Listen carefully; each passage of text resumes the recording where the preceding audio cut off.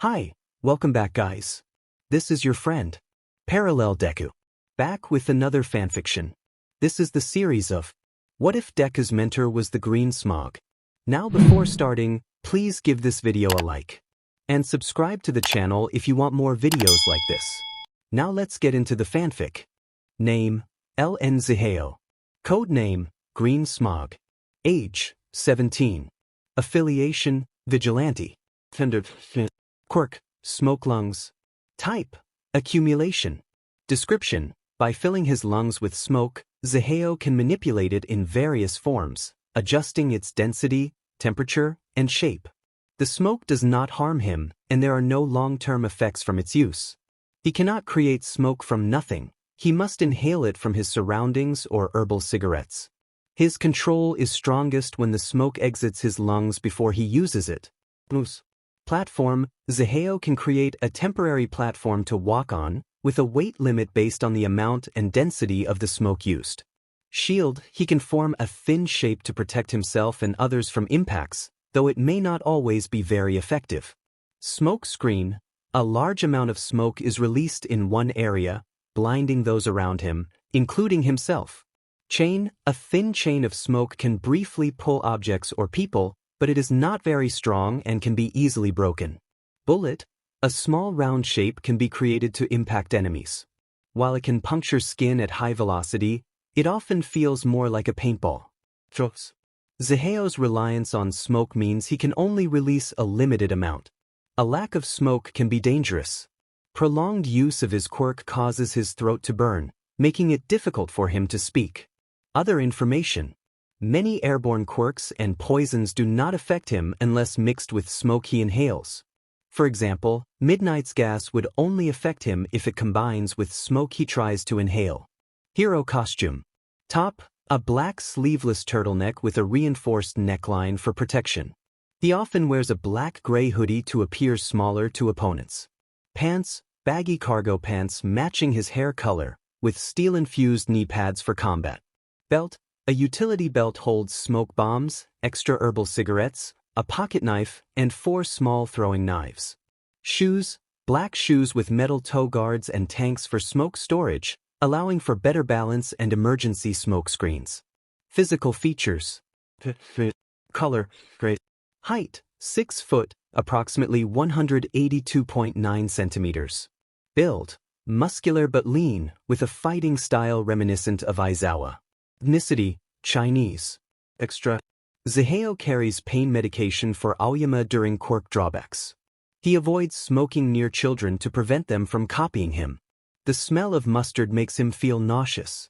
He carries a hand warmer for Shoto when he prefers not to use his fire. He enjoys ranch dressing with almost anything. Even without smoke from his cigarette, he keeps his distance from others to avoid concern over secondhand smoke. Chapter End. The concepts of heroes and villains often feel abstract. What defines a bad person? Is it their actions, their morals, or perhaps circumstances beyond their control? Ziheo has pondered this question deeply. While he may not have all the answers, he understands that perspective plays a crucial role. Society views heroes as inherently good, as they uphold the law and maintain peace. A person who commits a crime is labeled a villain. But does this hold true in every situation? Consider a young boy in need of medicine, whose father, unable to afford it, resorts to theft. To the boy, his father is a hero, taking risks to save him. Yet society sees him as a thief deserving punishment. Perspective is a simple word, yet it can transform an entire narrative. What if a woman wishes to end her life and a hero intervenes? The hero receives praise for saving her, but the woman faces another day of struggle. If she suffers severe injuries from her attempt, she may find it difficult to adapt to life. She never sought to be saved. She never wanted to endure this existence. Yet, due to someone else's savior complex, she must now cope with her reality. The notions of good and bad are often distorted.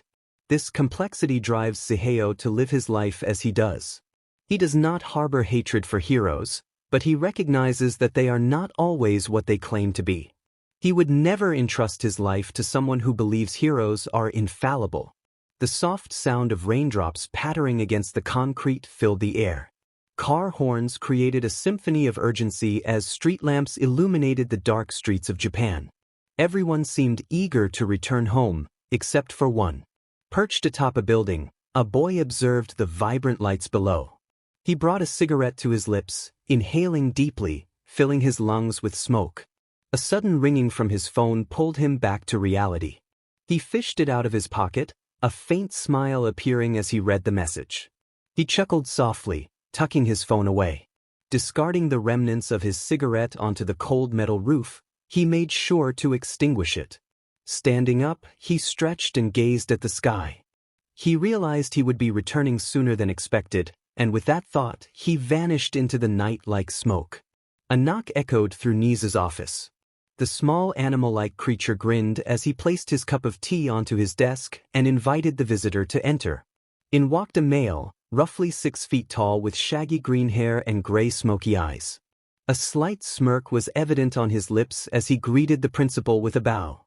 Nezu motioned toward the open couch in front of his desk, urging him to sit and offering tea. The young man declined, expressing his desire to get straight to the point, as he was not particularly fond of the place. He was familiar with Nezu's mischievous grin, but the calculating look in his eyes made him consider leaving. Nezu mentioned that one of his classes had been attacked a few days prior, highlighting the need for lessons beyond the typical high school curriculum. The green-haired male quickly dismissed the idea of teaching, stating that he did not want to deal with unruly teenagers. Nezu, however, hinted at the consequences of the Hero Commission discovering the identity of the notorious Smog. He watched with amusement as the boy weighed his options, annoyance evident on his face. Nezu assured him that he would be compensated for his time and offered housing if he accepted the role. Realizing that Nezu was serious, the young man sighed in defeat. He understood that the principal would not hesitate to expose his identity if necessary. Although there was no concrete evidence of his existence as Smog, rumors circulated about a male with green hair taking down villains, leaving behind a distinct scent of green tea smoke. He fidgeted with his lighter, a habit he picked up when deep in thought. He inquired about the payment. Nezu's grin widened, and the young man winced at the sight. The principal explained that he would receive a salary comparable to that of a teacher, with any medical expenses covered if he were injured on the job. The young man then asked about housing, to which Nezu excitedly revealed that an apartment would be provided in a building adjacent to the training facility, ensuring privacy and easy access. Agreeing to the terms, the young man leaned forward, stating his conditions. He insisted that he would not train anyone he deemed unfit and requested durable hearing aids, as he had spent a fortune on repairs that year. While he could manage without them, he preferred having access to all his senses, especially since he often relied on stealth. Nezu eagerly accepted his conditions, and the young man felt a sense of unease about his decision. He asked when he would start, and Nezu informed him that it would be the following day, promising to send details about the apartment later. He also mentioned that the hearing aids would be ready at the same time. Nodding, the young man stood to leave, noting that classes had ended, allowing him to explore the school. The only sounds were his footsteps and the flicking of his lighter. Meanwhile, in Nezu's office, another figure expressed concern about the decision to involve a vigilante in teaching. Nezu reassured him that the young man was more than capable of providing valuable experience to the students. The black-haired male, frustrated, acknowledged the young man's skills but emphasized the need for a safe environment in the classroom, especially after recent events. He reluctantly agreed to the arrangement, stipulating that any mistakes would result in the young man being removed from his classroom. As the young man exited the main UA building, he looked around before retrieving a box from his pocket. He lit a cigarette, reflecting on the deal he had made with Nezu, realizing that refusing would have led to dire consequences. Just as he was lost in thought, a vibration from his phone interrupted him with a message containing a location. He quickly extinguished the cigarette and made his way to the nearby building, noting its impressive size as he entered. While taking a quick lap around the training facility, Zihao used this time to notice any cameras. Alongside the top of the room were air vents that led outside, likely installed for quirk use, but he shrugged it off. Deciding to check on his new apartment, He made his way toward the elevator located at the front of the building. He pressed the second button, and as the doors began to close, music started to play, which he found amusing. Soon, the doors opened with a beep. Stepping out of the elevator, he was met with French doors that could be opened with a code. After entering the code Nezu had given him, he neatly took off his shoes and set them near the door as he began to look around. At the entrance, there was a basket for slippers and a place to keep jackets. Looking around, he realized it was a decently sized apartment. There were 2 bedrooms located on opposite halls from each other, with an open kitchen and living room in the middle. A back door presumably opened up to the roof. Noticing a camera at the entrance, he rolled his eyes and continued exploring. Once he finished, he slumped into a bar stool facing the kitchen counter. Resting his head down, he spotted a package nearby. Groaning, he propped himself up and fished a pocketknife from his pocket. Humming in satisfaction upon finding it, he cut open the tape. He read the note inside the package, which informed him that the hearing aids he had requested were included, along with another gift. It also mentioned that Class 1A would report to the training facility at 10 a.m. the following morning. He tossed the note aside and opened the package to reveal the hearing aids. Opening the charging pack, he saw 2 black devices resembling earbuds. After placing his old ones in the case, he inserted the new ones, which immediately picked up every little sound. He winced at how loud they were before they automatically adjusted to a more comfortable volume. Pulling out his phone, he checked how visible they were. WHAAA was not insecure about his hearing, but he worried about others using his disability to their advantage in a fight. This was why he preferred a sleeker design that could pass as earbuds or an earpiece used by spies. Checking the box to ensure it was empty, he found a stack of papers labeled Class IA Student List and Quirk Registration.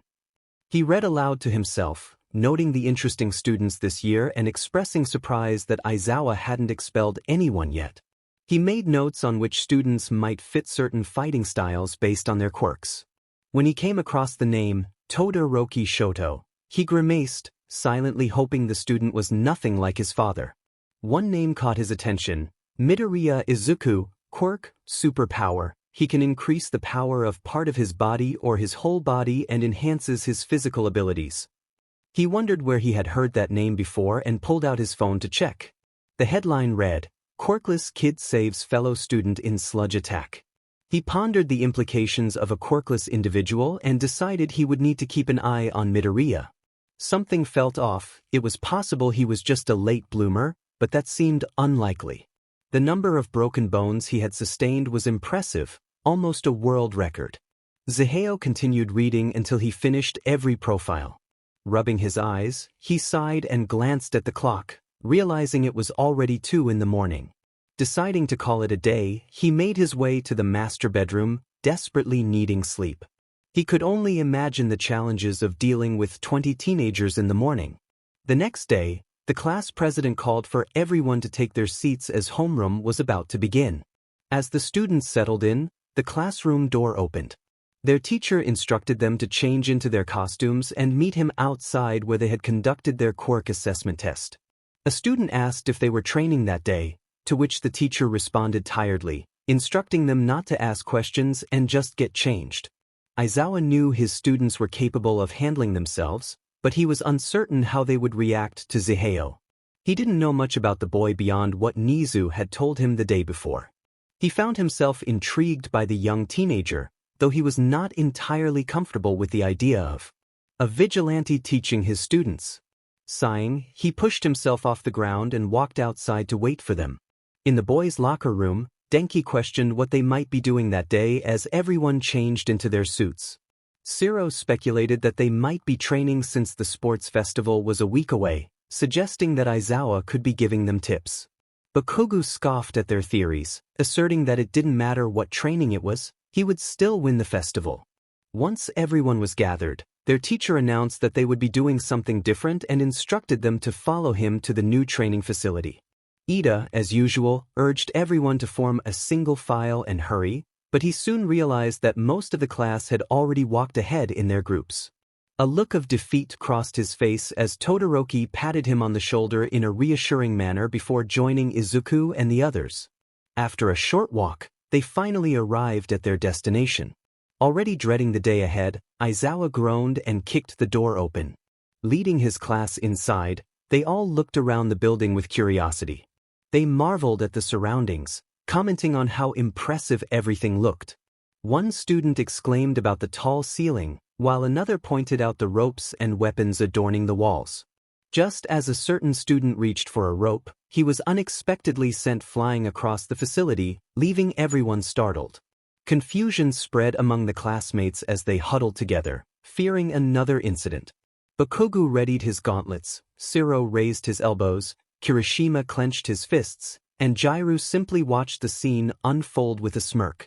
Rolling his eyes, Aizawa zipped up his sleeping bag and settled on the floor. He reassured the class that it wasn't an attack and instructed a new student to introduce himself. A voice from above teased Aizawa, and the class looked up to see a green-haired boy floating down on what appeared to be a cloud of smoke. The newcomer sheepishly apologized for his earlier actions, explaining that he had pushed the other student because he found his expression annoying. Before anyone could react, another student pointed at him, creating a tense atmosphere. Curious, he inquired if the new student was Midoriya's secret brother, noting their similar hair color. The room fell silent, and the new student chuckled before denying the claim. Aizawa, tired of the delay, introduced the student as LN Zaheo, their babysitter, before rolling over for a nap. As the seconds ticked by, the class erupted in chaos, with Midoriya mumbling to himself and others reacting in various ways. Amidst the noise, Zaheo laughed quietly, enjoying the pandemonium. One classmate attempted to restore order, reminding everyone of their dignity as UA students. Zaheo jumped off his smoke cloud and addressed the class, offering to answer any questions they had. As the students bombarded him with inquiries, they completely forgot about the students still lying on the ground. Wincing at the noise, Zaheo raised his hands, urging them to calm down. He called on one student, asking for her question. She inquired about Aizawa's comment regarding a babysitter. Zaheo explained that he was there to teach them about quirkless fighting, emphasizing his age and qualifications. Another student, frustrated by the nickname, asked about his quirk and how he had managed to send the other student flying. Zaheo explained that his quirk, called smoke lungs, allowed him to manipulate smoke. He had aimed a smoke ball at the other student, missing his intended target but still causing a dramatic effect. Satisfied with his answer, he moved on to the next student, who challenged him to a fight. Zaheo humorously declined, stating it would be too much effort for no reward. As the class neared its end, he announced that there would be no training that day, instructing everyone to get comfortable or leave. He pointed out the student still on the ground, jokingly referring to him before making his way to Shiro. Shiro beamed with excitement as he approached Zaheo, who smiled for the first time and hugged him. Noticing the bewildered expressions of their classmates, Zaheo contemplated whether to be honest or tease them. He decided to have some fun, throwing his arm around Shiro and declaring him his boyfriend. Shiro played along, pretending to be flustered, which led to laughter from the two. One classmate felt betrayed, lamenting that he thought they were close friends. Unable to contain their amusement any longer, the two laughed heartily, wiping away tears as they composed themselves. Finally, Zaheo clarified that he was actually Shiro's cousin on his mother's side, revealing the truth behind their playful banter. Shiro approached Denki from behind, offering a reassuring pat on the back with his characteristic triangle smile. Denki wiped away his tears and nodded, affirming their bond as friends. As the bell rang, signaling the end of the PRD, Aizawa stirred from his nap and instructed the class to change and prepare for homeroom. Following his orders, the students made their way back to the main building. Shiro waved goodbye to his cousin before joining the others. Later, Zaheo settled onto a cloud of smoke, grinning as he looked at Aizawa. He asked why Aizawa was staring at him instead of explaining his presence. Aizawa, with a hint of irritation, inquired about Zaheo's motives for being at the school. Zaheo's playful demeanor shifted to a colder tone as he explained that Nezu had called him in, nothing more. Aizawa, growing frustrated, raised his voice, questioning why a vigilante would be helping students at the school. He warned that if Zaheo intended to harm any students, he would ensure his removal from campus. Zaheo sighed, holding his cigarette thoughtfully. He challenged Aizawa to consider if he truly understood who he was. After lighting his cigarette, he turned away, leaving Aizawa behind without a second glance. In a moment of reflection, Zaheo reminded himself to remain calm, realizing that Aizawa's stress stemmed from recent events. He lay back on the ground, contemplating his purpose there. He knew he could leave, but the thought of Shiro being in danger if his identity were revealed kept him rooted. With a groan, he covered his face with his hands and stood up, feeling the breeze tousle his hair. Checking his phone, he noted that lunch was just starting. Deciding it was time to go, he jumped off the building, using a cloud of smoke to cushion his fall. Just before he landed, a scream pierced the air behind him. At lunch, Shiro walked with his friends to the cafeteria when Denki suddenly grabbed his shoulder, expressing his relief that Shiro hadn't found a partner before him. Shiro laughed, teasing that he might ask someone out soon, which prompted Denki to lament about bro code. The others joined in on the banter. Mina exclaimed her surprise at Shiro having a cousin, and Kirishima added that they hadn't known each other for long. Shiro shrugged, agreeing as they settled at their table, where the conversation shifted to training for the upcoming sports festival. The Deku squad soon approached their table. Uraraka asked Shiro why his cousin's quirk was so different from his. Ilda, holding his tray, made a chopping motion, expressing curiosity as well. Shiro explained that their mothers were sisters with similar quirks, but he had inherited his from his mother while Zaheo had taken after his father, who had a quirk related to manipulation. Izuku quickly noted down what he heard about LN's quirk. As he scribbled, the others turned their attention back to Shiro, agreeing that it made sense. Suddenly, Izuku remembered he had more questions for LN and rushed out of the cafeteria to find him, forgetting to eat. After exiting the main building with his notebook, Izuku realized he didn't know where to go. He recalled the training facility and hurried there, just as a green blur fell from the roof. It was LN. Izuku barely had time to react before LN landed, and he instinctively covered his face with his notebook, bracing for impact that never came. Feeling a poke on his forehead, Izuku jumped back, lowering his book to see LN looking at him with a puzzled expression. LN asked if he was okay, amused by the scream. Embarrassed, Izuku flailed his hands, trying to explain the situation. LN reassured him that it was fine. He had used his quirk to stop his fall. Realizing this, Izuku felt a wave of relief and excitement, asking LN to tell him more about his quirk. Though surprised by Izuku's reaction, LN agreed to share details but asked him to drop the honorifics, noting he wasn't a student. As Izuku opened his notebook, ready to jot down every detail, he bombarded LN with questions about his quirk, eager to learn everything he could. LN patiently answered, explaining how smoke circulated through his lungs and detailing the various aspects of his quirk. Izuku listened intently, fascinated by the information, and continued to inquire about LN's parents' quirks. Shiro mentioned that Zaheo's quirk resembled his father's, causing Zaheo's expression to darken. Before he could respond, a bell rang, signaling the end of lunch. Class was about to start, so Izuku hurried back, anxious about being late. Meanwhile, a figure sat in a chair by a window at the top of the school, grinning to himself, pleased with his decision regarding Izuku, who was no longer a student there.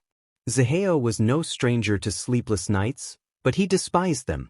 At 7 a.m., all he had to show for it were his notes from Class 1A's combat training since the semester began. If he weren't so tired, he might have found humor in the idea that he was Izuku's long-lost brother.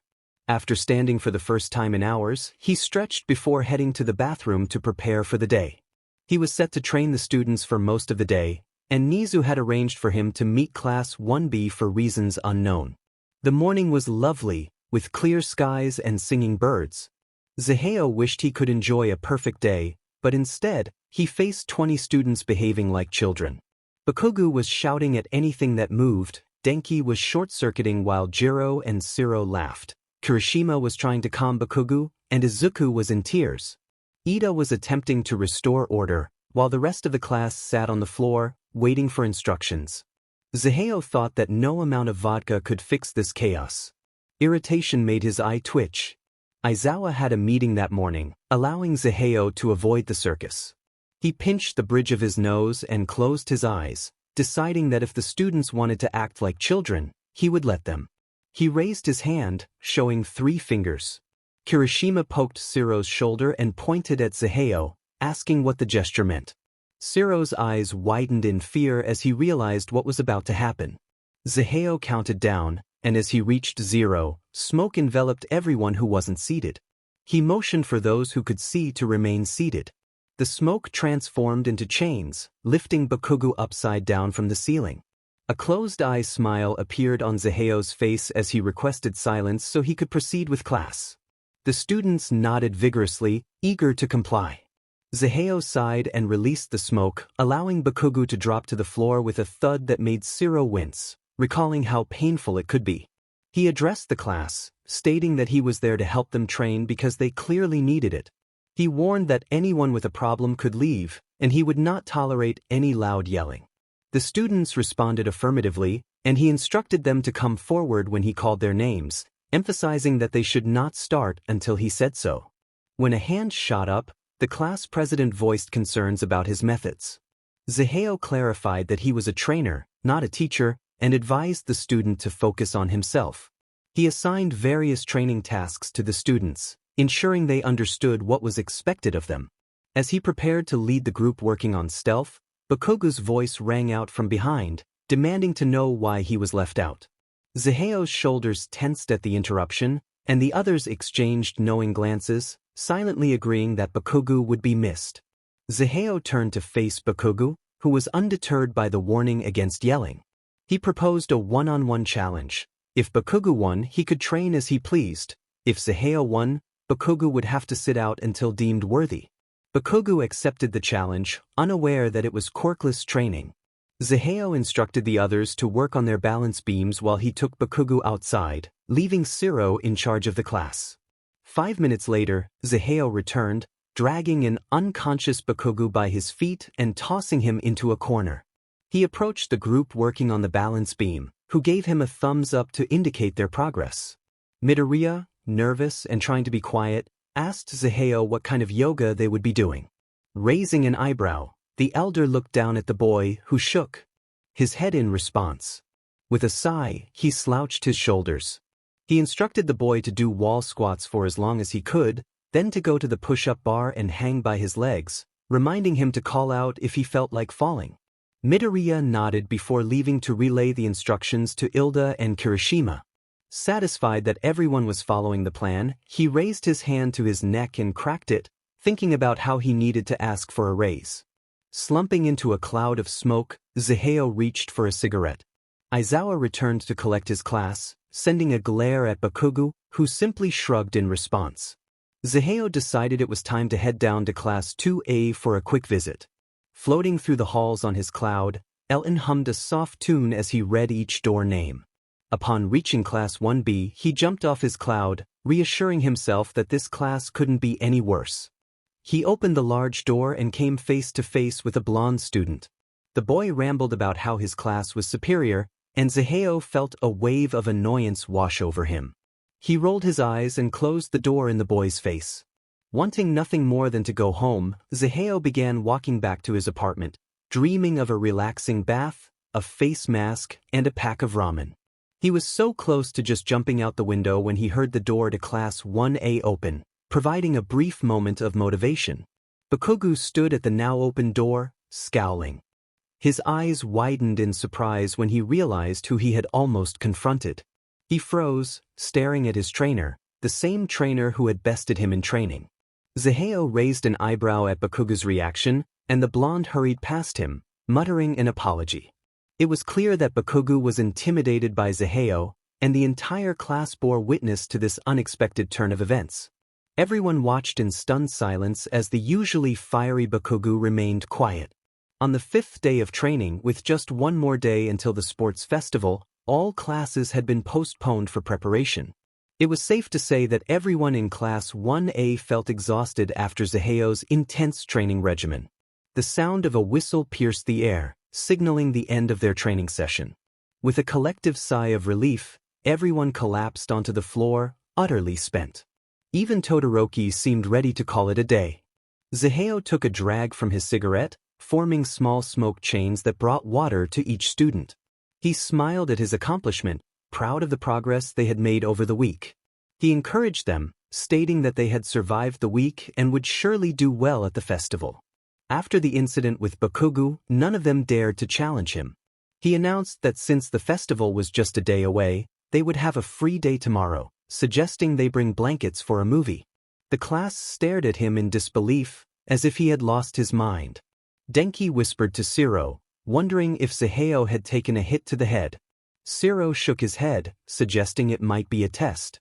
When one student insisted on training, the entire class shouted in unison, startling themselves. They realized they had just yelled at Zaheo, and a sense of reverence washed over them. Suddenly, the idea of extra training didn't seem so bad. Shiro, Kirishima, Kaminari, and Mina formed a circle around Zaheo, mumbling prayers, hoping not to incur his wrath. Taken aback, Zaheo raised his hands and stepped back, reassuring them that he wasn't wearing his hearing aids that day. Shiro sighed in relief and patted his cousin on the shoulder, expressing how frightened they had been. Confused, the rest of the class watched them. Tsu asked what they were talking about, and before Mineta could finish his thought, Jiro silenced him with her ear jacks. Grateful, Zaheo explained that he was referring to his hearing aids. The class fell silent, staring at him in shock. Todoroki raised his hand, inquiring if he was deaf. Zaheo tilted his head and confirmed that he had lost his hearing as a child due to sensorineural hearing loss. He explained that he could hear in one-on-one conversations but struggled in crowds or when someone was behind him. Koda raised his hand next, and upon receiving a nod from Zaheo, began to sign his question, asking if he knew sign language. Zaheo confirmed that he did and asked if Koda preferred signing over speaking. Koda nodded bashfully, pleased that someone could understand him without the need for words. Another student asked how he could be a hero without hearing. Denki, unaware of the tension, spoke up, prompting Kirishima to shush him. Zaheo clarified that he never claimed to be a hero and that anyone could be a hero regardless of a disability, as long as they were driven enough. The class reflected on his words, feeling a mix of shame and inspiration. Denki began to apologize, but Zaheo reassured him that it was fine. He then turned to Grassface, who hesitantly asked if he could wait until after class to ask his question. Zaheo agreed, and as the class prepared to leave, he reminded them about the movie tomorrow and encouraged them to bring snacks. Midoriya stayed behind as the others exited, and once the doors closed, Zaheo asked him what his question was, settling down on the floor. Can someone without a quirk become a hero? He looked down at the floor, anxious about the response he might receive. Zaheo must have faced discrimination too, right? He should understand how it feels to some degree. But what if he believed that quirkless people couldn't be heroes? What if he thought they weren't meant for that line of work? Yeah. He should have known, quirkless people can't be heroes. Wait, did he say yes? Midoriya looked at him, bewildered. Did he really believe that quirkless individuals couldn't be heroes? Shaking his head quickly, he insisted that wasn't what he meant. He just needed to find the right words. I get it. Someone close to you is quirkless? Zaheo asked with a shrug as he extinguished his cigarette. Yeah, someone close to me, Midoriya replied, a bit hesitant. Listen, Midoriya, anyone can become a hero. Quirk, disability, anything, none of it matters. Just believe you can and put in the work, and anyone can be a hero. He placed a reassuring hand on the younger boy's shoulder. Anyone. Now hurry to lunch before you're late. With that, he left Midoriya to his thoughts. Izuku smiled as he made his way to the cafeteria, feeling for the first time that someone believed he could be a hero without needing to change their mind. Then it hit him Alan had used his name. Of the sports festival had finally arrived. The stands were packed with fans eager to see what this year had in store. People around the world had their TVs set and popcorn ready. No one wanted to miss the event. And where was Zaheo, you may ask? Asleep on the kitchen floor. He wouldn't be getting paid for attending, so why would he even show up? Sleeping on the floor might not have been the best decision, but it was better than being forced to train a bunch of kids. A sudden ring from his phone pulled him from his dream world. With a groan, he pushed himself off the floor and reached for his device. A message from Ratsheet greeted him. "Good morning, Mr. LN. I have sent you a ticket for today's sports festival. I hope to see you there to cheer on your students." Not really giving him a choice, he thought.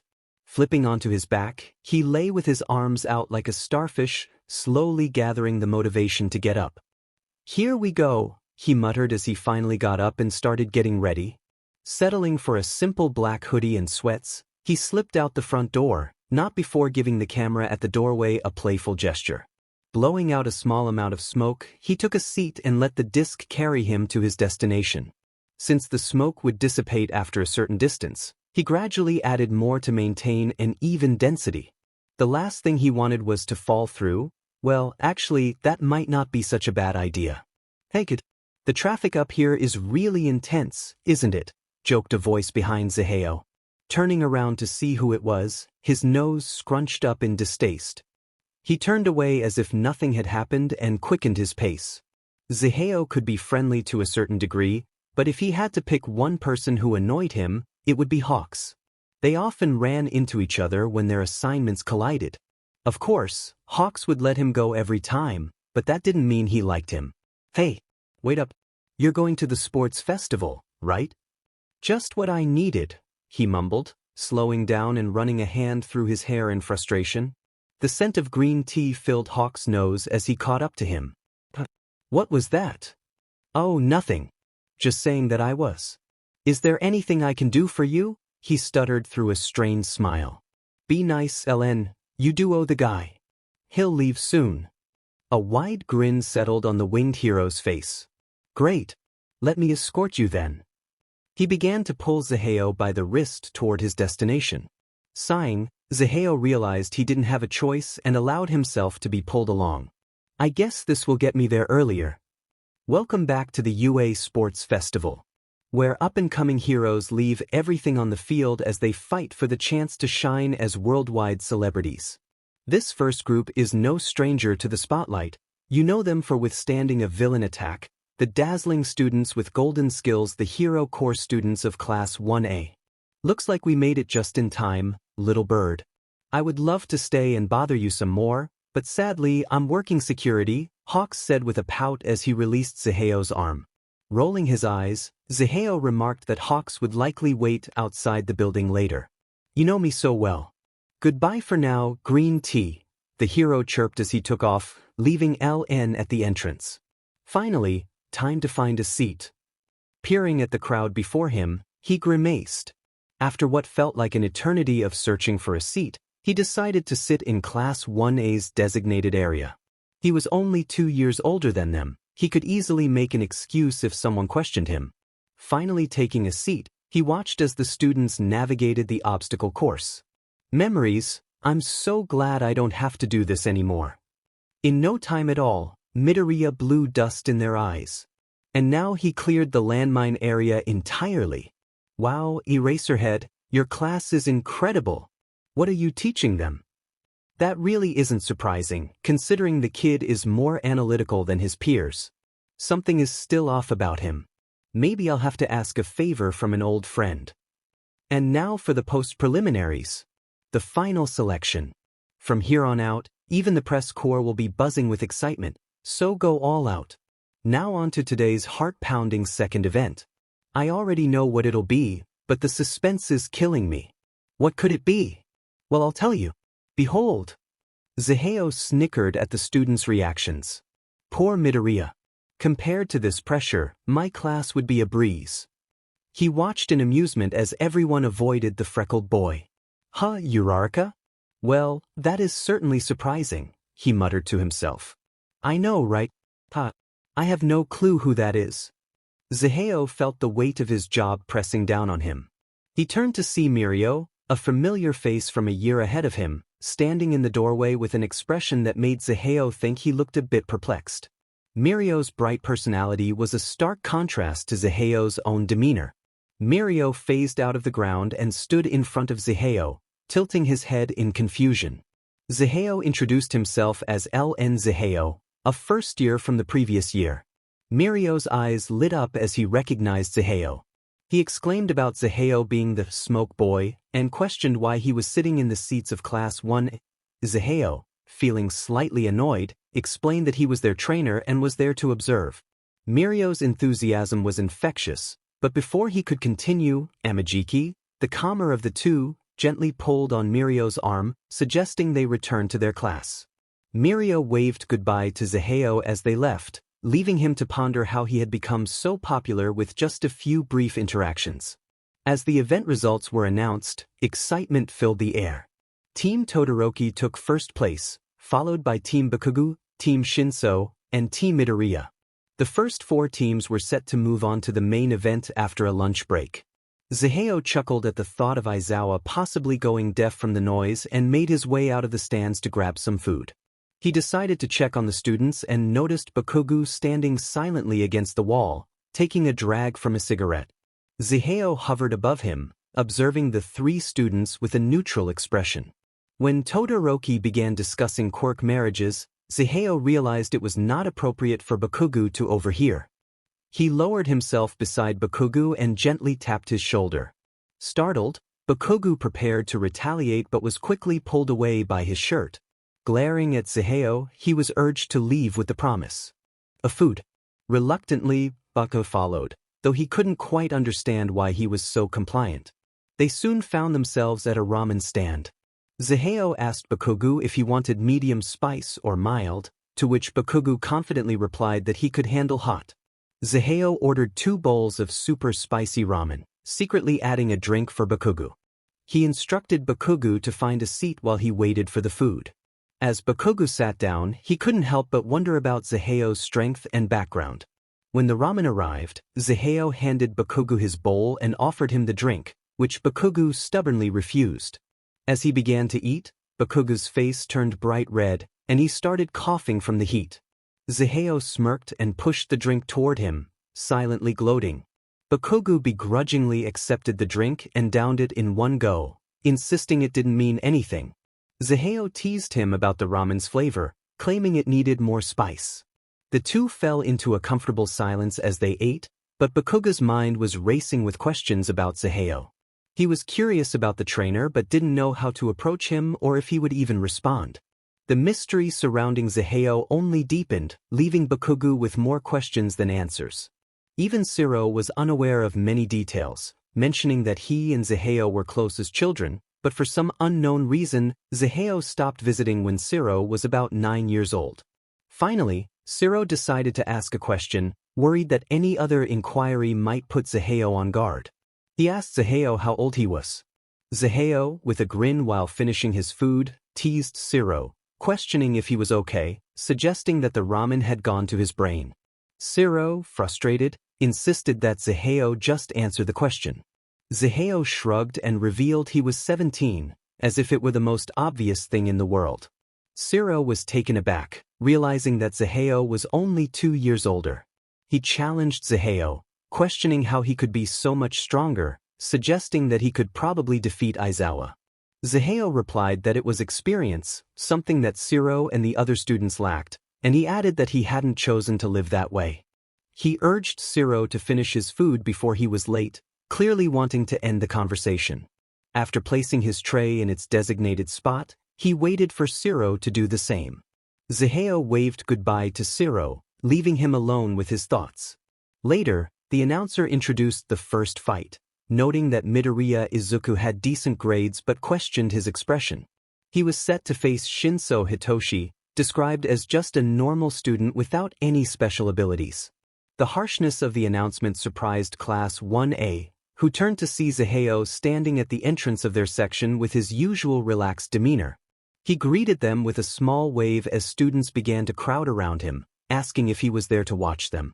Zaheo nonchalantly replied that he was there for the food. Noticing that no one picked up on his sarcasm, he switched topics, expressing pride in their performance. However, he was soon confronted by Denki, who wrapped himself around Zaheo's leg, sobbing. Shiro joined in, draping himself over Zaheo's shoulders, and they both cried out, believing Zaheo cared for them.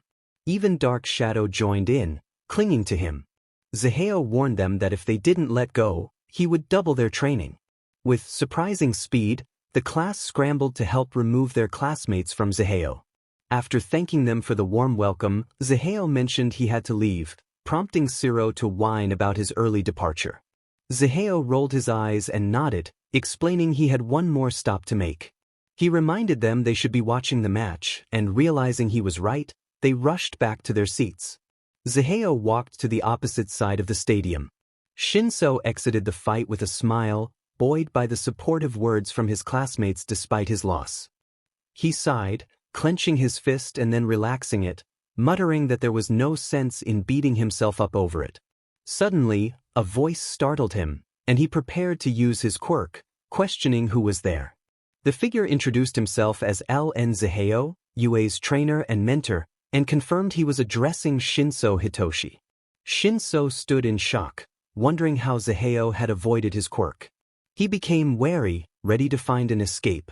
Zaheo smirked at Shinso's cautious demeanor, explaining that his hearing aids prevented vocal quirks from working on him.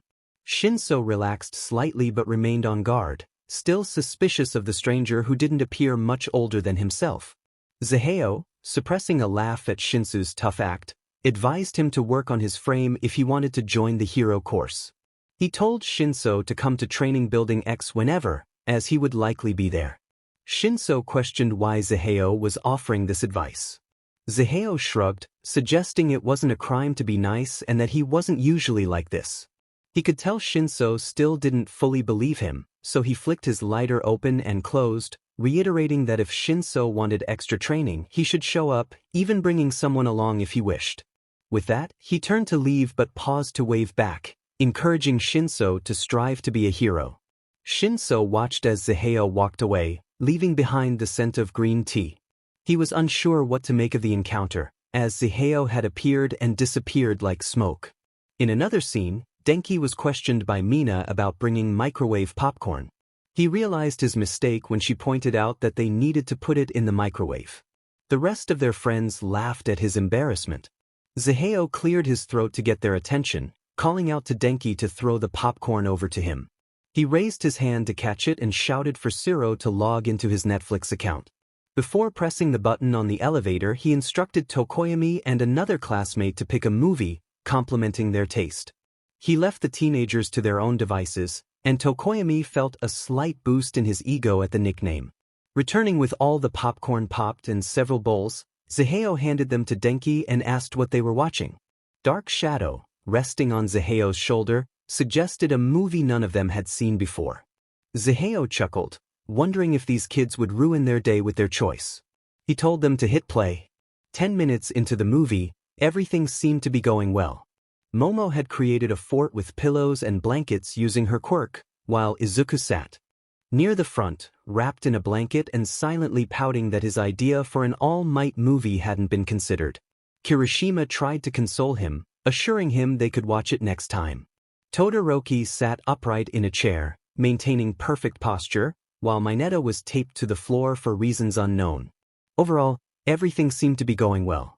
As they reached the halfway point of the movie, Ida stood up, exclaiming that the film was not appropriate for their age and suggested they switch to something more suitable, perhaps an all-might film as Midoriya had proposed. Zaheo, sitting nearby, responded by tossing a few pieces of popcorn at Ida, but they missed and instead landed on a certain sleeping blonde. When the popcorn hit, everyone turned to Zaheo, who quickly averted his gaze back to the movie. He mouthed the word, training, leading everyone to silently agree that it was Denki who had thrown it. Denki protested, insisting he hadn't done anything. Bakugo, however, was quick to retaliate, launching popcorn at Denki while setting off small explosions. This sparked a popcorn war among the entire class, except for Midoriya, who remained in the corner, still emotional about the All Might movie. Dark Shadow devoured any popcorn aimed at him, while Sato did the same, and Shuji used his arms to gather the flying snacks. Koda hid behind Zaheo, who didn't mind, finding Koda to be the most well-behaved of the group.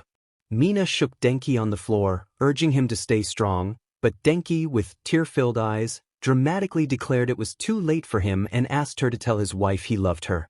When reminded that he wasn't married, he blinked in confusion, then looked up at the ceiling, joking about going into the light. Kirishima patted Denki on the back, calling it a manly death. As the chaos continued, Todoroki sat quietly in his corner, watching the movie until the end, forever changed by what he had seen. Aizawa entered the training facility, ready to gather his students, but was taken aback to find Denki lying in the middle of the floor, surrounded by candles while Tokoyami, Siro, and Mina chanted in a strange manner. Izuku sat in a puddle of tears as Bakugu yelled at everything that moved. Mineta remained taped to the floor, now covered in popcorn. Koda continued to hide behind Zaheo, who played with small smoke animals. Meanwhile, Todoroki rocked back and forth, haunted by the movie's content. With a sigh, Aizawa walked back out, sending Nezu a copy of his resignation. The sports festival had finally concluded. Zaheo had spent all his time at the food court, and he had no regrets. A loud commotion drew his attention to the center of the field, where he saw Bakugu, chained up and screaming, which was not how he had envisioned his day. He sighed and settled onto a smoke cloud near midnight. As the awards ceremony commenced, Midnight announced the presenters of the medals, and Zaheo's name was mentioned. He waved briefly and approached Bakugu, who stopped struggling and looked at him with wide eyes. As All Might waved to the crowd, Zaheo unhooked Bakugu's restraints. Zaheo quietly told Bakugu that if he wanted to be a hero, he needed to learn to control his temper and that they could discuss it later. After the awards were presented, he congratulated the top three and started to leave when Bakugu grabbed his shoulder roughly, thanking him but insisting he would have been fine without help. He avoided eye contact, likely embarrassed. Zaheo ruffled Bakugu's hair and walked away, chuckling at his friend's cursing as he moved out of earshot. Once outside, Zaheo attempted to light a cigarette but struggled to get a flame. Frustrated, he put the lighter away, realizing he might have to walk back without smoke, which could lead to trouble. Just then, a hand appeared with a box of matches. Zaheo turned to see the red-winged hero, who offered him a match with a teasing grin. Holding the match between his teeth, Zaheo lit it and took a puff, thanking Hawks for the assistance. Hawks watched Zaheo with amusement as he inhaled the smoke, still puzzled by the younger hero's quirk. He appreciated Zaheo's help on missions but often wondered about his true identity. When they worked together, Zaheo wore a black mask and rarely spoke, making it hard for others to recognize him. Zaheo raised an eyebrow at Hawks, who seemed lost in thought, snapping his fingers in front of Hawks' face to regain his attention. Hawks smiled as he grabbed the box of matches, tucking them into a random pocket. He wasn't particularly fond of the nickname, but being 5 inches shorter left him little room to protest. He noted that the Greenette had a sense of humor, and he had started to think he was more like a robot. The Greenette responded with a sarcastic remark, suggesting they should get moving. Hawks nodded, spreading his wings as he prepared to take off. Zaheo took a long drag of his cigarette, forming his usual cloud of smoke as they ascended into the air. After a moment of silence, the Greenette urged Hawks to ask his question, sensing that there was a reason for their airborne meeting. His relaxed demeanor shifted to seriousness, aware that the adult had chosen this location to avoid being overheard. The risk Hawks was taking by meeting in the sky indicated the importance of the information he sought. Hawks acknowledged Zaheo's intelligence, asking why he was at WHAAA and if they were aware of his presence. Zaheo scrunched his nose, looking at Hawks as if he were foolish. He pointed out that WHAAA would never allow someone to work there without a thorough background check, questioning Hawks' intelligence. Hawks raised his hands in a teasing manner, insisting he was merely curious. Zaheo revealed that Nezu had asked him to work for him, adding that he expected Hawks to keep his identity a secret. He playfully noted that he had enough information to jeopardize Hawks' career, which he found amusing. Zaheo then smirked, holding up a tape recorder he had somehow acquired mid-flight. Hawks' expression shifted slightly. He was surprised that Zaheo had managed to take it without him noticing. Chuckling at Hawks' reaction, Zaheo blew a puff of smoke in his direction and pointed to the smoke chain in Hawks' pocket. He had used their conversation as a distraction to retrieve the device. With a taunting tone, he warned Hawks to be careful where he kept his matches, spinning the recorder around his fingers. Before Hawks could respond, Zaheo dropped to the ground, releasing a small smoke screen just before impact. The smoke enveloped the area, making it impossible for Hawks to follow him. Frowning, Hawks stared at the spot where Zaheo had last been seen, contemplating that perhaps it was for the best he hadn't obtained that evidence. The Hero Commission would have been furious. Hawks began to fly toward his usual lookout station, but not before stopping to grab some chicken wings. When he reached for his wallet, he found it empty, a tick mark forming on his forehead as he cursed the greenette for his mischief. It had been a little over a week since Zaheo had last been on a mission, and he was feeling restless. Although he didn't particularly enjoy vigilant work, he had grown accustomed to it. With the entire school off for 2 days after the sports festival, he doubted Shinso would make an appearance, leaving him to seek out work. Zaheo appreciated the break from everything, realizing that teaching a group of teenagers was more challenging than he had anticipated. The lifestyle change was drastic. During his full-time vigilant work, he often found himself without a place to sleep, leaving little time to relax. Now that he had a chance to take things at his own pace, he wasn't quite sure how to adjust. Pulling out a spare phone, he sent a message to WHAAA, the only person he trusted in the underground. WHAAA's quirk allowed him to hack into cameras and erase footage, making him an invaluable partner for covering tracks and locating crime scenes. WHAAA preferred to avoid getting his hands dirty, which complemented Zaheo's physical approach to their work. Together, they formed an almost unstoppable team. Zaheo sent a message, requesting a favor. WHAAA responded playfully, teasing that he missed Zaheo. Zaheo pressed for a straightforward answer, and WHAAA, after some banter, agreed to meet him at their usual spot, though Zaheo knew it would take longer than 10 minutes for WHAAA to arrive. Zaheo tucked a new lighter and some headache medicine into his pocket, knowing he would need it after their meeting. He hesitated before reaching for his hearing aids, deciding against the new ones in case Nezu had placed a tracker on them. It was better to be cautious. Excited to see his friend, Zaheo donned a mask and made his way to the meeting location.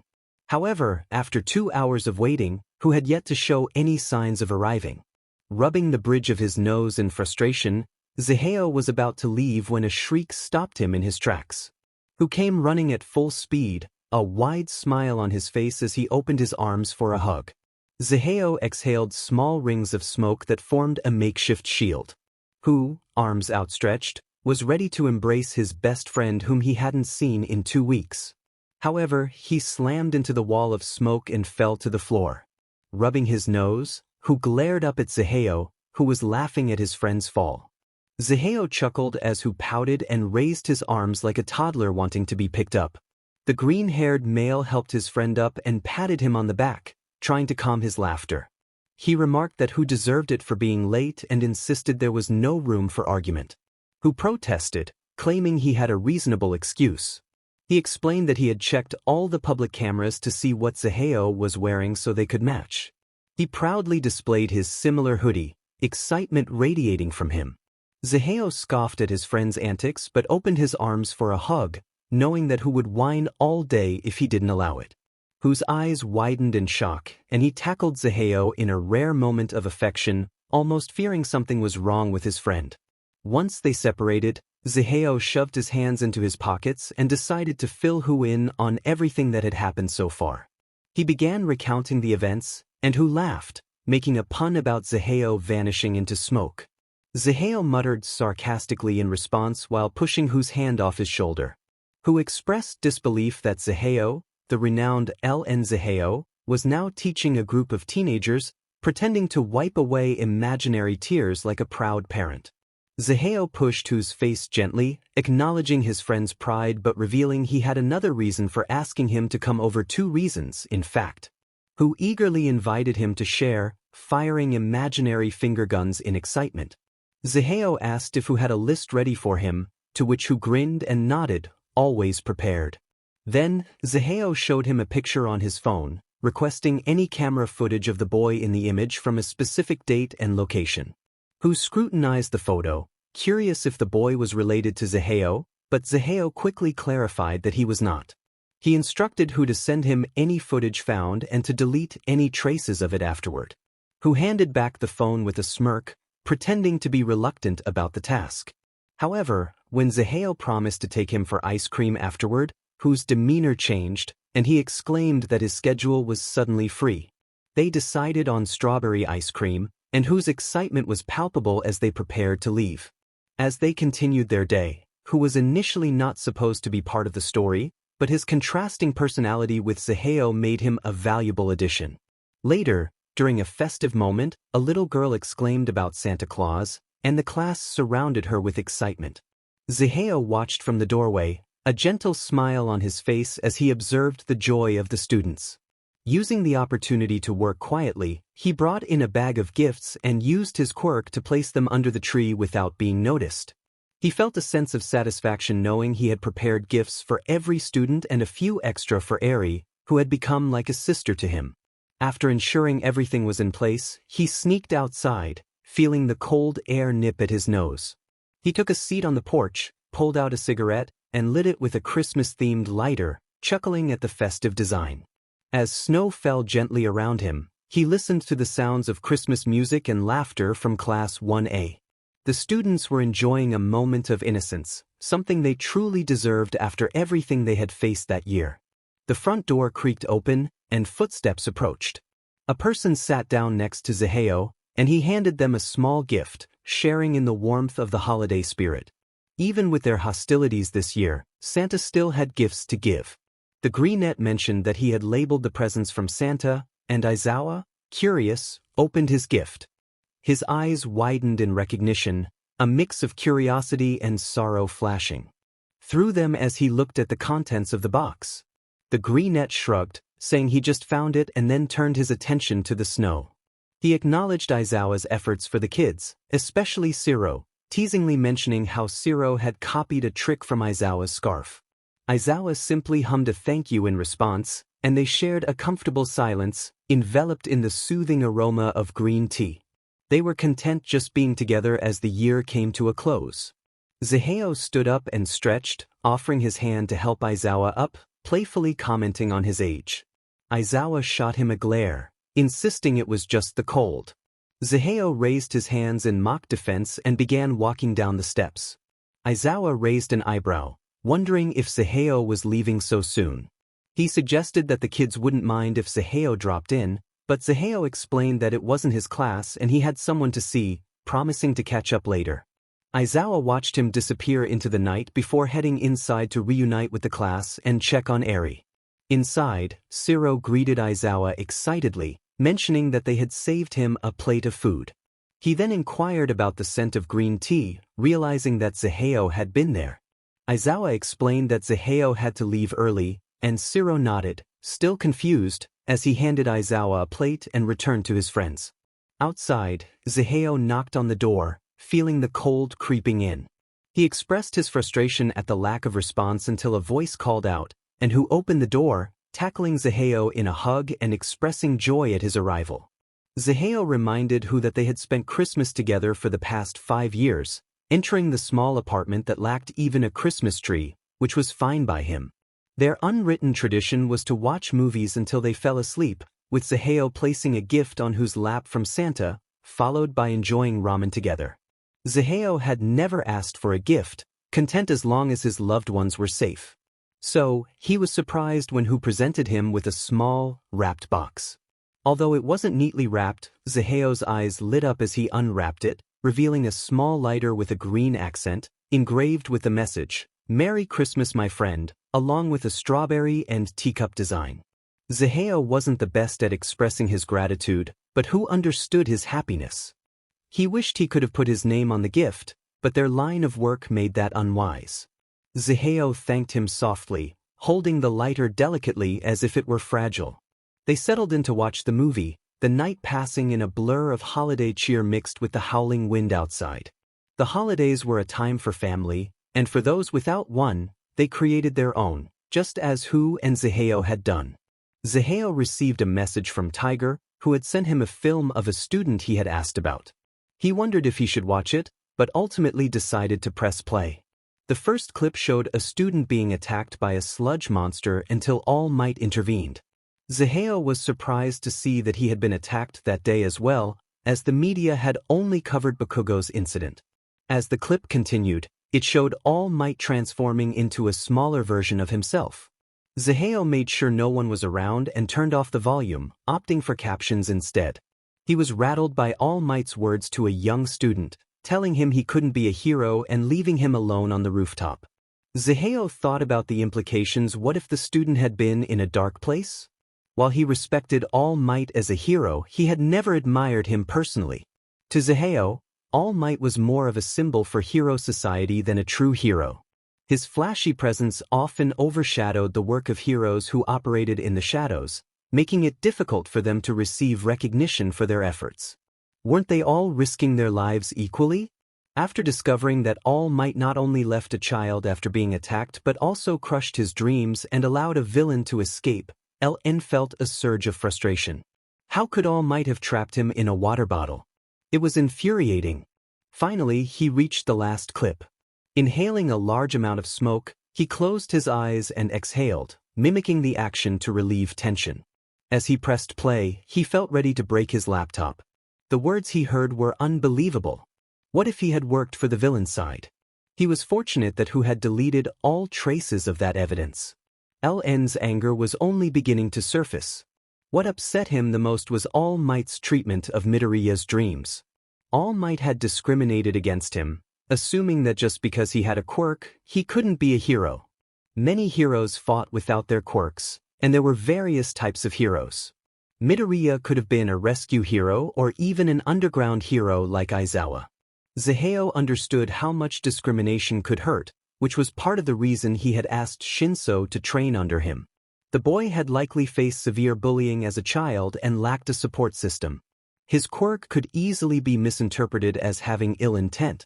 In an attempt to release his frustration, Zaheo grabbed a pillow from his bed and screamed into it before throwing it across the room, letting his face go blank as if nothing had happened. That was one way to get pumped up for work. Setting his laptop aside, he prepared to leave. Who had informed him of an illegal drag trade happening at night, where they were testing a new type of pill that could manipulate quirks. With limited information, Zaheo would have to go in blind. He decided to focus on stealth, opting for soft cushion knee pads instead of the metal ones he usually wore for fighting. After ensuring his turtleneck and pants were secure, he clipped on his belt, making sure he had 2 lighters, a box of matches, for smoke grenades, and his old hearing aids. Everything was accounted for. Strapping on his shoes, he made his way out the window, avoiding the risk of being caught on camera by the front door. Although he could have who delete any recorded footage, he was certain Nezu would catch on. Taking one last look at the room, he donned his black mask and closed the window. Later, Principal Nezu called Aizawa into his office late in the day. He gestured for Aizawa to take a seat on the open couch. Once seated, Nezu explained that the students would be choosing their internships the next day, and he wanted Zaheo to oversee a select few. His calm tone suggested he anticipated Aizawa's anger. Aizawa took a moment to process Nezu's suggestion before erupting in a small fit of rage. He questioned why Zaheo was chosen when there were perfectly capable individuals who could handle any situation. Nezu listened patiently, sipping his tea as Aizawa expressed his concerns. He understood Aizawa's lack of trust in the teenager, especially with recent threats looming. After allowing Aizawa to vent, Nezu handed him a yellow folder filled with papers, urging him to read it before making a decision. Confused, Aizawa took the folder, wondering why Nezu was handing him a student file. As he opened the folder and read the contents, he was taken aback. Zaheo had been a student at WHAAA, which was unusual for someone to become a vigilante. His mind raced, trying to find a reasonable explanation for this revelation. The file noted that Zaheo's mother was deceased and his father unknown. Nezu observed Aizawa's curiosity and confusion, allowing him to process the information. Aizawa couldn't understand why Zaheo had left. Nezu explained that Zaheo had dropped out at the end of his first year, and even he didn't know the full reason. He had received his hero permit before leaving, and Nezu had invited him back, knowing how skilled he was. If Zaheo had pursued a hero career, he might have ranked among the top 10. All of Aizawa's previous anger faded, replaced by questions. If Zaheo left the school, it meant they had failed him somehow. How could he not have known him? Nezu interrupted Aizawa's thoughts, explaining that he had never seen Zaheo because he had been asleep during that year. Aizawa nodded, realizing that he had indeed been asleep while teaching the third years. Once he refocused on the topic, he asked why Nezu wanted Zaheo to oversee the students' internships. A devilish grin appeared on Nezu's face as he considered the question. Thanks to his quirk, he had a vague idea of where Ito would try to intern, and if he was correct, there might be complications.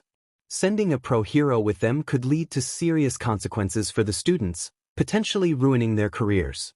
However, Smog handled the situation. Nothing could be done as long as he wasn't caught. Besides, if nothing goes wrong, Aizawa's trust in the boy will increase as a result. Zaheo cheerfully stated that there was no reason for concern, just extra security measures, as he began to brew a new cup of tea. There was no need for Aizawa to know. After all, it was just a hunch. He could find out for himself. Zaheo was baffled by Nezu's request to accompany the students during their internship. He wondered if Nezu had eaten some bad cheese that morning. Not only was he vigilant, but he wasn't exactly hero material. Nezu nodded and smiled, explaining that he wanted Zaheo to be discreet and rotate between students, preferably staying in Hosu. Confusion crossed Zaheo's face at the principal's request. He wasn't naive. If Nezu personally asked him to do something, there must be a greater reason behind it. But why Hosu specifically? He inquired about the main reason for the request, to which Nezu complimented him on his growing intelligence. He even mentioned that he could easily enroll Zaheo back into WHAAA if he wanted. Zaheo decided to accept the task, requesting a list of the students' names. Not wanting to hear Nezu try to convince him to become a student again, he left, grumbling to himself about how he couldn't imagine being a student once more. On his way back to his apartment, he found a rock that he began to kick along the path, until suddenly, it went off course. He mourned the loss of his rock, saying goodbye to it in his mind. As he was reflecting on his loss, he spotted a tussle of purple and green. Squinting, he recognized Shinso and Midoriya sitting outside his training building. He raised an eyebrow, noting that Shinso had actually shown up. Zaheo called out to the two, asking if they were going inside or just going to sit there. Startled, they looked up to see him standing nearby with a hand raised. They quickly rose to their feet, with Shinso shoving his hands into his pockets to avoid eye contact. He explained that he had brought Midoriya along since he was the only one he knew from Class 1A. Zaheo nodded and walked toward the front of the building, pushing the doors open. The two teenagers watched him, slightly intimidated by his height. He urged them to come inside, prompting them to gather their bags and hurry after him. Once inside, Zaheo gestured for them to leave their bags near the front. He instructed them to go upstairs if they needed to change, pointing to the elevator. The two nodded hesitantly and made their way upstairs. Midoriya felt a bit awkward being in his mentor's home unsupervised, while Shinso found the entire situation bizarre. A random person had offered to train him, and now he was in that person's apartment. Shinso had originally planned to go alone but felt uneasy about it. A stranger had offered to help him, which made him suspicious. Remembering that Zaheo had mentioned Class 1A during their first meeting, he had decided to bring Midoriya along to avoid feeling alone. A knock on the door pulled Shinso out of his thoughts, and he asked if Midoriya was ready. Zaheo explained that Midoriya was used to his style of training, so they would need to adjust for Shinsu's skill level. Midoriya grimaced at the memories of his own early training, feeling pity for Shinso, who had no idea what he was getting into. Zaheo assessed Shinsu's abilities based on his actions from the sports festival, estimating him to be around a 1 on a scale of 0 to 10. He noted that Midoriya would be around a 6. Shinsu's shoulders slumped at the realization that he wasn't the strongest, but Zaheo reassured him that it wasn't a bad thing. If Shinso wanted to be an underground hero like Eraserhead, it might be for the best less bulk but more agility and skill. Midoriya then asked if that was why they had trained in different areas for the first week, to which Zaheo confirmed that he had gathered what they lacked and organized them into groups to improve their quirks. Shinso soon discovered that simple was an understatement. Within 15 minutes, he felt utterly exhausted from the non-stop mountain climbs, sprints, burpees, and sit-ups. He began to question his desire to be a hero. Midoriya watched from the sidelines, internally sympathizing with his friend, knowing that such an intense workout would leave him in Recovery Girl's office. Zaheo finally called for a breather, studying the notes he had taken. He noted that Shinso showed no flaws in his work, he just needed to catch up to the others. He considered that Shinsu's quirk was very useful in combat, but it depended on whether he could use it effectively. If not, he would have to rely on his physical abilities or tools. Zaheo thought a staff would be a good starting point, eventually progressing to throwing knives. The idea of teaching someone else how to throw knives brought a sinister smile to Zaheo's face. Spotting the smile, the two younger teenagers silently prepared to make a quick exit, feeling uneasy. Zaheo then told Shinso that the choice was his. He could keep training there or find someone else. Shinso was surprised, especially by the nickname Zaheo had given him, but he was even more taken aback that he had a choice at all. He had assumed that since he had been marked so low earlier, it would be a one-time deal. Shinso asked if that meant he could continue training there, unsure of how to respond. Zaheo looked at him with confusion, affirming that yes, he could. Didn't he mention that earlier? However, the grading had been surprisingly low.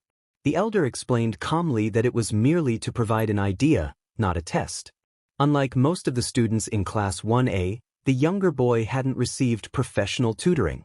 Shinso formed an O with his mouth, realizing he hadn't considered the difference in resources available to some of his classmates. He glanced at Midoriya, seeking some guidance on what to do next. Although he felt honored to have the opportunity, doubts crept in about whether he was truly suited for it. As questions filled his mind, an awkward thumbs up from Izuku gave him the courage he needed. He expressed his willingness to accept the opportunity, feeling honored. The elder responded positively, inviting him to come by whenever he wanted, even during class hours, as long as it was somewhat regular. He yawned, clearly exhausted. He then casually invited Midoriya to join as well, stating they could leave if there was nothing else. The two boys waved goodbye as they made their way out. Shinso, too tired to change, began his journey home, not looking forward to school the next day. Zaheo informed his friend that he would be in Hosu for a week and assumed his friend would take care of things. Tiger assured him that he would, emphasizing the importance of their friendship. Zaheo expressed his gratitude. The announcement for field training indicated it would last a week, with good workplaces available. Those with nominations would receive a personalized list, while others were given a list of 40 participating workplaces from across the country. They were advised to think carefully before making their choice and to submit their selections by the end of the week. As the class made their way to Training Building X to work with Zaheo, Uraraka asked Midoriya for his thoughts on the internship. He acknowledged it as a great way to enter the hero field but admitted it felt a bit risky, especially since he hadn't received any offers yet. Uraraka nodded in understanding. Upon entering the training building, the atmosphere felt different. The room, usually bright with natural light, was now dim, with sunlight filtering through the vents. The students huddled together, waiting cautiously. Sato whispered to Koda, expressing concern about Zaheo's absence. Koda silently agreed, and they began scanning the room for any sign of him. After a moment, they spotted a green ball resting in the corner above the doorway. Zaheo popped his head out of the ball of smoke, grinning and signaling for silence. Hesitantly, they looked away, pretending not to notice. Suddenly, the aroma of green tea filled the air, and the dim light faded further as green smoke enveloped the area. Denki, alarmed, asked if others were seeing the same thing, while Jiro replied sarcastically, indicating nothing was wrong. A faint whooshing sound caught their attention, and they turned to face it. Zaheo appeared, taunting them about their lack of preparedness.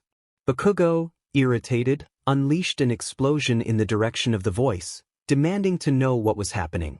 Before he could launch another attack, he felt a sudden heat on his hand. Zaheo reminded him that this was quirkless fighting, prompting Momo to point out the contradiction since he was using his quirk. Zaheo then directed the smoke out of the room through the vents, allowing light to return. After blinking to adjust, the class searched for him. He remarked that if it had been a real sneak attack, Bakugo would have been in serious trouble, noting that only Koda and Sato had spotted him beforehand. After taking a drink of water, he pointed out that in a real-life situation, one might not have time to activate their quirk before being attacked. Midoriya raised his hand, curious about how Zaheo had countered Bakugo's quirk. Zaheo challenged him to figure it out, leading Midoriya to pull out his notebook and flip to Zaheo's page. After some mumbling, Midoriya excitedly deduced that Zaheo had altered the heat of the smoke to evaporate Bakugo's sweat, realizing the multiple uses of Zaheo's quirk and feeling a twinge of jealousy. Zaheo confirmed Midoriya's deduction, playfully creating a smoke toy and blowing it toward him. Zero, in disbelief, asked if that was how Zaheo escaped his tape, to which Zaheo smirked and nodded, teasing that it took Midoriya much longer to figure things out. As the bell rang, Zaheo urged the students to head to class, expressing a desire for a nap. He reflected on whether he should have kept more details about his quirk to himself, recognizing Midoriya's potential as a formidable opponent. Later, Aizawa inquired if Zaheo would be watching over the students during their internships. Zaheo assured him that he could handle it, giving a thumbs up. Aizawa sighed, rubbing the top of his head, clearly weary. Zaheo felt a sense of determination as he spoke into his phone, balancing it between his shoulder and ear. He asked what was happening that day. Who informed him that Endeavor was on his way to Hosu with Shoto, and Midoriya would be arriving by train later. Ida was still with his hero, and no other students were in the area. Zaheo thanked him and tucked the phone away. The bustling sounds of the city filled the air as the morning sun began to rise, signaling the start of a new day. Perched atop a tall building, Zaheo remained out of sight. The previous day had been uneventful, but he stayed vigilant, knowing there was a reason Nezu had assigned him this task. Ida had chosen a city where the hero killer was rumored to be, and it didn't take a genius to understand the implications. Who played a crucial role in monitoring the students, and if he wanted, he could keep an eye on the entire student body. However, Zaheo decided it was best not to reveal their capabilities to Nezu. A simple watch over the 3 students in Hosu seemed manageable, and there was no need to do more. The sound of wings flapping pulled Zaheo from his thoughts as a young pro-hero landed softly nearby. He turned his head to observe the hero over his shoulder. The hero, known as Hawks, approached with a curious yet slightly hostile demeanor. Zaheo responded with a teasing tone, trying to keep the atmosphere light. Hawks relaxed slightly, suggesting a bakery near an old ramen shop, known for its delicious cookies. Zaheo thanked him with a smile, though it was more for show. As Hawks took off into the sky, Zaheo's expression shifted. He planned to have Who track Hawks later for updates on his movements. As he prepared to move to a new location, a message came through from Tiger, indicating that a child was nearing the city and that Freckles had boarded the train. Zaheo acknowledged the message, deciding it was best to stay near Ida, knowing Todoroki would have his father with him until they arrived, and Midoriya would be safe on the train. Using small smoke platforms created between buildings, Zaheo ran across the rooftops, feeling as though he was flying. The wind rushed past him, and he reveled in the thrill of being on top of the world, enjoying the freedom of movement. He could have used his quirk to fly, but that would consume too much energy. Running was more efficient, allowing him to conserve his resources for when they were truly needed. Suddenly, a strange creature burst forth from a purple portal, prompting Zaheo to call out for Who in alarm. He stopped on the roof, his heart racing as he prepared for whatever might come next. Panic was evident in Zaheo's voice as he demanded the statuses of cameras 117 and Who reported that 117 had been destroyed and that 119 was focused on a large bat, uncertainty lacing his words. Zaheo's calm demeanor vanished. He had 3 students in different locations during an attack, making it impossible to save them all. Who continued, stating that Midoriya was still on the train, Todoroki was with his father, and Ida was heading into an alleyway. Knowing the gravity of the situation, he remained serious, especially with the stakes so high. Zaheo urged Who to provide Ida's location immediately and to keep an eye on the others, sending frequent updates through their communication devices. He took off toward Ida's direction, frustration boiling within him as he thought about the risk Ida was taking. In the alley, Stain's bloodlust radiated as he held his sword against Ida's arm, a crazed look of passion in his eyes. Just as he raised his blade to finish off the young boy, a thin green chain wrapped around the handle. A monotone voice, dripping with venom, interrupted, warning Stain about hurting people. Stain roared in defiance, trying to free his blade, giving Ida a chance to escape. The familiar scent of green tea filled Ida's nose, and he recognized Zaheo's presence. Zaheo whispered reassurances to him, but Ida remained in shock, focused on stopping Stain. He was not concerned about why Zaheo was there. His priority was to end the threat. Zaheo received an update through his earpiece, noting that Midoriya was 2 minutes away and Todoroki 6 minutes out. He positioned himself in front of Ida, watching Stain closely as the villain reached for another blade. Zaheo attempted to reason with Stain, urging him to let Ida go while maintaining his defensive stance. Stain shouted about the need to eliminate scum for a perfect society, brandishing an extra blade. A thick smog enveloped the area, isolating Ida and Native from the impending confrontation. Ida, watching helplessly, felt anger rise within him at the interference. The sound of clashing blades echoed through the smog, muffling his attempts to call out to Zaheo. Midoriya's voice echoed through the alley as he searched for Ida. Ida shouted for him to stay back, but Midoriya charged in, successfully landing a punch on Stain's face, knocking him backward. A cold voice warned Midoriya to watch out for blades, as the smell of green tea mingled with the smoke. A wall of smoke pushed Midoriya back, keeping him at a distance. On the screen of Zaheo's device, the two combatants faced off, one wielding ragged swords and the other a dagger and smoke chain. Zaheo was no stranger to Stain's fighting style. They had crossed paths before. Stain demanded to know why Zaheo always interfered, to which Zaheo responded with a playful remark before delivering a kick that sent Stain flying. Zaheo commanded the kids to stay back unless instructed otherwise, warning them not to let Stain taste their blood. As the smoke began to clear, the three witnesses observed the battle. Stain's focus remained on Zaheo, but any attempt to strike at the boys was thwarted by the smoke. Just as promised, Todoroki arrived, and Midoriya's anxiety peaked when he recognized their mentor amidst the chaos. Stain held his blade to Zaheo's throat, and the two who could still move prepared to intervene, fear coursing through them. Midoriya activated his quirk, ready to help, but suddenly found his foot encased in ice. He looked at Todoroki in confusion, who shook his head, reminding him not to participate unless told.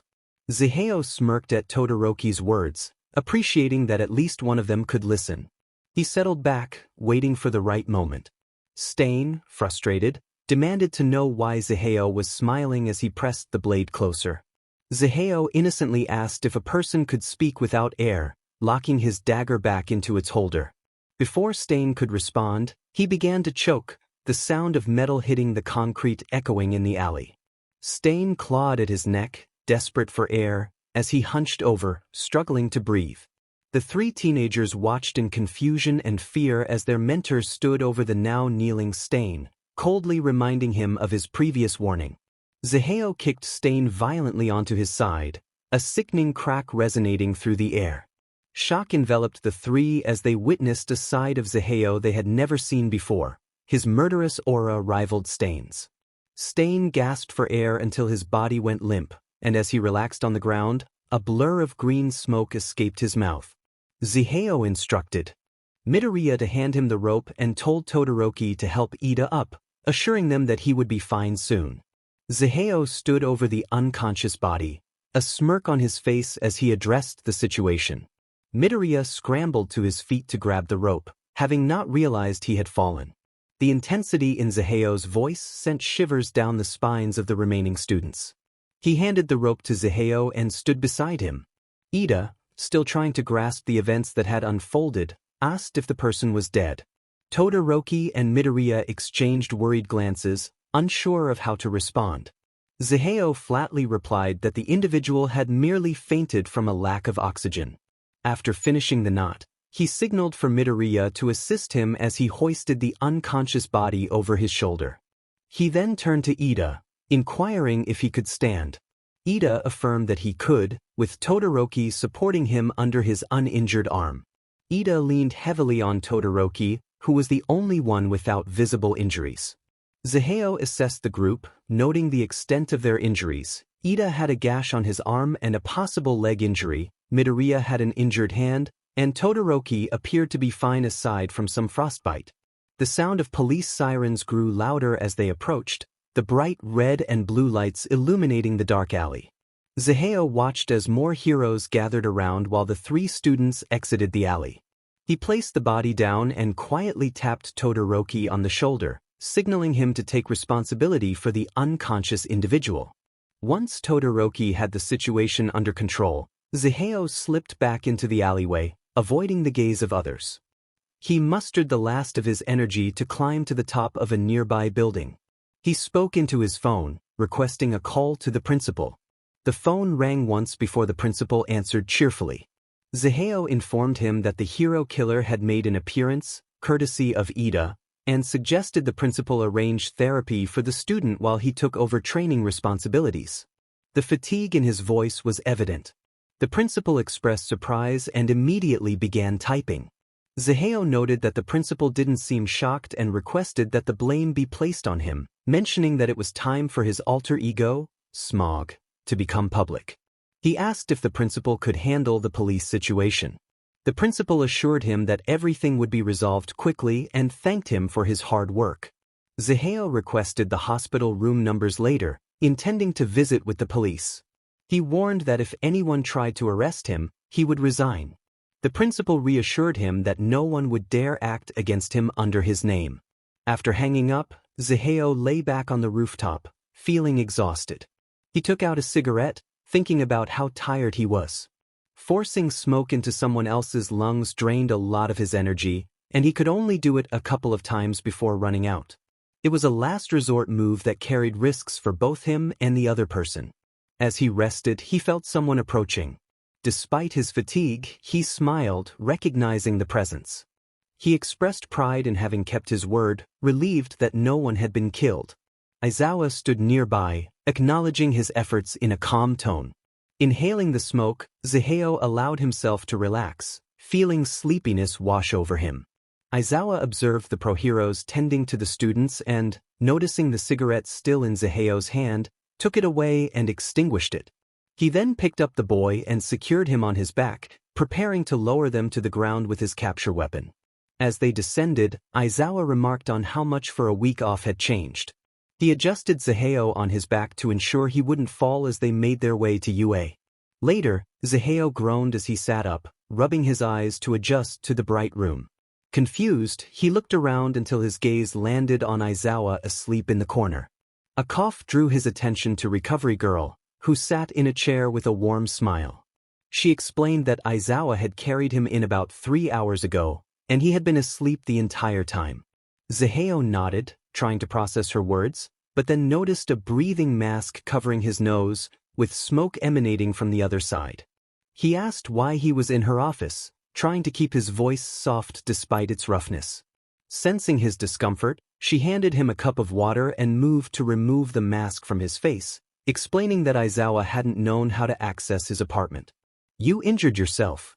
How long had it been since he heard such a caring voice? He was confused, not remembering feeling any pain. She explained that he had a large cut on his back and a partial tear of his ear from his hearing aid being ripped out. She showed him pictures of his injuries on a large tablet, and he zoomed in to inspect the cut on his ear. He expressed his gratitude, unsure of what else to say. The cut on his back must have been from when he picked up Stain. There might have been a loose blade. She informed him that it would mostly heal by the next morning but suggested not wearing his hearing aids until the soreness subsided.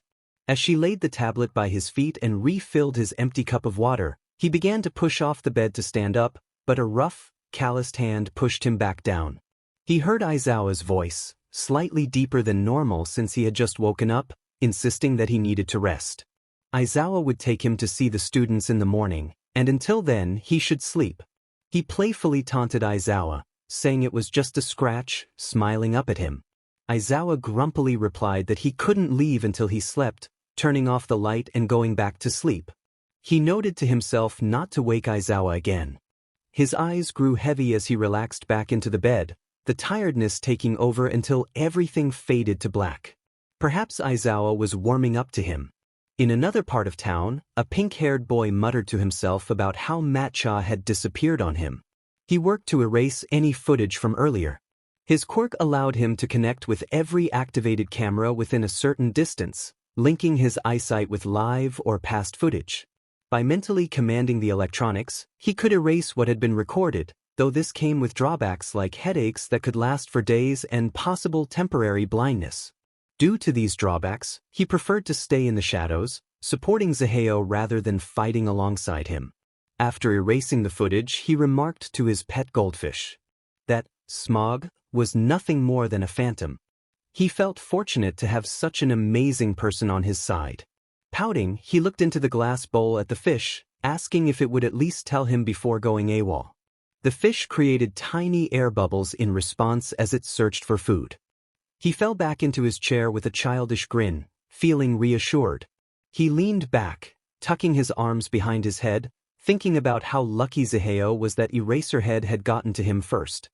He mused that Zaheo hadn't heard him when he mentioned Hawks was heading his way, which would have been quite a show. In the hospital room, Gran Torino announced that the Burt Locker was already awake. He greeted the chief of the Hosu police precinct, Mr. Tsuragami Kenji, who acknowledged the students for stopping the hero killer. He explained that the hero killer had sustained several injuries and was currently receiving treatment. The police had emphasized the importance of leadership and protocol, stating that quirks should not be wielded as weapons. Heroes had risen to fill that gap, becoming a profession of equal validity. However, individual weaponization could easily cause harm, and the public recognized the potential for danger, especially when unqualified individuals might misuse their quirks without proper guidance. Mr. Tsuragami stated that the students and pro-heroes, including Endeavor, Gran Torino, and Manuel, would face an impartial punishment for their actions. Todoroki interjected, arguing that if Ida hadn't intervened, Mr. Native would have been killed, and if Midoriya hadn't arrived, there could have been more injuries.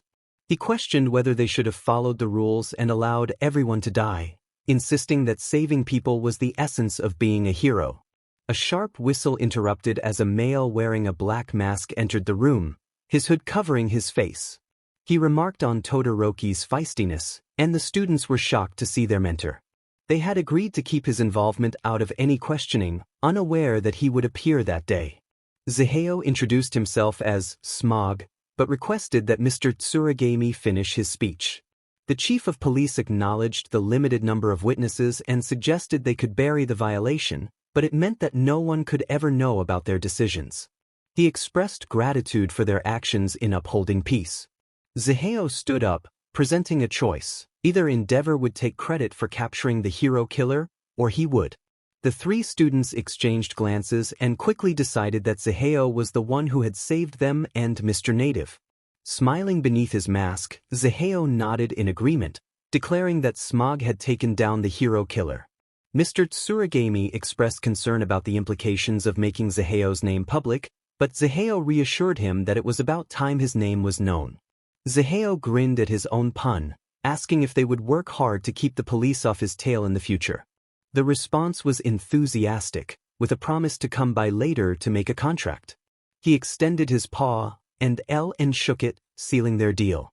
However, he wanted to have a word with the troublemakers.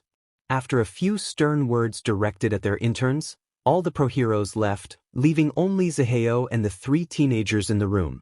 Before he began, he ensured that the hearing aids Nezu had gifted him were activated in his pocket. He informed them that he was sure they had questions but first addressed Ida directly. He approached him and playfully karate chopped him on the head, causing the others to wince. He expressed his frustration about Ida making his job harder, emphasizing that while emotions and revenge are challenging, he questioned what Ida had planned. Ida opened his mouth to respond, but Zaheo interrupted him. He reminded Ida that at 15, he was still a kid and questioned his confidence in defeating a villain who could harm professionals. He pointed out that if he hadn't been there, Ida could have seriously hurt himself and endangered his friends. Midoriya interjected, stating that no other hero had noticed the villain's presence. Zaheo explained that Ida had been with a pro-hero moments before and that Midoriya had rushed into his cloud of smoke without knowing what was happening. He expressed relief that he recognized Midoriya, or he might have accidentally harmed him.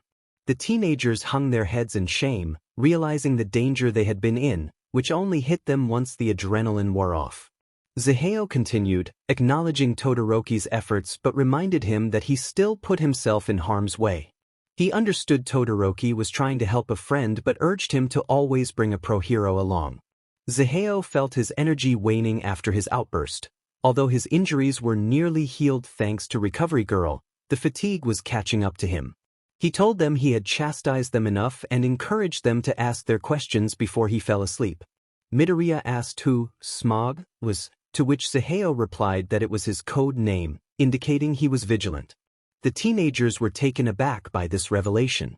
Zaheo promised to provide details after addressing their other questions.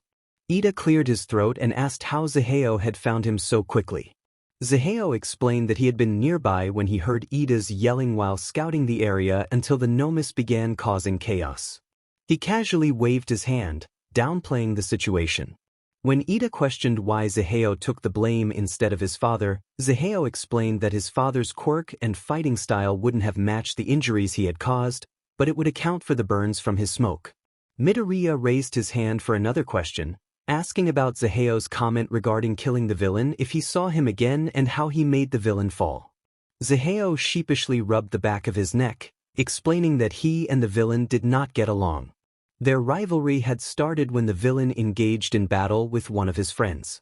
He elaborated that during their fight, he allowed small amounts of smoke to fill the villain's lungs, making it difficult for him to breathe and potentially causing internal burns if he had chosen to. The three teenagers stared at him, realizing the extent of his strength. Zaheo had single-handedly brought down a villain in a matter of minutes. If he wished, he could easily harm anyone by introducing smoke into their lungs.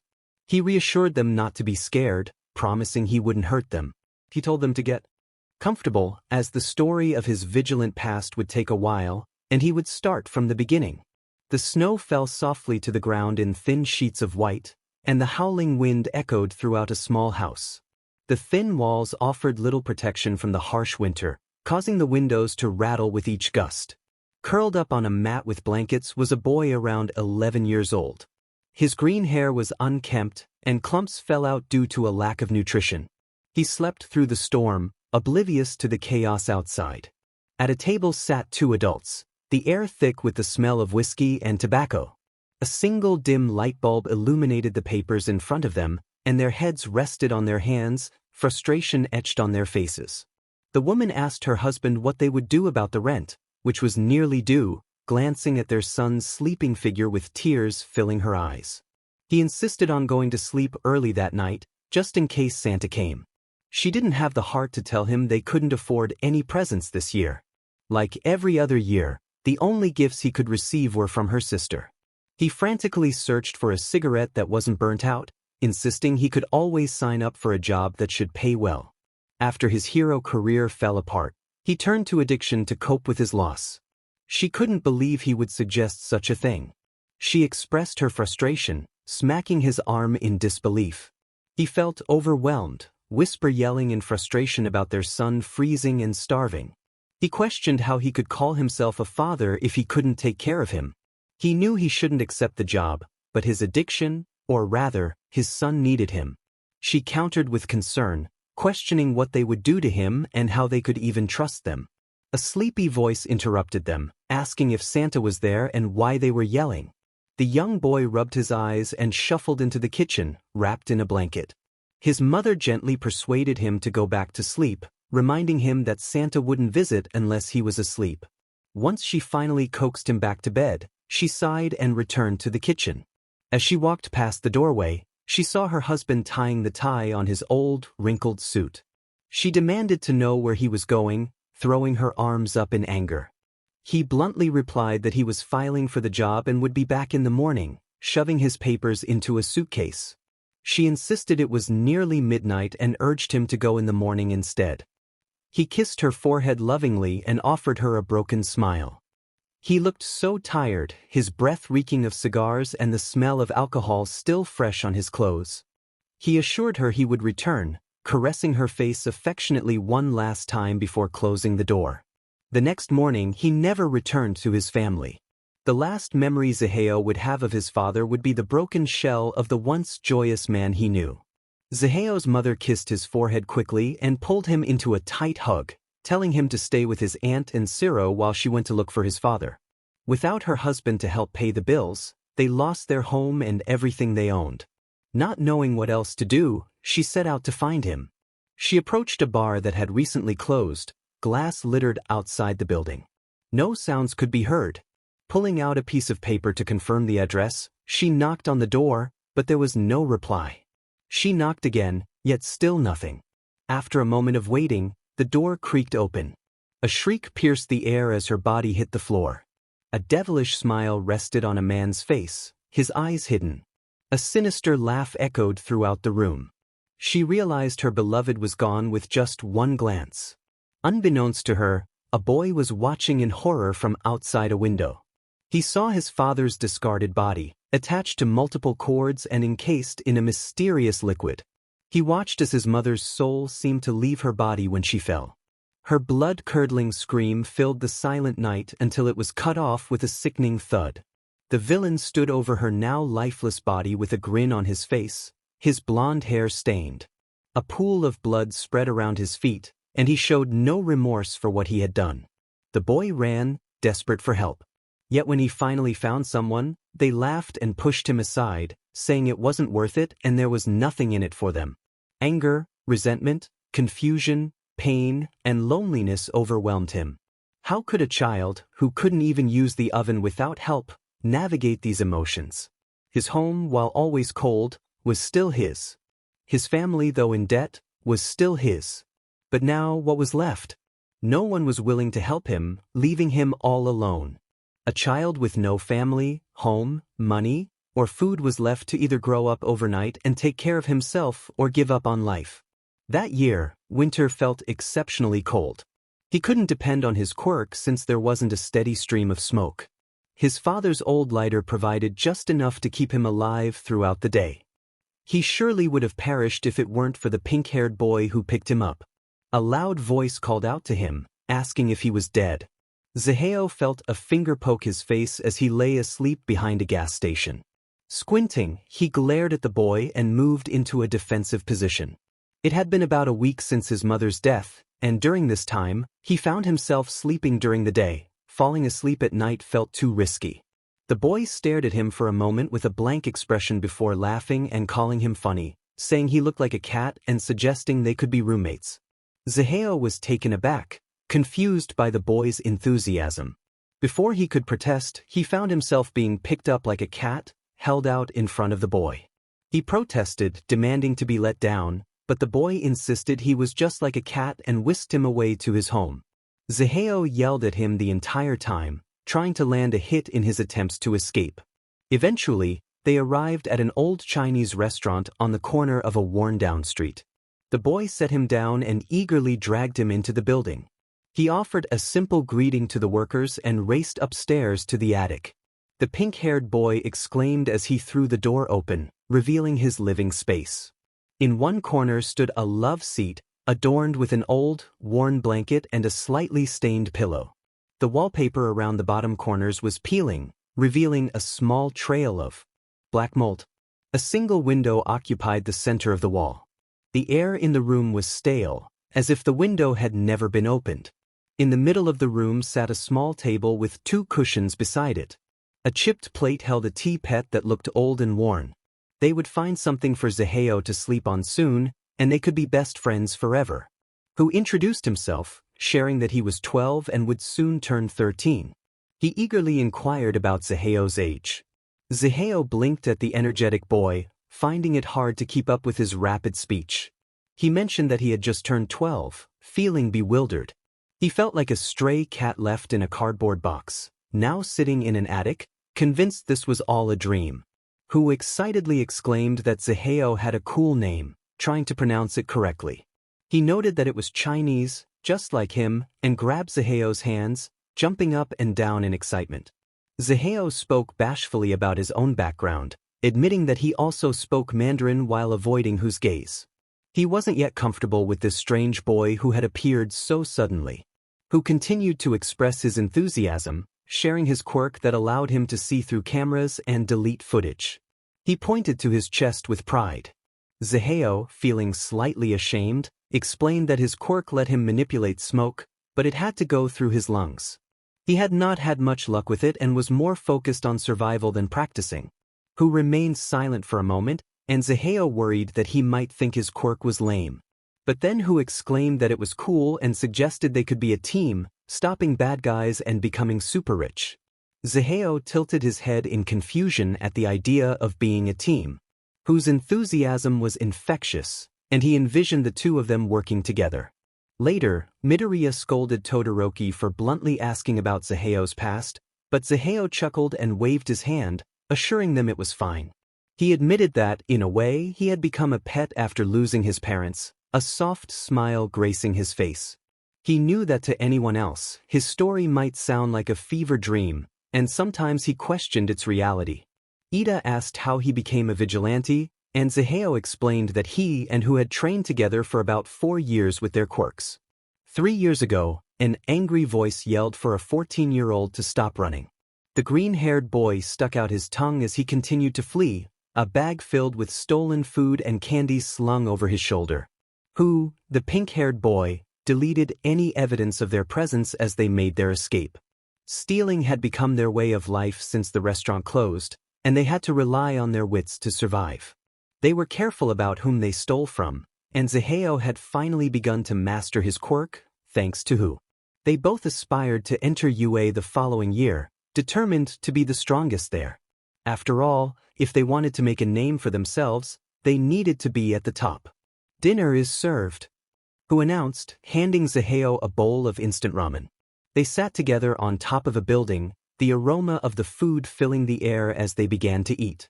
Whose tone shifted as he expressed his thoughts, making Zaheo anxious. The two boys balanced each other out. Zaheo was typically more logical and collected, while Who was impulsive and emotional. Who confessed that he thought Zaheo should go to UA without him, feeling he wasn't cut out for that life. A sad expression crossed his face. Zaheo shrugged, continuing to eat his ramen, accepting Who's choice without trying to convince him otherwise. Who, overwhelmed with emotion, clung to Zaheo, expressing his love and friendship, pleading not to be forgotten. In the present, Zaheo recounted his time at UA while Who watched from the sidelines, proudly sharing that he had been in Class 1A. When asked why he left, he admitted he didn't really know, feeling he didn't belong. Being a vigilante felt easier, a lifestyle he had grown accustomed to, and he acknowledged that his morals might not align with those of a typical hero. Ida nervously asked if he regretted his decision, to which Zaheo replied that he did not. Despite their challenging living conditions, it had felt like home, and he didn't need much more than that. Todoroki asked why he had chosen UA, and Zaheo chuckled softly, a bittersweet expression on his face. He revealed that his father had attended school with Aizawa and Present Mike, and he had wanted to meet the people his father admired, hoping they might help him find him. He had always admired Eraserhead growing up and still did. He missed his father greatly, but he understood that there was no saving him, not unless one could bring back the dead. The 4 teenagers sat in silence, unaware of their teacher standing on the other side of the door. Zaheo exited the hospital, feeling exhausted. He sighed and reached for a familiar box in his pocket. As he took a drag from his cigarette, he let out a broken chuckle, reflecting on how old habits die hard. He held the empty lighter in his pocket as he walked off into the night. The very same lighter that kept him alive all those years was the last thing his father left behind. After Zaheo left, the 3 students sat in silence, unable to find the words. The entire mystery behind their mentor had finally been revealed. They were uncertain if Zero knew as much as they did. To have lost so much at such a young age was beyond their comprehension. He had lost both his parents, his home, everything. How long had he waited for Who? How long had he slept on the streets? What would have happened if Who had never appeared? So many questions lingered in the air, yet they knew better than to ask. Guilt weighed heavily on them. Zaheo had saved them in more ways than one. Not only had he saved their lives, but he had also potentially saved their hero careers. And what did he receive in return? Public admiration? The public would not thank him. For all they knew, he could be another villain. Releasing the name, Smog, would only breed fear not only in the minds of villains but possibly in society as well. Such a fickle matter. Midoriya finally broke the silence, trying to steer the conversation away from the heavy topic. He asked about the results of their lab tests. Ida explained that a sword had punctured his arm, impairing his brachial plexus. He would experience slight issues moving his fingers and some numbness, but nerve grafting surgery could potentially heal it. It would have been worse if Smog hadn't. Todoroki nodded, mentioning he had only suffered slight frostbite from his quirk. The third student shared that he had a few cuts from spare blades and a fractured metacarpal from a punch he had thrown. They reflected on their minimal injuries: no damage to surrounding areas, no fatal wounds, and no loud commotion. Zaheo had been the perfect hero.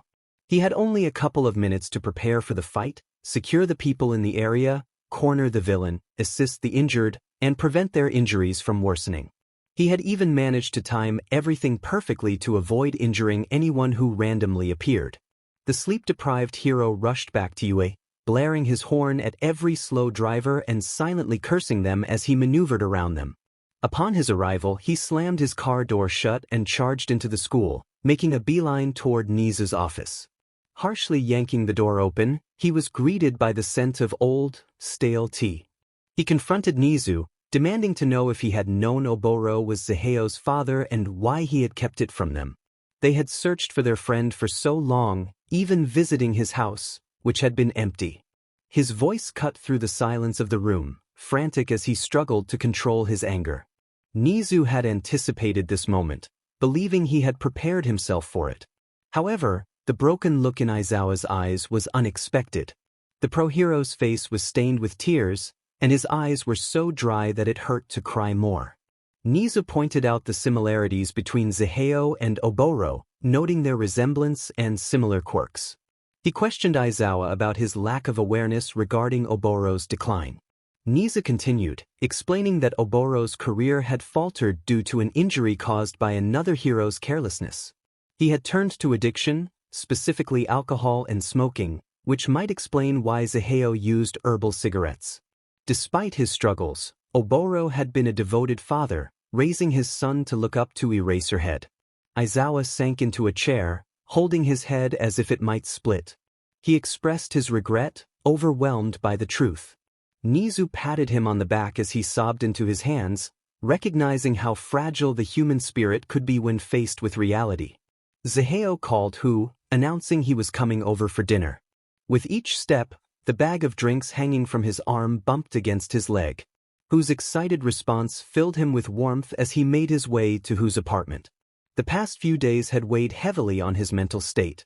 He had only shared his past with Hu, and while it felt relieving to unburden himself, the battle was far from over. Thankfully, he had a friend he could rely on whenever he needed support. He approached the door, hesitated for a moment, then walked inside without knocking. He called out playfully, announcing his arrival and placing the bag on the floor. A voice from the kitchen responded, welcoming him home. The sound of pots and pans being moved could be heard from the entrance. Zaheo shook his head and smiled as he took off his shoes, contemplating whether he should have just ordered takeout. He slipped on a pair of slippers and asked Hu if the ramen was ready. Hu confirmed it was, and Zaheo snuck behind him to grab 2 bowls and chopsticks while Hu moved the food to the table. He placed the bowls down softly and used a thin stream of smoke to grab the sriracha and green onions. Hu expressed his excitement about the meal, but Zaheo interrupted him, suggesting they just eat. They sat in comfortable silence, enjoying their noodles, a dish they had both come to love. It was easy to make, easy to eat, and easy to share. If given a choice between the most expensive steak in the world or ramen, they would choose ramen every time. In between bites, Zaheo bluntly mentioned that he had shared details about his past. Whose reaction was one of shock, causing him to drop his chair as he stood up, staring at Zaheo with wide eyes. Zaheo continued eating nonchalantly, confirming his statement with a simple nod. Who was astonished. He had never seen Zaheo open up to anyone before. It had taken months for him to even discuss why he had been living on the streets. Who rushed around the table and hugged Zaheo tightly, expressing his pride in his friend. Zaheo rolled his eyes and playfully pushed Hu away, telling him to eat before he finished everything. Hu pretended to cry out in joy as he enjoyed his ramen, and Zaheo couldn't help but smile at his friend's antics, feeling grateful to have him in his life. The rest of the internship was uneventful. After a day in the hospital, all 3 students returned to their work studies. Zaheo was granted the rest of the week to relax and continue healing. Meanwhile, after a conversation with Nezu, Aizawa isolated himself at home, consumed by thoughts of his friend, who was believed to be gone. The smell of stale coffee lingered around Aizawa as he sat in darkness, the only light coming from the television. He was unsure how long he had been lying on the couch, lost in a haze of questions and grief. He had previously thought Oboro had simply moved away out of embarrassment, a naive assumption. How had he not connected the dots sooner? He had seen Zaheo as a baby, how could he have missed the green-tinted hair? Zaheo had known who he was, so why hadn't he said anything? The questions swirled in his mind, but the answers felt just out of reach. Aizawa berated himself, feeling a wave of self-blame wash over him. The signs had been there all along, yet he had failed to recognize them. All he needed to do was find out who LN Zaheo was. A simple background check or a glance at a yearbook would have sufficed. As he stood up, his bones cracked, and he felt the stiffness in his limbs from lack of movement. His body felt heavier than usual, and his hair was unkempt, but none of that mattered. He was too trapped in his own thoughts to acknowledge reality. He slowly made his way to the bathroom, each step feeling surreal, as if he were floating. The bright light in the room forced him to blink several times to adjust. His reflection revealed bloodshot eyes, and as he traced his skin with his fingers, it felt as if someone else was wearing his body. Life often plays cruel tricks, and how one reacts to them depends on the individual. Right now, Aizawa felt like the punchline of a cruel joke.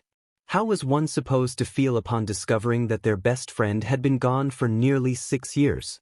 How could he cope with the realization that he could have done more? Was he one of the heroes who had turned Zaheo away?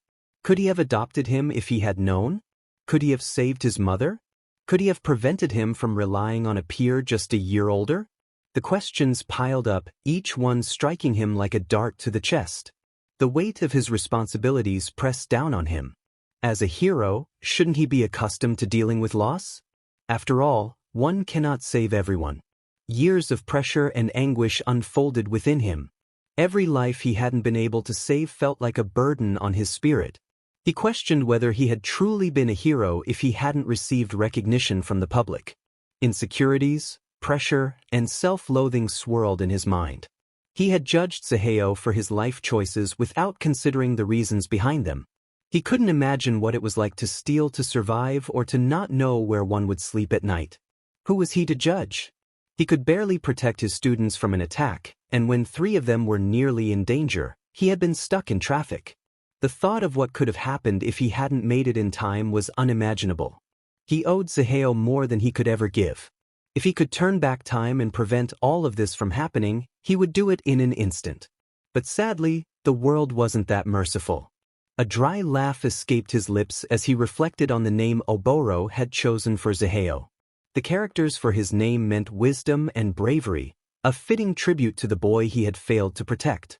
A meaningful name for a misunderstood hero brought a teary-eyed smile to Aizawa's face as he turned the lights off once more.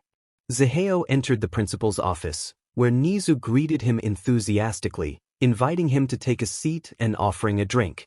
Zaheo declined, stating he only came for a quick talk, his gaze lingering on the glass of water in Nezu's hand.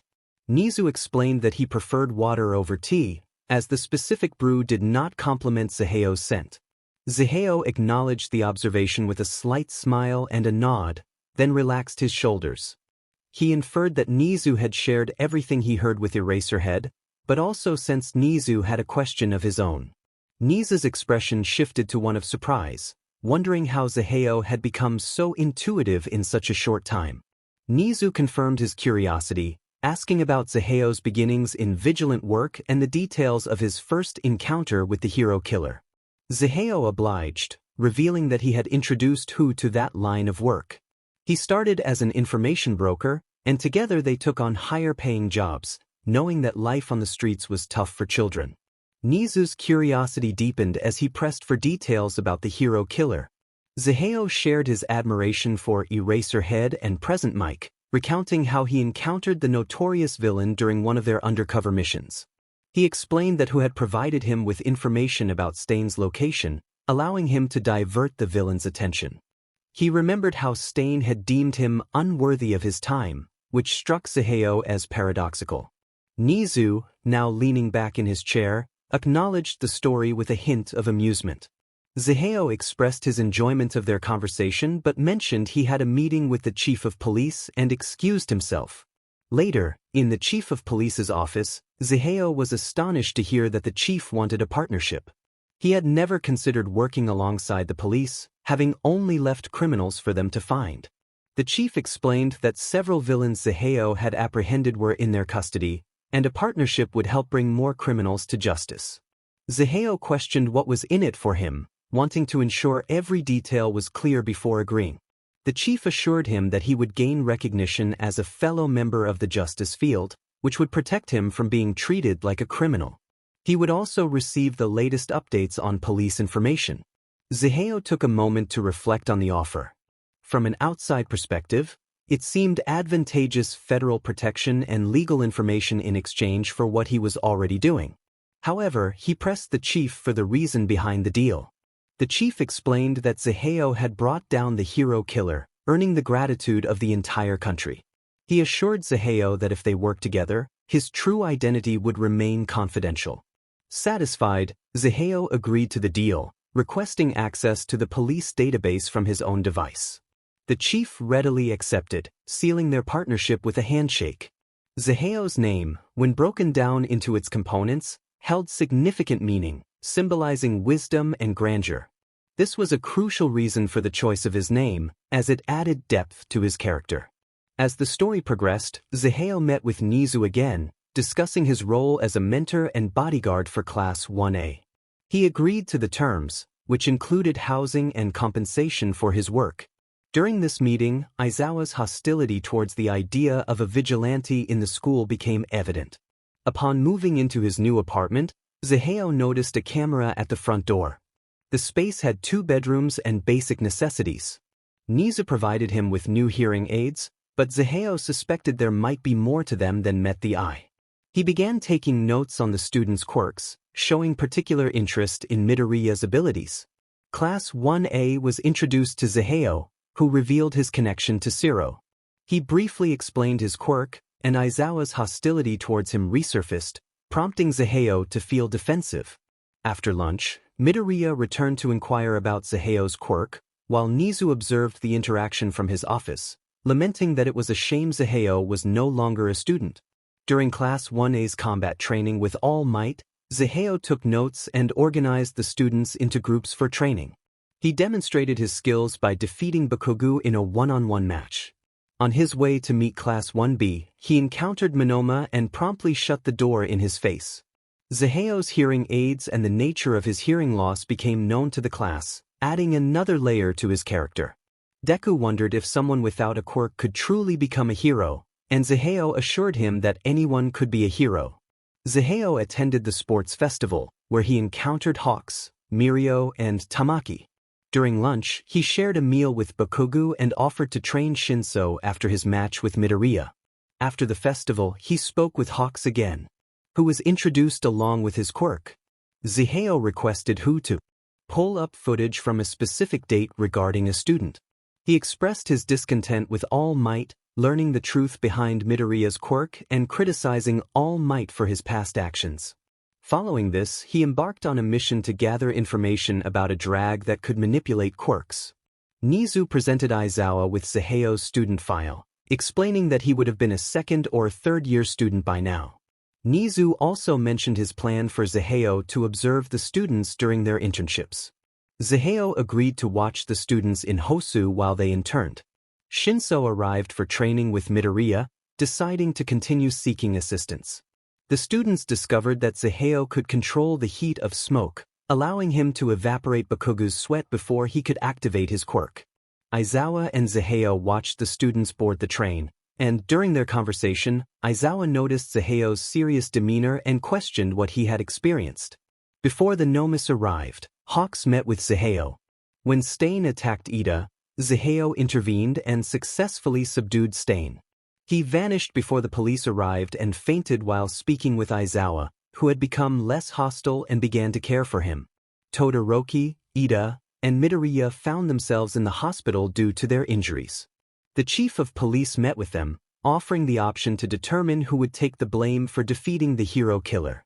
They decided that Smog would take the blame, making his code name public, and learned that he was a vigilant presence. Zaheo's past was revealed. His father, Oboro, had lost his hero position due to an injury.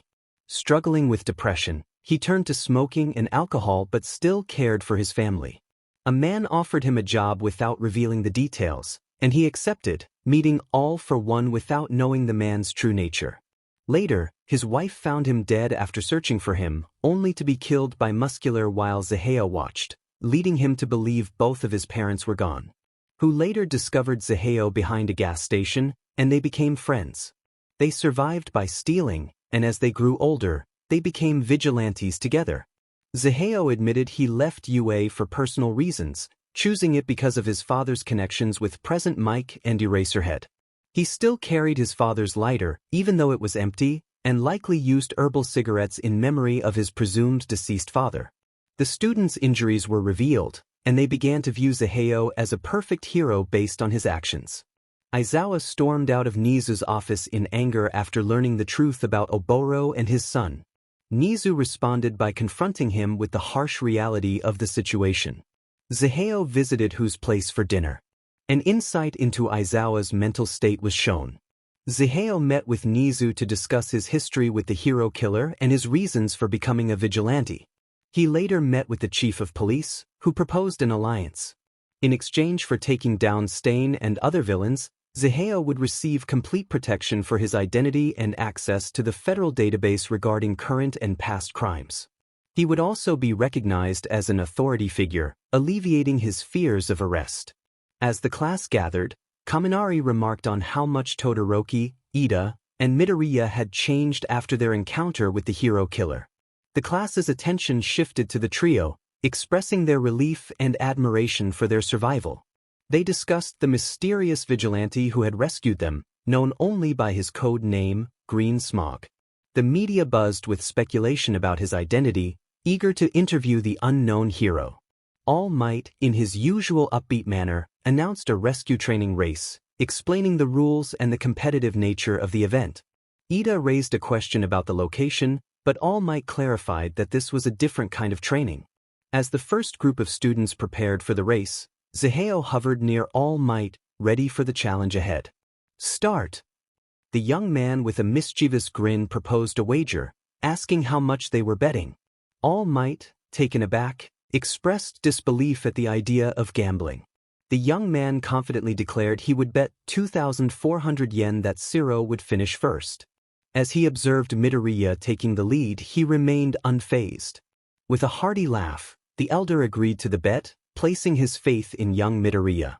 Young Zero was number 1, but all of you have learned to use your quirks more effectively since entering the academy. Now keep it up and start preparing for the end-of-term test. Upon reaching the top of the building, Zero was greeted with a warm hug from Zaheo and found All Might lying on the floor, looking embarrassed. Zaheo chuckled, reminding the symbol of peace of the money he now owed. Zaheo congratulated Zero with a smile and patted him on the back as he guided him out of the area for the next group. While helping the students down, he noticed that a certain green-haired boy was missing. Turning back discreetly, he spotted Midoriya speaking quietly with All Might. Zaheo pretended not to notice and adjusted the volume on his hearing aids. One for all, All Might waited in the break room for Midoriya's arrival, his fingers interlaced and a serious expression replacing his usual demeanor. When the door opened, he kept his gaze fixed on the floor. He instructed the young boy to lock the door. Midoriya complied, teasingly suggesting he might report All Might for his behavior. The pro-hero, flustered, insisted it wasn't what it seemed and that he was about to have an important meeting. In his panic, he forgot he was in his weaker form and was startled by his own thin arm, realizing the gravity of the situation. Midoriya then brought up the topic of One for All, catching All Might off guard. No one had ever recognized his frail form or named his quirk correctly before. Panic surged through him as he realized that the young man spoke with confidence, indicating he knew more than he should. Zaheo approached All Might, making him feel cornered. He moved around the table, pausing to look out the window before turning back to face the hero. His voice dropped to a low, threatening tone as he revealed his knowledge of All Might's past actions, from the sludge incident to the training at the beach. He was aware of everything.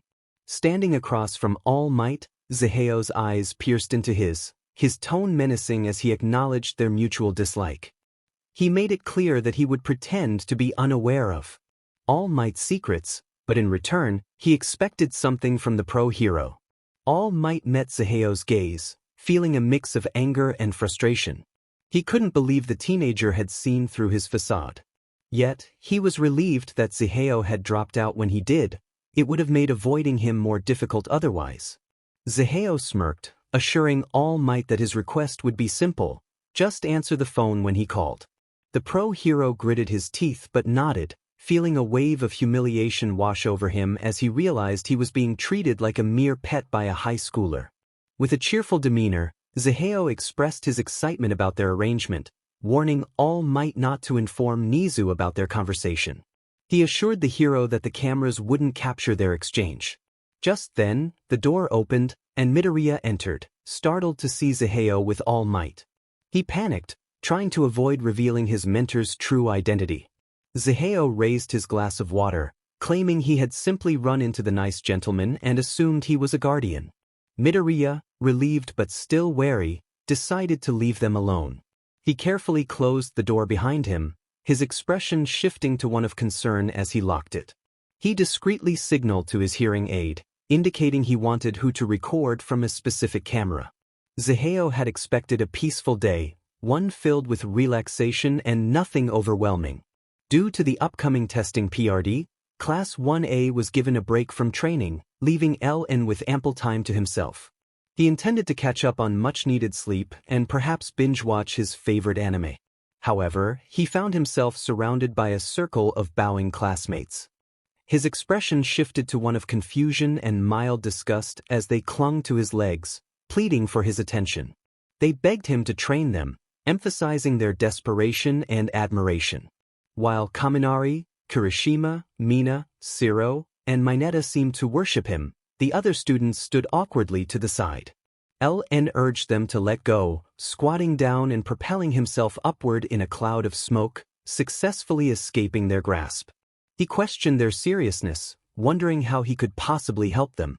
As he floated back down, he accidentally landed on Siro, who let out a yelp of surprise. The students proposed one-on-one fights to practice their quirks. Ojiro raised his hand, suggesting this method. Meanwhile, Bakugo felt a wave of dread wash over him as he noticed Zaheo's mischievous grin. He prepared to leave, grabbing his bag, determined to avoid the impending challenge. Zaheo, however, caught Bakugo before he could escape, tightening his grip on the blonde's shoulder and dragging him back into the training building. With a playful yet unsettling smile, he asked Bakugo to join in the training. Reluctantly, Bakugo agreed, vowing to win this time, though doubt lingered in his mind. Zaheo announced that Ojiro would be the first to fight, as he had the most experience. The rest of the class settled on the floor, keeping a safe distance from the impending match. The mats set out for the fight were designed to be fire and waterproof, ensuring safety during their training. Ida, Todoroki, and Midoriya sat together, feeling apprehensive about facing Zaheo after witnessing his previous battle with Stain. They recalled the intensity of that encounter, which left them wary of his abilities. Bakugo, in particular, dreaded his turn, remembering how easily Zaheo had disabled his quirk in their last fight. Zaheo explained the rules for the matches, stating he would only play defensively while the students could attack. He carefully placed his weapons aside, ensuring they would not interfere with the fight. As the match began, Ojiro launched a high kick toward Zaheo, who effortlessly deflected it, causing Ojiro to stumble. The fight continued, with Ojiro struggling to land a hit while Zaheo remained composed and agile. Midoriya observed closely, trying to discern any weaknesses in Zeheo's defense. The class watched in awe, realizing that even the skilled Ojiro was having difficulty against their mentor. If Ojiro couldn't land a blow, they knew they would face an uphill battle. After the match, Zeheo offered Ojiro a water bottle, but no one else volunteered to fight next. Zeheo decided to assign one-on-one matches, promising to provide tips during the training. He organized the students into groups, ensuring they would find partners for their practice. As he prepared for the next round, he reminded everyone of the rules: no knocking anyone out, no damaging the building, and to stay on the mats during combat. Just as he finished explaining, Mineta and Shinso arrived, ready to join the training session.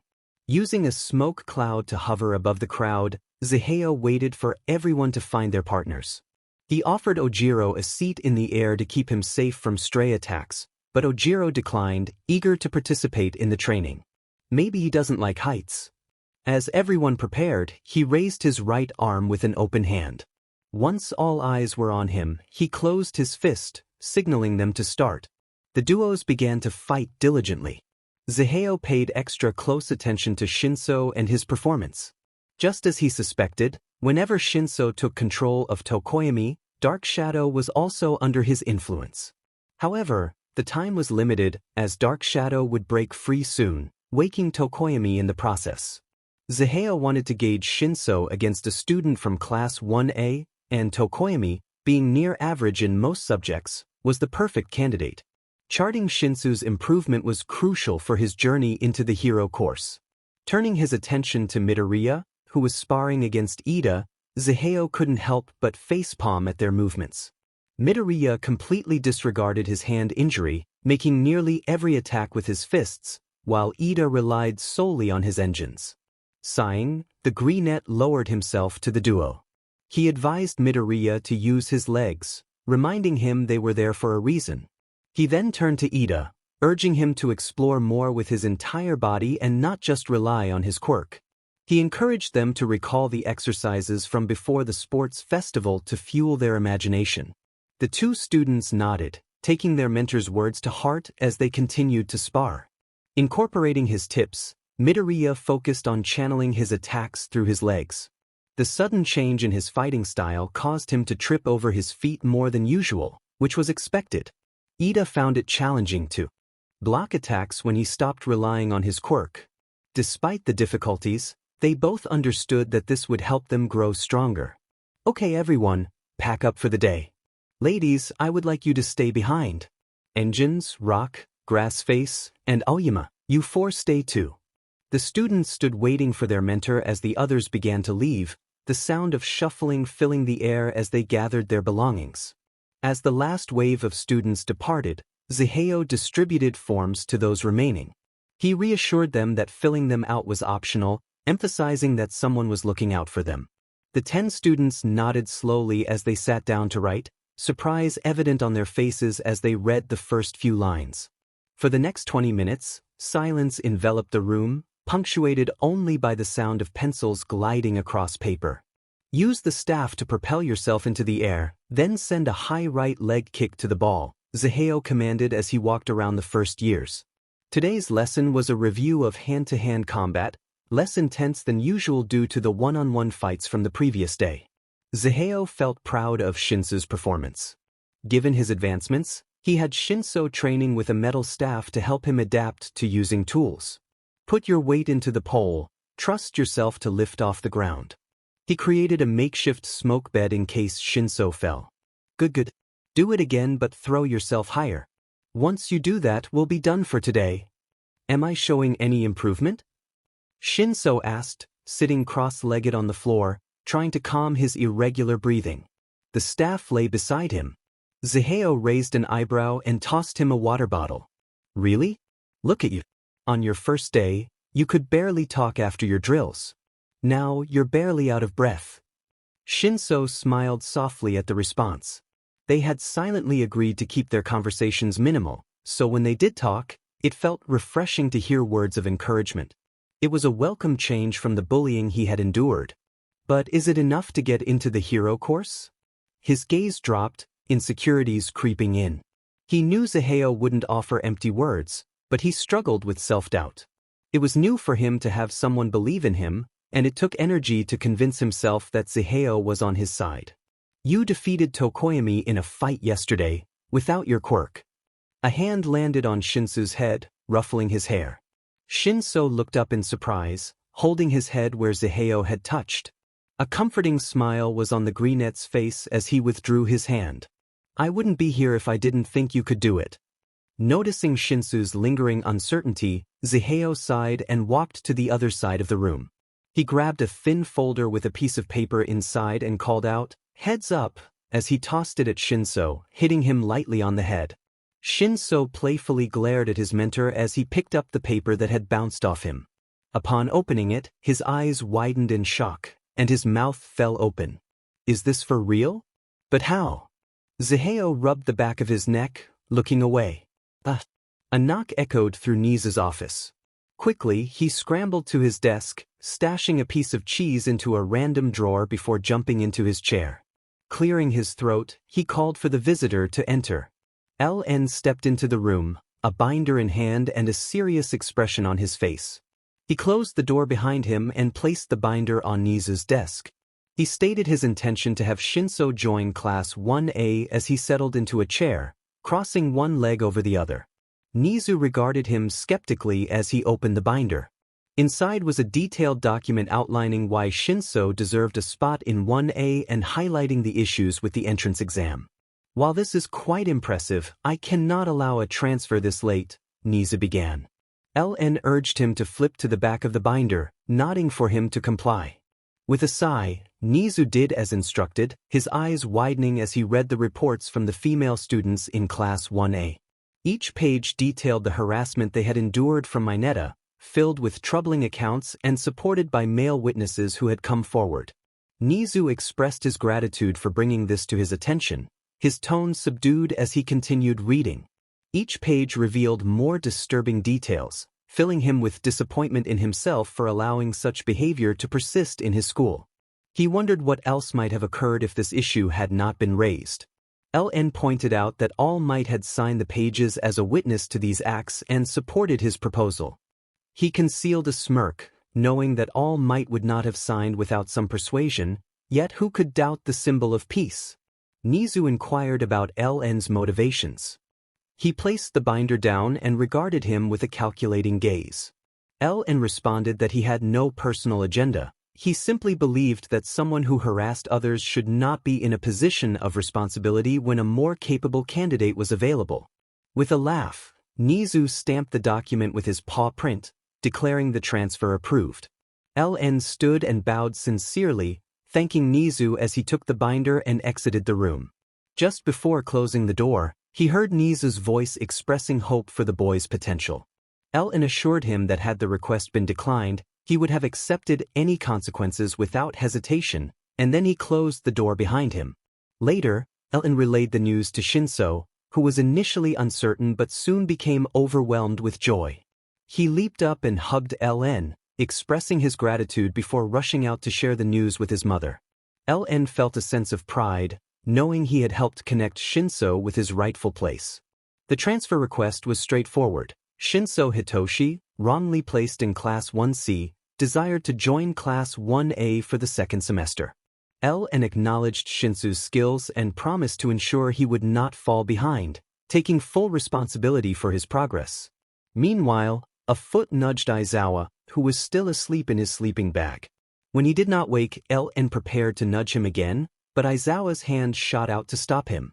He glared at LN, groaning as he sat up and asked what he wanted. LN playfully suggested that Aizawa train Shinso, who would soon be his student. Aizawa initially refused, but LN reminded him that Shinso was not only a future student but also someone who could benefit from Aizawa's guidance. LN presented the signed transfer document, and Aizawa reluctantly took it to read. Rolling his eyes, Aizawa laid back down, but LN knew he would eventually agree to the training. As LN left to prepare Shinsu's training plan, Aizawa watched him go with a gentle expression, recognizing the care he had for his students. The testing PRD had concluded, and LN dedicated much of his time to training Shinso, introducing him to various techniques and tools, including a mask that could mimic voices. After school, Shinso absorbed LN's teachings, showing remarkable improvement in a short time. With news of his transfer date coinciding with an upcoming trip, LN pushed Shinso to work even harder, eager to see how he would measure up against the other students. Class 1A was set to visit the mall to gather supplies for the trip, and everyone was present except for Mineta. He received his expulsion notice before the final exam, which forced Zero to confront Midnight alone, resulting in a failing grade. The Kiyoshi Ward shopping mall was known for having the most shops in the prefecture, a hub for today's youth. Mina expressed her excitement, celebrating their outing with a fist bump in the air. The crowd around them began to point at the group of teenagers, recognizing them as the freshmen from UA. Quickly, the class split into different groups to buy what they needed, leaving only Uraraka and Midoriya together. Midoriya asked Uraraka what she planned to do, mentioning his desire for some heavy weights. Uraraka, feeling a bit flustered as she recalled something from their finals PRD, admitted she needed bug repellent and hurried off, leaving Midoriya alone in the bustling mall. In the crowd, a man grinned as he spotted his target. He adjusted his hood and approached Midoriya, expressing excitement at seeing a UA student. He threw his arm over Midoriya's shoulder, causing Deku to feel anxious and avoid eye contact as he mumbled his replies. The stranger recognized Midoriya as the one who had faced challenges at the sports festival and the Hosu incident, calling him cool and expressing disbelief at meeting him again. The stranger's demeanor shifted ominously as he suggested they go have tea, addressing Midoriya by name. Suddenly, a sharp whistle pierced the air, and something flew toward them. The hooded figure released his grip on Midoriya's throat, cradling his hand in pain as he grimaced at the newcomer. The bullet that had struck him dissipated into a light cloud of green smoke, leaving a faint scent of tea behind. A monotone voice chimed in, teasing the hooded figure about his risky behavior in public. The newcomer pulled Midoriya behind him, assessing the situation while offering an innocent smile to the blue-haired stranger. He introduced himself as Ziheo, claiming to be the older brother of the hooded figure. Midoriya felt a sense of urgency as Ziheo held out his hand for a shake, but before he could pull away, the hooded figure's fingers brushed against his hand in a flash. Ziheo's grip tightened around the hooded figure's hand, and he leaned in to whisper a warning, suggesting it would be wise to behave if he wanted to leave the encounter unscathed. With a smile, he released the stranger's hand and patted Midoriya on the shoulder, signaling it was time to leave. He walked away with Midoriya in tow, leaving the hooded figure staring at the ground, panic coursing through him as he wondered how Ziheo knew his name. As they walked away, LN expressed surprise at seeing Ziheo there. Ziheo shrugged, casually mentioning he was just shopping. Midoriya, still confused, stammered about the earlier encounter and the whistle. Ziheo, with his hands in his pockets, explained that he had seen the USJ footage, raising an eyebrow at Midoriya's surprise. Midoriya felt embarrassed as he realized Ziheo had witnessed the events. Ziheo elaborated on how he had used a smoke bullet to make the hooded figure let go and how he had covered his fingers in smoke to prevent contact. He demonstrated on himself, assuring Midoriya he was not foolish. Before Midoriya could ask more questions, Ziheo ordered drinks at a nearby boba place. He asked Midoriya what he wanted, and Midoriya quickly replied that he would take whatever Ziheo suggested. Ziheo nodded and added an extra drink to the order. Midoriya was still processing the earlier events, feeling frozen in place while Ziheo acted with confidence. He was impressed by how Ziheo had managed to protect him while ensuring his own safety. A cold plastic cup suddenly hit Midoriya's head, snapping him out of his thoughts. Ziheo handed him the drink, hoping he would enjoy it. Midoriya thanked him and took a sip, his eyes lighting up at the taste. He eagerly asked what it was, and Ziheo laughed, covering his face as he wiped away a tear from his amusement. He explained it was wintermelon milk tea with grass jelly, sharing fond memories of boiling wintermelon with sugar during summer months.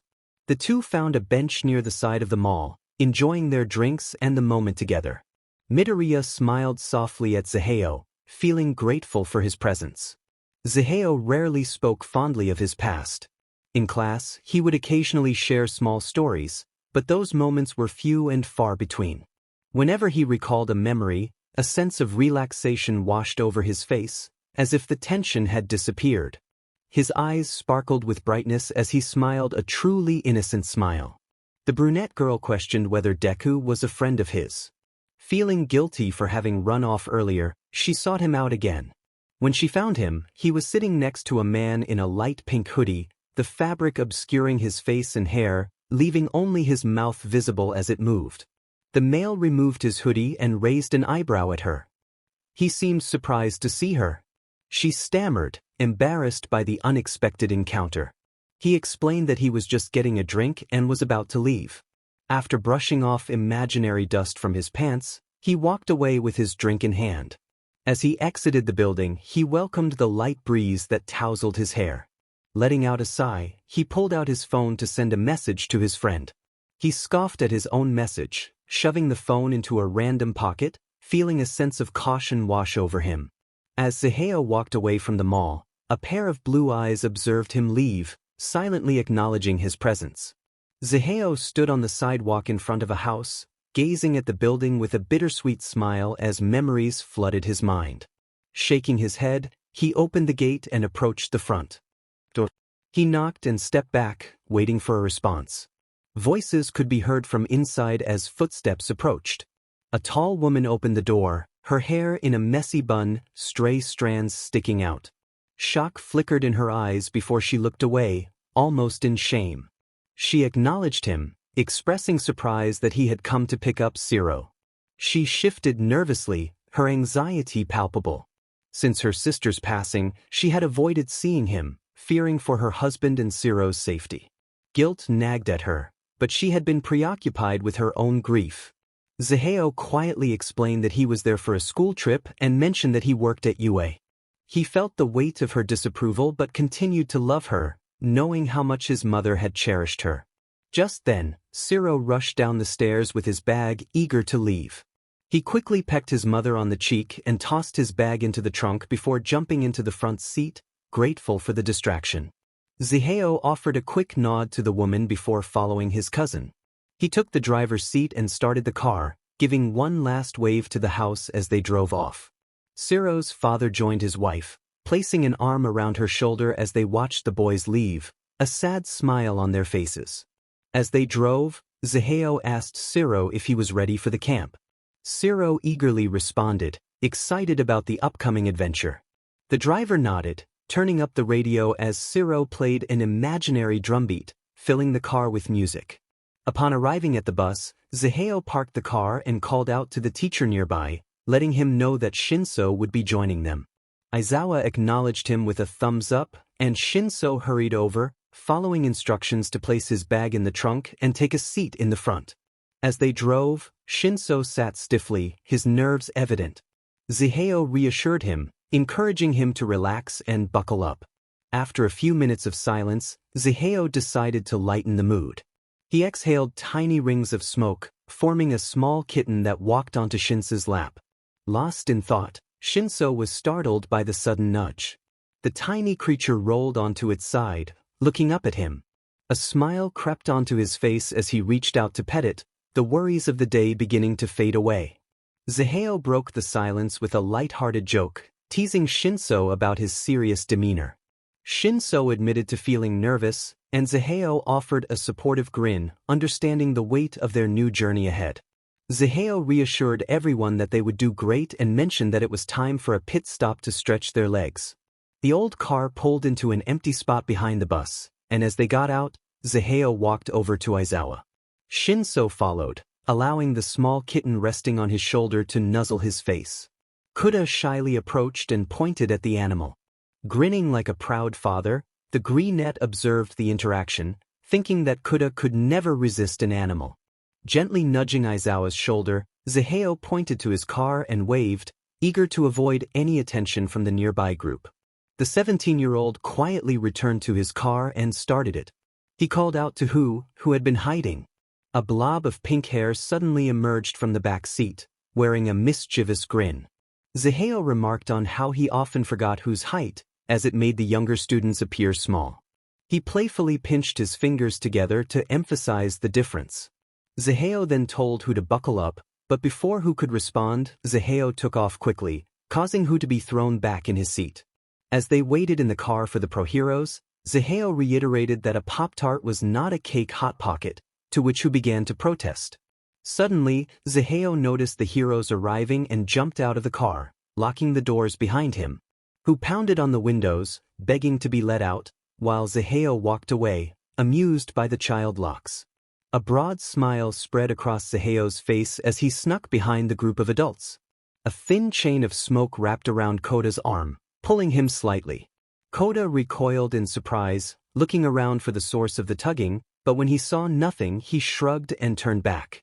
Suddenly, he found himself hovering in the air on a cloud of smoke, bewildered. Zaheo's voice came from behind, teasing Koda about not recognizing his smoke. The young boy's face lit up as he realized it was his uncle. He jumped off the smoke cloud and ran into Zaheo's arms, laughter filling the air as Zaheo swung him around. Aizawa observed the interaction with raised eyebrows, recalling that Koda was usually not fond of strangers. Mandalay, noticing Aizawa's confusion, explained that Koda's parents had been attacked 2 years ago and were in a coma, and that Zaheo was the one who had saved them. Despite the circumstances, Koda admired Zaheo, who had become a trusted figure for him. As Koda clung to Zaheo, who sat on the floor, holding his head with a pout, while Koda glared at him, shouting something about not touching Zaheo. Zaheo chuckled at their antics as he carried Koda into the cabin, a bed of smoke trailing behind them. The class emerged from the forest, panting heavily and looking exhausted. Bruised and sweaty, they trudged out of the greenery, expressing their disbelief at the time it took. Mandalay, unapologetic, mentioned that it was by their standards. She complimented the students on their quick thinking and teamwork, particularly noting Ida, Todoroki, Midoriya, and Bakugo for their decisiveness, hinting that their experiences had shaped them well. Curious, Aizawa asked Mandalay if she had always been so energetic. She explained that she was in a bit of a rush due to her age. Midoriya, trying to be polite, asked if he was Koda's mother, but Mandalay clarified that Koda was her nephew and called him over to say hi. Midoriya introduced himself, but Koda, aiming a little low, playfully punched him, causing an uproar among the students. Zaheo then appeared at the cabin's front door, holding a wooden spoon and wearing a light pink apron with blue frills. He had pinned back his hair with a small clip. Koda ran to him, hugging his leg and glaring at the students, putting on an innocent act as he smiled sweetly. Zaheo feigned dramatic betrayal for leaving Hu alone, lamenting the pain he had endured. Koda, pretending to sob, clung tighter to Zaheo's leg, which prompted Zaheo to roll his eyes playfully and pick him up, placing him on his shoulders. He turned back to the students, who looked shocked at the sight. The students wondered. When Zaheo had become so good with kids, and one of them jokingly expressed newfound feelings, which prompted a humorous reaction from the others. Zaheo blinked at the class, deciding it wasn't worth his time to respond. As he walked inside the building, Koda made a dismissive gesture towards the students. They muttered among themselves, expressing their annoyance at their mentor being taken away. The food was almost ready, so the instructor suggested that everyone sit down and wait. The students eagerly thanked for the meal and quickly began to eat. Lively conversations erupted across the tables as they enjoyed their food, oblivious to whether it was genuinely good or if their exhaustion was influencing their taste. One student mentioned that Zaheo might have prepared the meal, prompting the unofficial Zaheo fan club to dig in even more. This club had formed when he managed to silence Bakugo, and since then, more members joined, some out of admiration and others out of envy. In the midst of their meal, Kirishima asked about a person named Hu that Ellen had mentioned earlier. Ida, Todoroki, and Midoriya froze, knowing who he was from their previous conversation in the hospital. They were unsure whether to reveal his identity or remain silent. Siro casually mentioned that Hu was Zaheo's best friend, which shocked Mina and Kaminari, causing them to stand up and slam their hands on the table in disbelief. Siro pointed out that Zaheo had a life outside of their group. Later, Zaheo playfully urged Hu to stop goofing around as they prepared to head to the hot spring. He was eager to see how Class 1A would react to Hu, whose personality was the complete opposite of his own. Hu had joined the trip to provide extra security, but everyone else assumed Zaheo had invited him out of kindness. The duo arrived at the hot springs before the students. They settled near the edge, relaxing in the warm water. When the boys entered the spring, they were surprised to find Zaheo already there, as they expected him to be resting.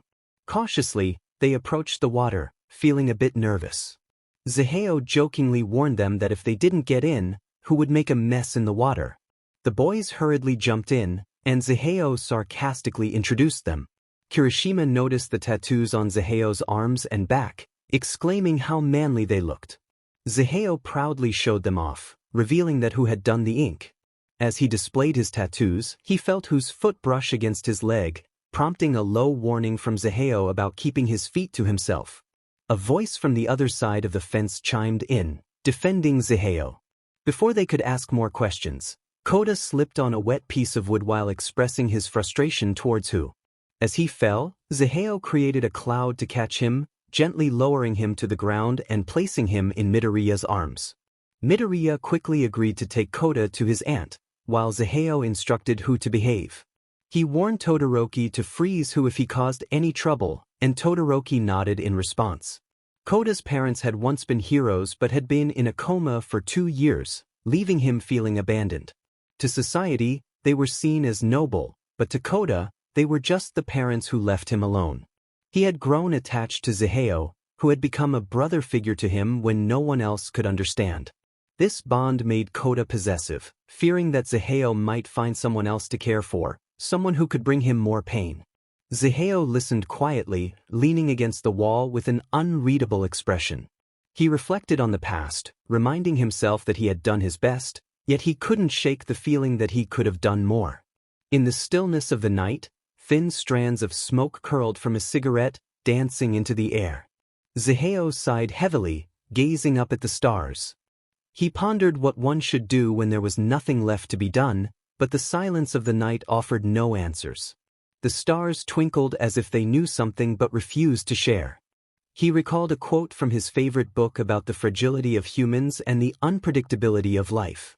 A voice interrupted his thoughts, revealing that someone else was nearby. The figure approached, and Zaheo recognized them, sharing a moment of reflection on the book's themes of pain and understanding. Zaheo continued, expressing how the book contained a line that resonated with his own experiences. He admitted to using alcohol as a means to escape his feelings, acknowledging that while he didn't particularly enjoy it, he could drink if he chose to.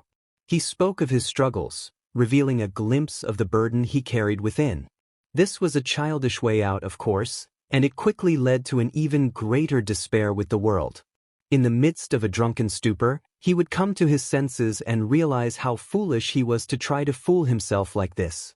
Then his vision and understanding grew clear, and he sat shivering and sober. There were desolate times when even the poor disguise of drunkenness failed to work, no matter how much he drank. Each time he sought pleasure in drink, he emerged more depressed than ever. The person asked if he hated his father, keeping their eyes trained on him, searching for any hint of hatred or disgust. Yet, much to their surprise, it never came. Only an alluring look of sadness could be seen.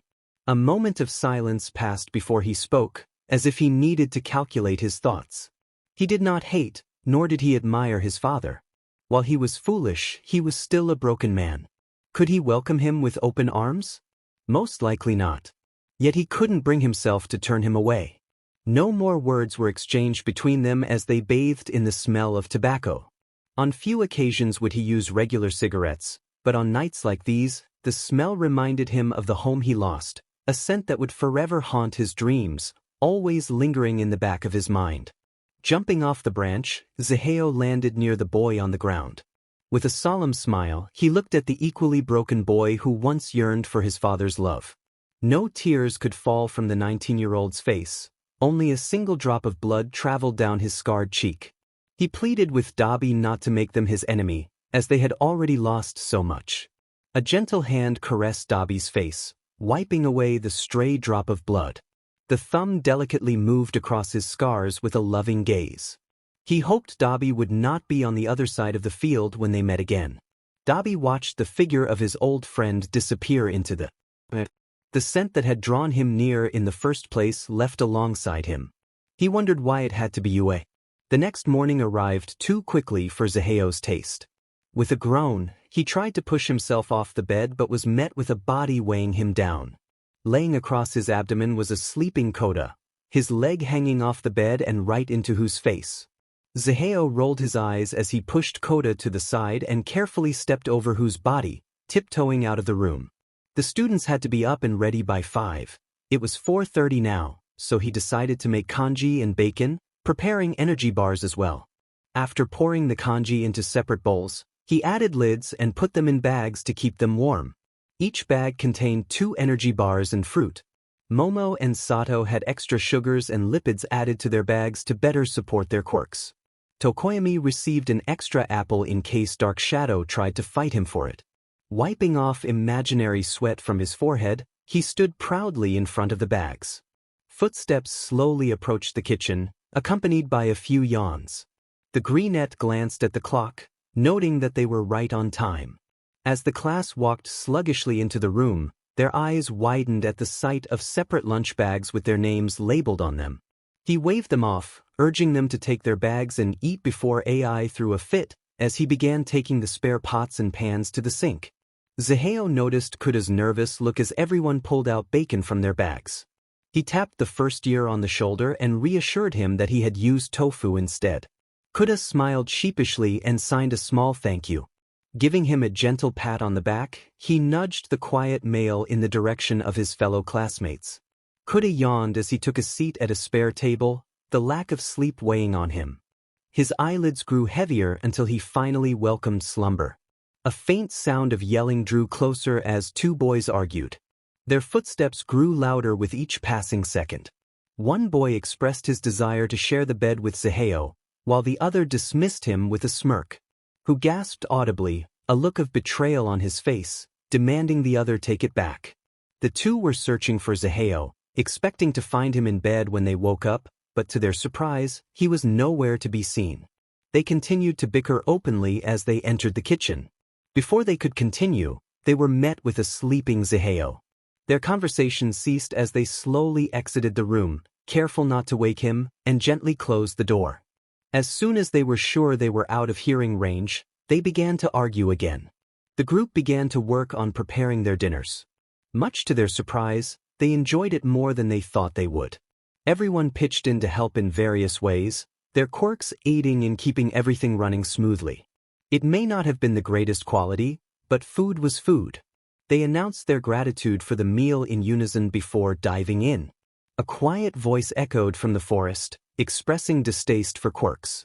Hovering in the air, Zaheo watched as the student followed after Koda with a plate of food in hand. He thought to himself that disaster was on the horizon as he tapped twice on his hearing aids, signaling who to monitor the cameras while he followed behind. Since whose quirk played a significant role in surveillance, he was tasked with staying inside the main cabin and routinely checking all the cameras in the area. Besides, if there was a major attack, he would just be a liability due to his lack of fighting skills. He felt ashamed to admit it, but he had little experience when it came to physical confrontations. He was mainly a lookout and an occasional getaway driver. Using his quirk to float up the mountain, Zaheo turned up the volume on his hearing aids. He reflected on his past struggles, recalling how he had worked hard to harness his abilities, trying to move objects with his mind and even breathe fire. There were many stigmas surrounding quirks, and while he couldn't claim to be entirely unbiased, he believed that harsh rejection of one's abilities only led to self-harm. Koda's voice rang out in anger as he glared at the first-year student, clearly frustrated. He expressed his feelings with a fierce determination to defend himself. Midoriya, feeling the weight of the situation, apologized for his previous comments, placing the plate of curry on a nearby rock as he began his descent down the hill. Suddenly, a hand on his shoulder startled him, and he looked up to see Zaheo with a serious expression. Zaheo conveyed his understanding of the situation, explaining that Koda was just a child and that Midoriya's words might have overstepped. He emphasized the importance of seeing things from Koda's perspective, especially since the boy had been through so much. He gently reassured Midoriya that he wasn't a bad kid, but he needed to consider all viewpoints to grow into a good hero. As Zaheo made his way up the mountain toward their secret hiding spot, he reflected on how he often visited Kota during his free time. It had become a routine for them. Kota would hide from the world in the small cave, and Zaheo would appear with gifts, a way to show that he was there for the boy and to help both of their mental states. Sometimes he brought video games, other times toys, and while he enjoyed spoiling Kota, he wouldn't admit it. Kota heard footsteps approaching and, mistaking them for Midoriya's, picked up a small rock and threw it in the direction of the sound, demanding the intruder to leave. A muffled sound of surprise followed, and Zaheo, having been struck, playfully acknowledged the boy's strong throw while a small trickle of blood appeared on his hand. Upon realizing it was Zaheo, Kota's anger shifted to concern as he rushed to inspect the older male's injury. Zaheo lifted Kota onto his hip, chuckling at the boy's reaction as he ruffled his hair with his free hand. He reassured Kota that it was all right, understanding the boy's reaction. He then searched his pocket for his wallet, pulling it out and handing it to Kota, asking him to find a band-aid. As Kota opened the wallet, he noticed a label that piqued his curiosity, but Zaheo quickly deflected the question. Thankfully, Kota found the band-aid before he could ask more. With determination, he focused on applying the bandage, but as he worked, his emotions overwhelmed him, and he buried his face in Zaheo's shoulder, apologizing for hurting him. Zaheo comforted him, promising that he wasn't angry, and suggesting they go get something to eat. After enjoying the meal that Zaheo had prepared, Kota began to feel drowsy. Zaheo, noticing the boy's struggle to stay awake, picked him up in a bridal carry, despite Kota's protests. Zaheo teased him about his earlier claims of being able to walk on his own, but Kota eventually succumbed to sleep, curling into Zaheo's chest. Using a cloud of smoke to turn the doorknob, Zaheo entered Kota's room and gently laid him on the bed. He smiled down at the sleeping boy, ruffling his hair one last time before quietly leaving the room. As he closed the door, a sudden whisper startled him, who, appearing beside him, asked why he had allowed the rock to hit him. Zaheo playfully smacked Hu on the shoulder, expressing his frustration at being startled and the potential of waking Kota. Hu, rubbing his arm where he had been hit, merely stated that he was curious. Zaheo explained his reasoning, emphasizing that if it had been someone else, Kota might not have cared about the consequences of his actions. He wanted to teach the boy that mistakes could hurt others, and by allowing him to patch up the injury, he was giving him a chance to learn and understand. A sniffle from Hu broke the moment, and he remarked that it felt as if they were acting like parents. Zaheo prepared for the day by putting on his uniform, knowing that he and Hu would be on watch for the test of courage that night. As with the previous nights, Hu would remain inside the cabin, relaying information to Zaheo, who would patrol the area. Dressed in black shoes with metal toe guards, Zaheo had smoke canisters hidden within them. He wore knee pads under his cargo pants and a utility belt equipped with a dagger, 2 throwing knives, a smoke bomb, and a collapsible staff. His gray sleeveless turtleneck had a camera attached at the neckline, and he wore a loose fighting green hoodie over it. Tucked into his shoe was a half-empty box of cigarettes. After securing his belt and ensuring the tracker was attached, which would send updates to Hu about his location, Zaheo double-checked everything before grabbing his hearing aids and cleaning them quickly. He approached the teacher, asking about the time. Aizawa informed him that the students would finish eating soon and the test of courage would begin. Zaheo nodded, stretching his arms overhead and stating he would start circling the perimeter. He attached 2 chains of smoke to opposite trees and, using his weight, launched himself into the air. As he floated on a cloud of smoke in the forest, he asked Hu how things were progressing. Hu's static voice responded that everything was fine and that the first group had just entered the forest. Zaheo acknowledged this and instructed Hu to keep him updated. Noticing a familiar figure below, he recognized Kota and descended to greet him. Kota looked confused and mentioned he wanted to be outside. Before Zaheo could respond, a panicked voice echoed in his ear, warning him of an attack. Alarmed, he rushed to the edge of the cliff to assess the situation. He saw poisonous gas filling the tree line and bright blue flames spreading. Quickly, he handed Kota a spare mask, reassuring him that everything would be all right. Just then, a villain appeared, and both boys froze in fear. Kota clung tightly to Zaheo, his small hands gripping the hoodie as he trembled. The villain laughed ominously, and Koda cried out for his parents, gripping Zaheo even tighter. In that moment, Midoriya rushed to their side, and Zaheo snapped out of his shock.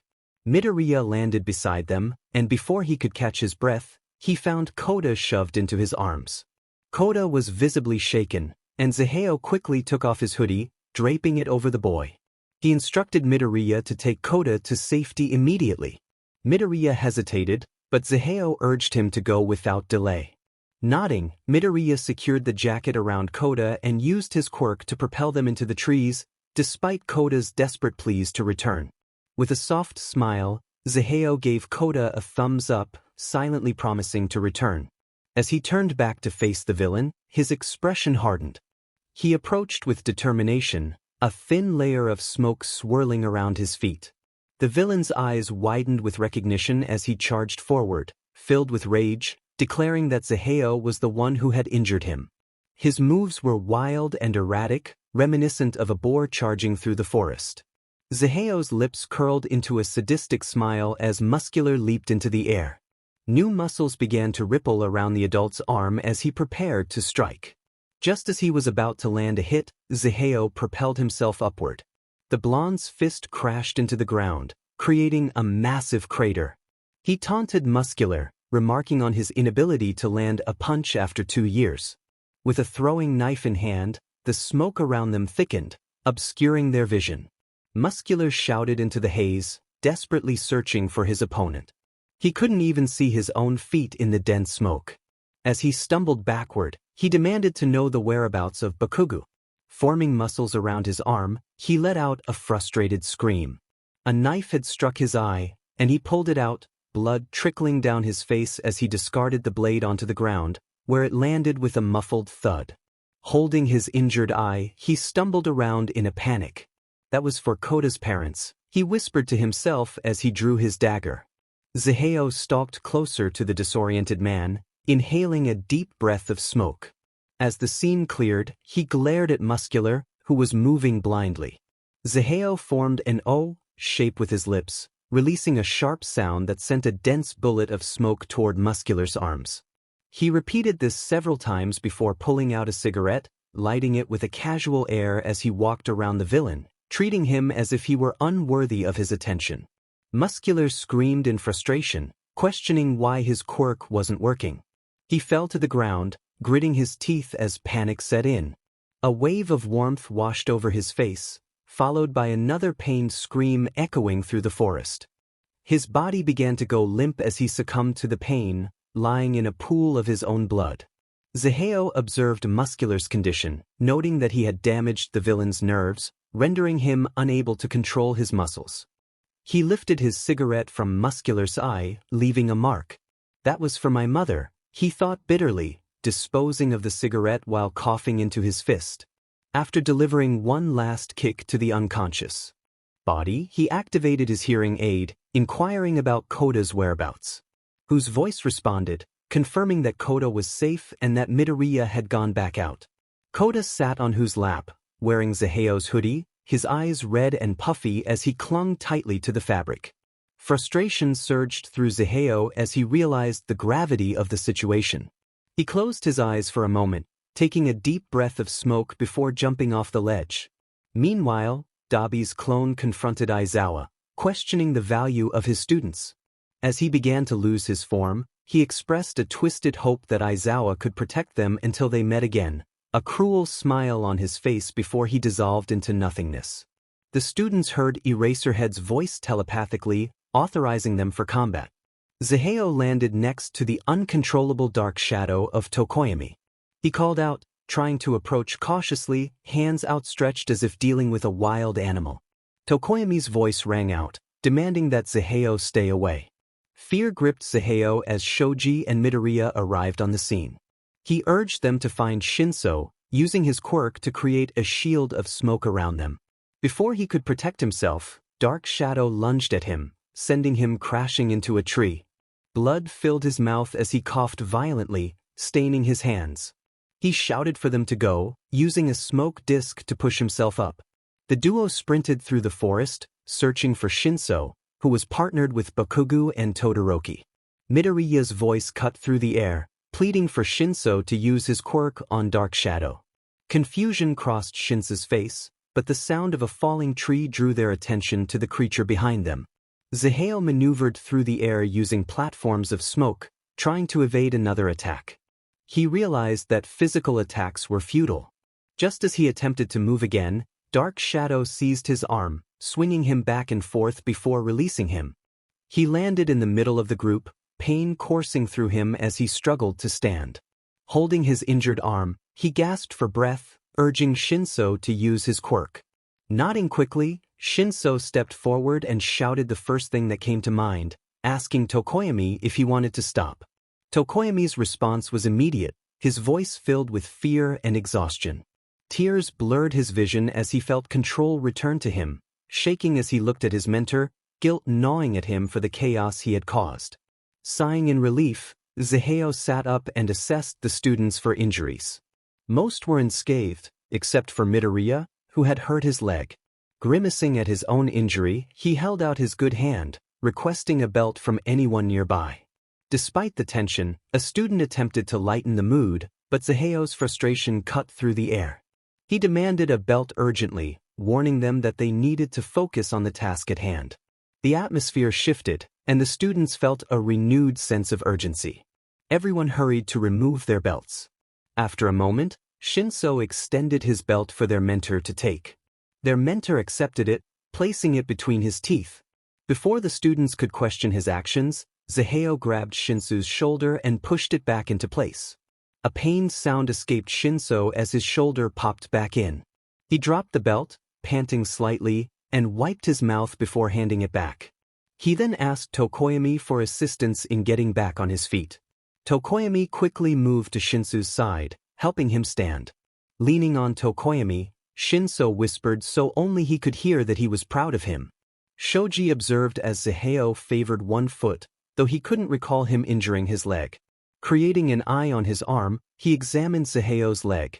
Just above where his pants were rolled up, he noticed a dark scar that seemed old and healed, raising questions in Shoji's mind. Leaning against Tokoyami, Shinso glanced at the villain lying a few meters away, with large blade-like teeth embedded in the ground around him. Following Shinso's gaze, he awkwardly rubbed the back of his neck, admitting that he had commanded the villain to sleep. Shoji's hearing aids crackled to life with a static voice, calling for Zaheo. The sound was muffled due to a broken speaker. Cupping a hand over his ear, Zaheo confirmed he was alive and asked for the location of the nearest students. Two sighs of relief echoed as soon as he spoke. He was directed to head northeast to find two classmates. Zaheo pointed into the trees, instructing everyone to regroup with the other students and then make their way to Aizawa. He asked Bakugo to help him walk while Tokoyami stayed close to Shinso in case the villain decided to attack again. The rest of the group formed a protective circle around Bakugo, and they moved forward in silence. Upon reaching the two girls, Midoriya's eyes widened at the sight of one of them. Uraraka exclaimed that she was a villain and seemed unhinged. Midoriya, relieved they were okay, invited the girls to join them in escorting Bakugo and LN back to the facility. However, when the girl asked why Bakugo and LN were not with them, the boys turned around only to find an empty space behind them. A masked figure appeared, claiming to have taken them using his magic. He held two marbles between his fingers, stating that Bakugo and L North had no place among heroes. Midoriya shouted for the figure to return them, but the villain dismissed his plea, revealing that he had been ordered to capture both Bakugo and LN. Midoriya's anger flared, and Shoji urged him to calm down. Todoroki intervened, throwing a classmate toward Uraraka and unleashing a wave of ice toward the villain in an attempt to stop him. The masked figure apologized, saying he was only good at deceiving and escaping. He then flipped over the shards of ice and made his getaway, announcing that the mission was complete and they had 5 minutes to rendezvous at the collection point. Todoroki shouted in frustration, determined not to let the villain escape. The students sprinted after him, adrenaline surging as they tried to close the gap. Uraraka was urged to make them float, and Azui was instructed to use her quirk to launch them forward. Shoji would guide their trajectory, ensuring they stayed within Uraraka's line of sight.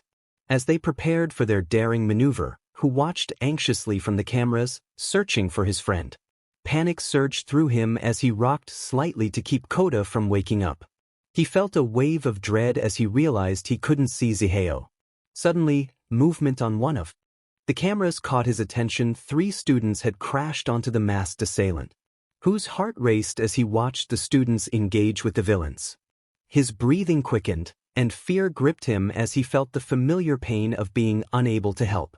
He watched helplessly as Ziheo was pulled into a dark mass, his eyes barely open. Dried blood stained his shirt and arms, marking him in a way that felt haunting. A tear slipped down his cheek as he witnessed the villain's unsettling smile, a twisted version of what once brought him comfort. He silently pleaded for Ziheo to move, to show any sign of life. "Ah, Midoriya, you're awake now," Denki exclaimed as he entered the hospital room, followed closely by the rest of their class. "We've caused you trouble, huh, Midoriya?" Tokoyami said solemnly. Midoriya looked around at everyone, asking if everyone from Class A was present. Ida, with his head down, informed him that Jairu and Hakagura were still unconscious from the villain's gas, and Yaoyorozu had suffered a serious head injury and was also hospitalized. He mentioned that she had regained consciousness just the day before, but that still left 15 of them. Well, Bakuga's gone after all. Who stopped the camera audio as Todoroki began speaking. For the past 2 days, he had been tirelessly searching for a solution to their predicament, even overexerting his quirk to scout locations beyond his usual reach. Groaning, he held his head in his hands, clenching his teeth and taking a deep breath to calm himself. A migraine began to form as he shut his eyes tightly, reassuring himself that everything would be fine and that he would find Bakugo. The tracker might be broken, but the camera could still work if he got close enough. Frustrated, he slammed his fist onto the table, causing small footsteps to shuffle nearby. A knock came from the door connecting the 2 rooms. Kota, his aunt, and who were staying at a hotel near the hospital in case they needed assistance and to test Kota for poison. Who turned to Kota, who quietly asked if he had found Uncle Z. Since Ziheo's disappearance, Kota had lost his usual fiery demeanor and rarely spoke, only inquiring about Ziheo. They believed that witnessing Muscular had been so traumatic for him that he had forgotten much of that night, yet he still refused to part with Ziheo's hoodie. Who offered a sad smile as he patted the boy on the head, assuring him that he would bring Ziheo back. Kota nodded and left the room, a box of band-aids tucked in his pocket, waiting for the return of the older male. Once Kota was gone, the pink-haired boy turned back to his computer. He couldn't believe he was going to ask kids for help. Closing his laptop and shoving it into his bag, he prepared to leave. Before climbing out the window, he paused to grab a smoke grenade from the corner of the room, then set off for the hospital. The parallel. "In that case, take me with you," Ida said firmly, looking at his classmates as if he hadn't just punched Midoriya moments before. A sharp whistle echoed from the hospital gate as a hooded figure approached. The students stiffened, fearing they had been discovered. As the figure pulled off their hood, who offered them a tired smile. "A group of kids going out without a chaperone? I don't think so, this isn't Scooby-Doo." "Mr. Zhao!" Midoriya exclaimed, wincing at the sudden movement, the pain from his earlier injury still fresh. "That makes me sound old. Just call me Hu. Come on, you guys will need a ride anyway." He spun a pair of car keys around his finger as he leaned against the stone gate. "Besides, I picked up an extra on the way here." He gestured behind him. "It wouldn't be right if I just sat back and watched L and get taken," Shinso said as he stepped forward, a metal staff used for training strapped to his back. Who had taken him from his house just 10 minutes earlier. As soon as Ziheo's name was mentioned, Shinso was ready to go. Who smirked at the students and motioned for them to follow. "Let's go get them back." Ziheo woke up to a ringing in his ears. Groaning, he raised his head and slowly opened his eyes, squinting as he looked around the dim room. The 4 walls were painted white, with discoloration evident in the corners. A single light bulb hung in the center, providing just enough illumination for him to see. The air was stale and carried a faint scent of blood, mingled with wisps of green tea that clung to his body. His utility belt was gone, but his shoes remained. As he attempted to move away from the wall, He heard the sound of chains rattling. Leaning back against the wall, he sighed and closed his eyes, his thoughts interrupted when the door creaked open and a figure entered, carrying a first aid kit. Dabi blinked in surprise upon seeing Zaheo awake. "I thought you'd be out until tomorrow." He closed the door behind him and approached, setting the first aid kit down on the floor. He wore his usual white shirt and jacket, and the lack of stains suggested that some time had passed since Zaheo's kidnapping, though he couldn't be sure how long. "Huh, you should know me better than that, Tuya," Zaheo replied, a hint of defiance in his voice. Dabi winced at the use of his first name as he opened the kit and examined Zaheo's shoulder. The turtleneck he wore left much of his skin exposed, revealing bruises. "What's wrong? Cat got your tongue?" Zaheo teased, showing no sign of fear. "I'm sorry," Dabi whispered, gently patting the blood off Zaheo's face with a cotton ball. He kept his gaze averted, using his hair to shield his expression. Zaheo scoffed, rolling his eyes. "For kidnapping me or for the other thing?" Dabi released his hold and dropped the blood-soaked cotton ball to the floor. "I'm sorry, okay? I'm sorry I couldn't become a hero like you. What else was I supposed to do? Not everyone can be like you." Dabi's voice rose in frustration as a drop of blood rolled down Zaheo's cheek. "Admit it, you were just too scared, or should I say jealous?" Zaheo shot back, fury burning in his eyes as he glared at Dabi. He didn't care about the pain or being a hostage, none of that mattered at the moment. Dabi's face twisted in discomfort as he looked at his old friend with a sympathetic expression. He expressed his intention to convince the boss to recruit him, believing that Zaheo would be a valuable asset. After hastily throwing everything back into the kit, he stood up to leave, warning Zaheo not to use his quirk, knowing he barely had enough energy to survive. He slammed the door behind him, leaving Zaheo alone. Zaheo glared at the door before shaking his head in frustration. When he wore his hearing aids, they picked up the sound of his hair moving. Not hearing anything, he gently tapped his head against the wall, feeling frustrated at the loss of his line of communication. He silently vowed that if Hu didn't connect to the camera, he would regret ever finding him. He only trusted Hu to save him, as he had long decided that he wouldn't rely on anyone else, especially not heroes or pro-heroes. On the second day of his kidnapping, Zaheo was pulled roughly by his shoulder just before a man resembling a lizard came to undo the chains. Leaving the HNDCFFS on his wrists, the man escorted him out of the room. Zaheo couldn't help but mockingly refer to him as a mutant turtle, which earned him a glare from Spinner, who tightened his grip and remarked on Zaheo's calm demeanor despite being kidnapped. The corridor they walked through was long and narrow, confirming Zaheo's suspicions that they were underground. Zaheo scoffed, insisting that this wasn't his first experience with such a situation. He pointed out that if they wanted him dead, they would have done it already. He kept the conversation going to distract his captor while subtly releasing a small amount of smoke from his boots. The cramped room had made it impossible for him to do this before. Dabi would have detected the scent of tea and realized something was amiss. As they approached a bar, Zaheo's eyes widened at the sight. The lights were brighter, and the smell of alcohol filled the air, accompanied by shards of broken glass scattered around. People lounged comfortably, and a boy who was chained glared at them. Zaheo's heartbeat quickened as memories flooded back. It had been 6 years, but he never imagined he would return to this place. His hands trembled, causing the HNDCFFS to rattle as he recalled the traumatic events of that night. The room looked older, yet he recognized it instantly, almost seeing the bodies of his parents lying on the floor. Dabi noticed Zaheo's discomfort, but before he could intervene, Zaheo's expression turned blank, as if a switch had been flipped.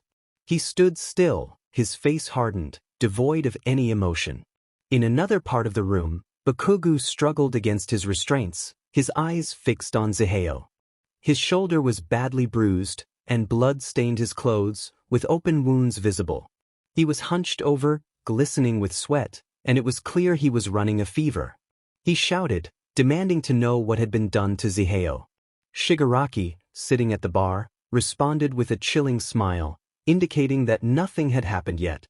Zaheo snorted, offering Bakugu a reassuring smile that didn't reach his eyes. He challenged Bakugu, asking if he knew his quirk, testing how much Dabi had revealed. Annoyance crossed the blue-haired man's face as he realized he had no information about Zaheo's abilities. He scratched his neck in frustration, feeling uneasy about the unknown. He ordered that Zaheo be taken back, questioning the purpose of bringing him out only to send him back. Before being shoved out of the room, Zaheo created a small ring of smoke, a subtle gesture meant only for Bakugo. He silently urged him to hang in there. On the third day, Hu was asked by Kirishima about his plan while they sat cramped on the floor of the vehicle. Hu hesitated, closing his mouth as Shinso expressed disbelief that he didn't have a plan. Hu retorted that Zaheo was always the mastermind and questioned the UA students about their lack of initiative. He explained that as long as they could provide a location, he could verify it using the camera embedded in Zaheo's neckline.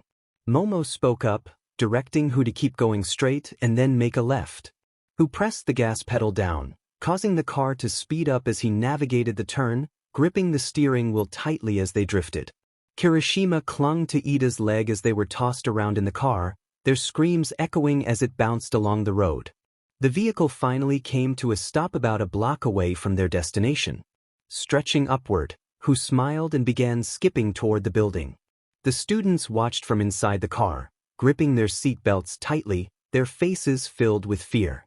Exchanging wide-eyed glances, they slowly exited the vehicle and followed behind.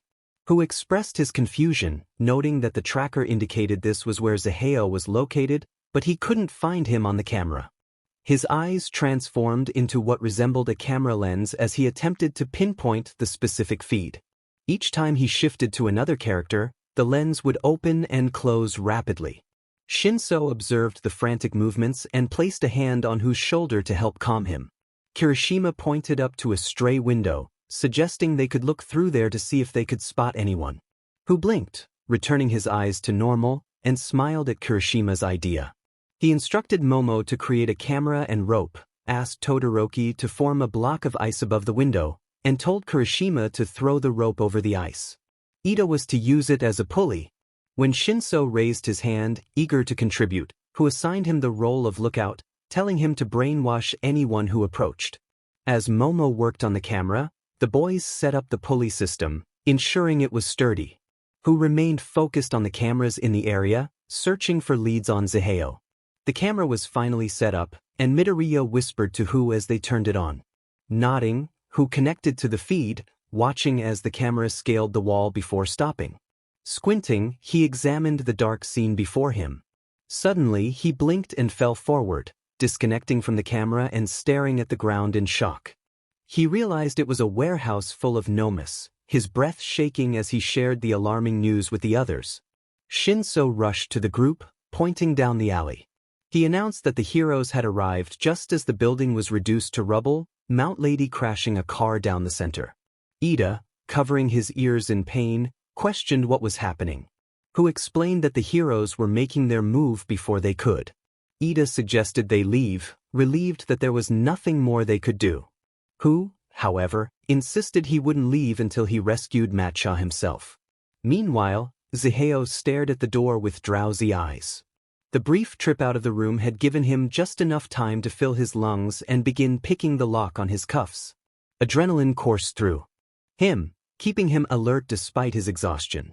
He realized that being underground made it harder for Hu to find him, but if he were above the surface, the chances of being detected would increase. He pondered the relationship between Shigaraki and the faceless man, convinced there had to be a connection. A sudden turning of the doorknob made him freeze. He released the smoke he had been hiding, letting it dissipate into his shoe to avoid detection. Dabi's heavy footsteps announced his arrival, making it easy for Zaheo to identify him. Typically, it was Dabi who checked on him, though sometimes a man with a split mask would enter, prompting Zaheo to feign sleep until he left. He glared at Dabi as he entered, the door closing behind him. Dabi sheepishly offered a plate with a grilled cheese sandwich, mentioning that Zaheo hadn't eaten. Zaheo responded with sarcasm, questioning whether Dabi had made it himself. Dabi rolled his eyes, attempting to lighten the mood, but Zaheo scrunched his nose in disgust, turning his head away and claiming he could smell the poison from where he sat. Dabi feigned innocence, but Zaheo saw through him, smirking as he speculated about Dabi's plans. He guessed that Dabi intended to move him to a new location, likely to use him as leverage against Bakugo. Dabi's expression shifted to anger as he realized Zaheo was always one step ahead, frustrated that his plans were so easily unraveled. Zaheo, feeling the weight of his injuries, expressed his frustration.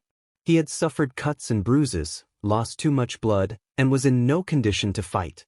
He demanded that Dabi make amends and help him escape, feeling increasingly aggravated by the uncertainty of his situation. The easiest way to break him was to make him lose all sense of control, and right now it was working. Dabi grinned at the other's words, feeling a sense of triumph. He shoved his hands into his pockets and stood up straight, slowly pacing around the room. He began to speak, suggesting that everything could return to how it once was if his old friend would just join him.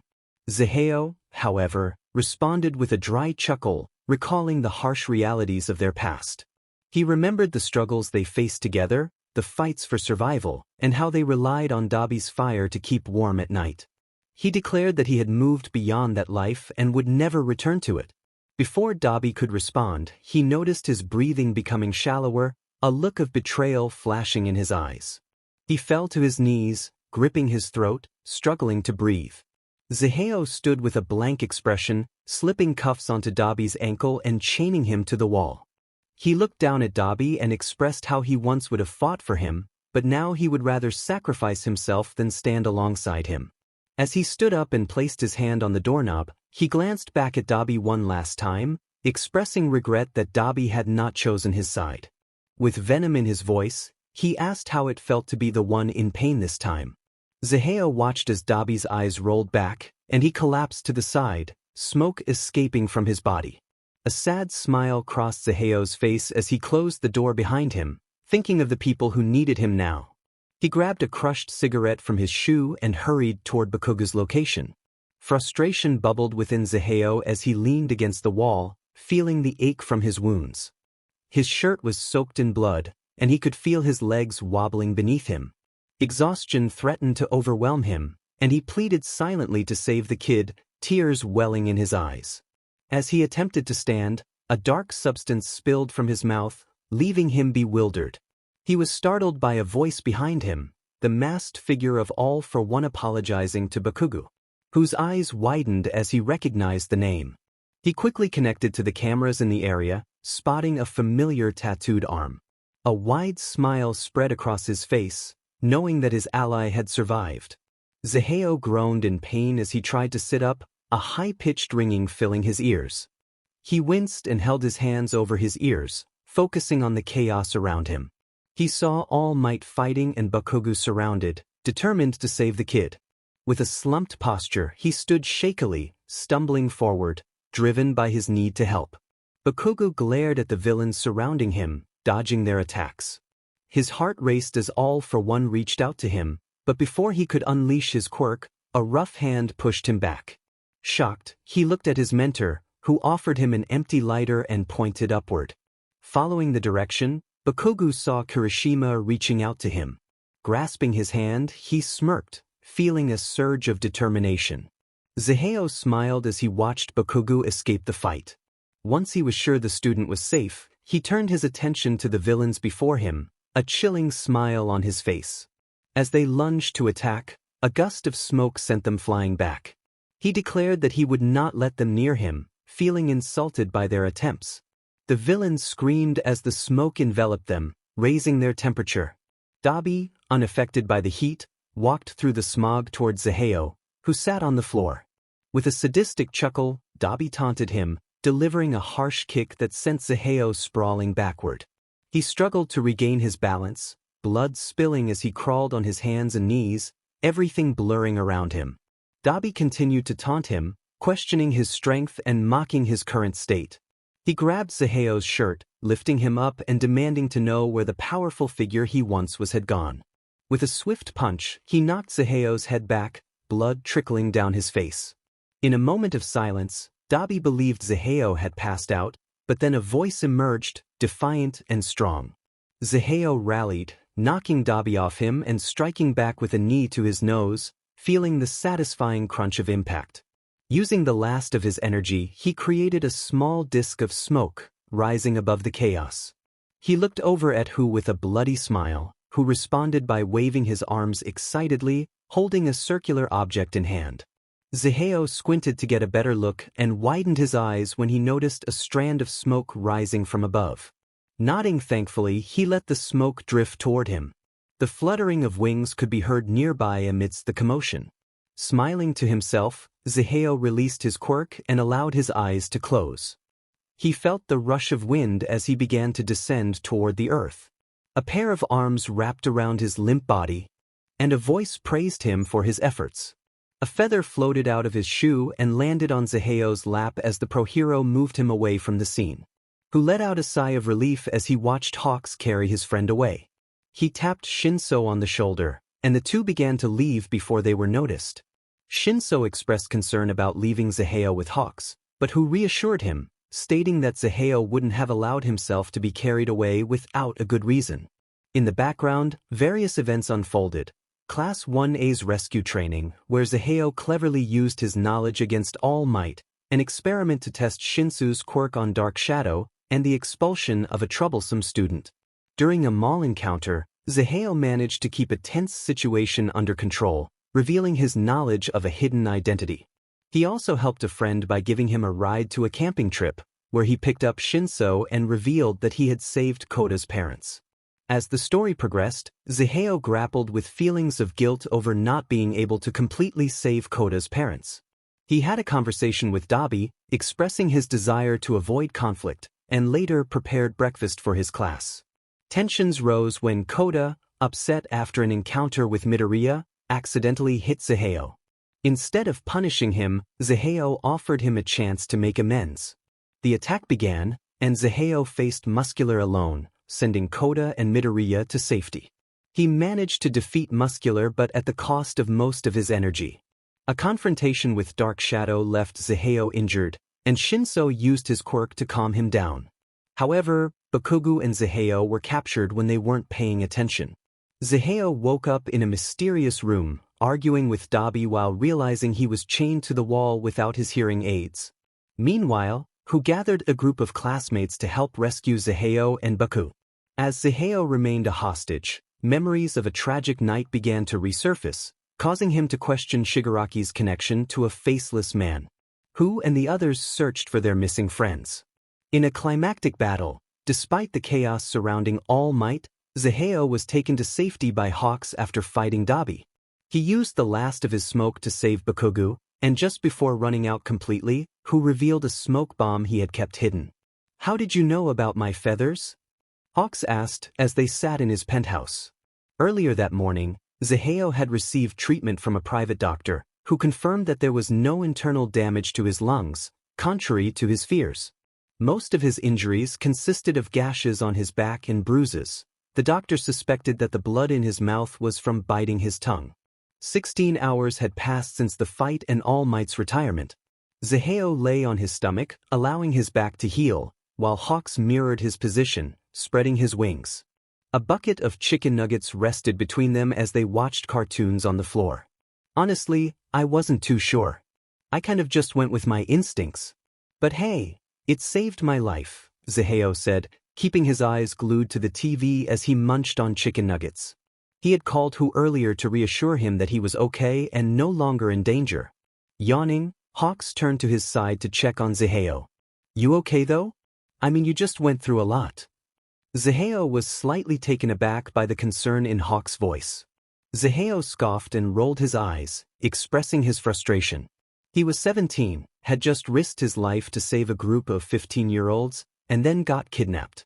He returned to the place that had caused him trauma and encountered someone he never wanted to see again. To top it all off, he wasn't even getting paid overtime. Hawks struggled to find the right words to comfort him, as he himself had never experienced much comfort. "So, you're 17?" he said with a playful smirk. Blinking in surprise, Zaheo turned to Hawks with a blank expression before standing up. He stepped over Hawks and went to the window, then jumped out. Hawks rushed to the window just in time to see a thin chain of smoke wrap around the bucket of food and pull it out after him. "I'm on my way. Tell Nezu I want to meet with you both," he said into the voicemail before hanging up the payphone and continuing his way home. Thankfully, he had enough smoke to carry him back to WHAAA. Walking was not an option at this point. He would have called Who for a ride, but after the past 72 hours, he valued his life a bit more.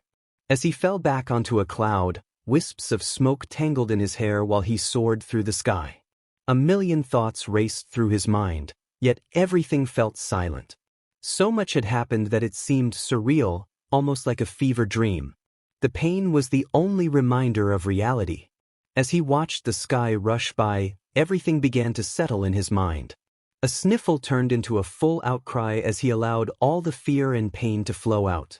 He had never been given the chance to cry until now, and it came naturally. His broken sobs echoed as he curled up in a fetal position. While other students had the opportunity to lean on friends or family, he had only the cloud to comfort him. Aizawa and Nezu noticed Zeheo's puffy eyes but silently agreed not to mention it unless he brought it up first. Pressuring him would not help.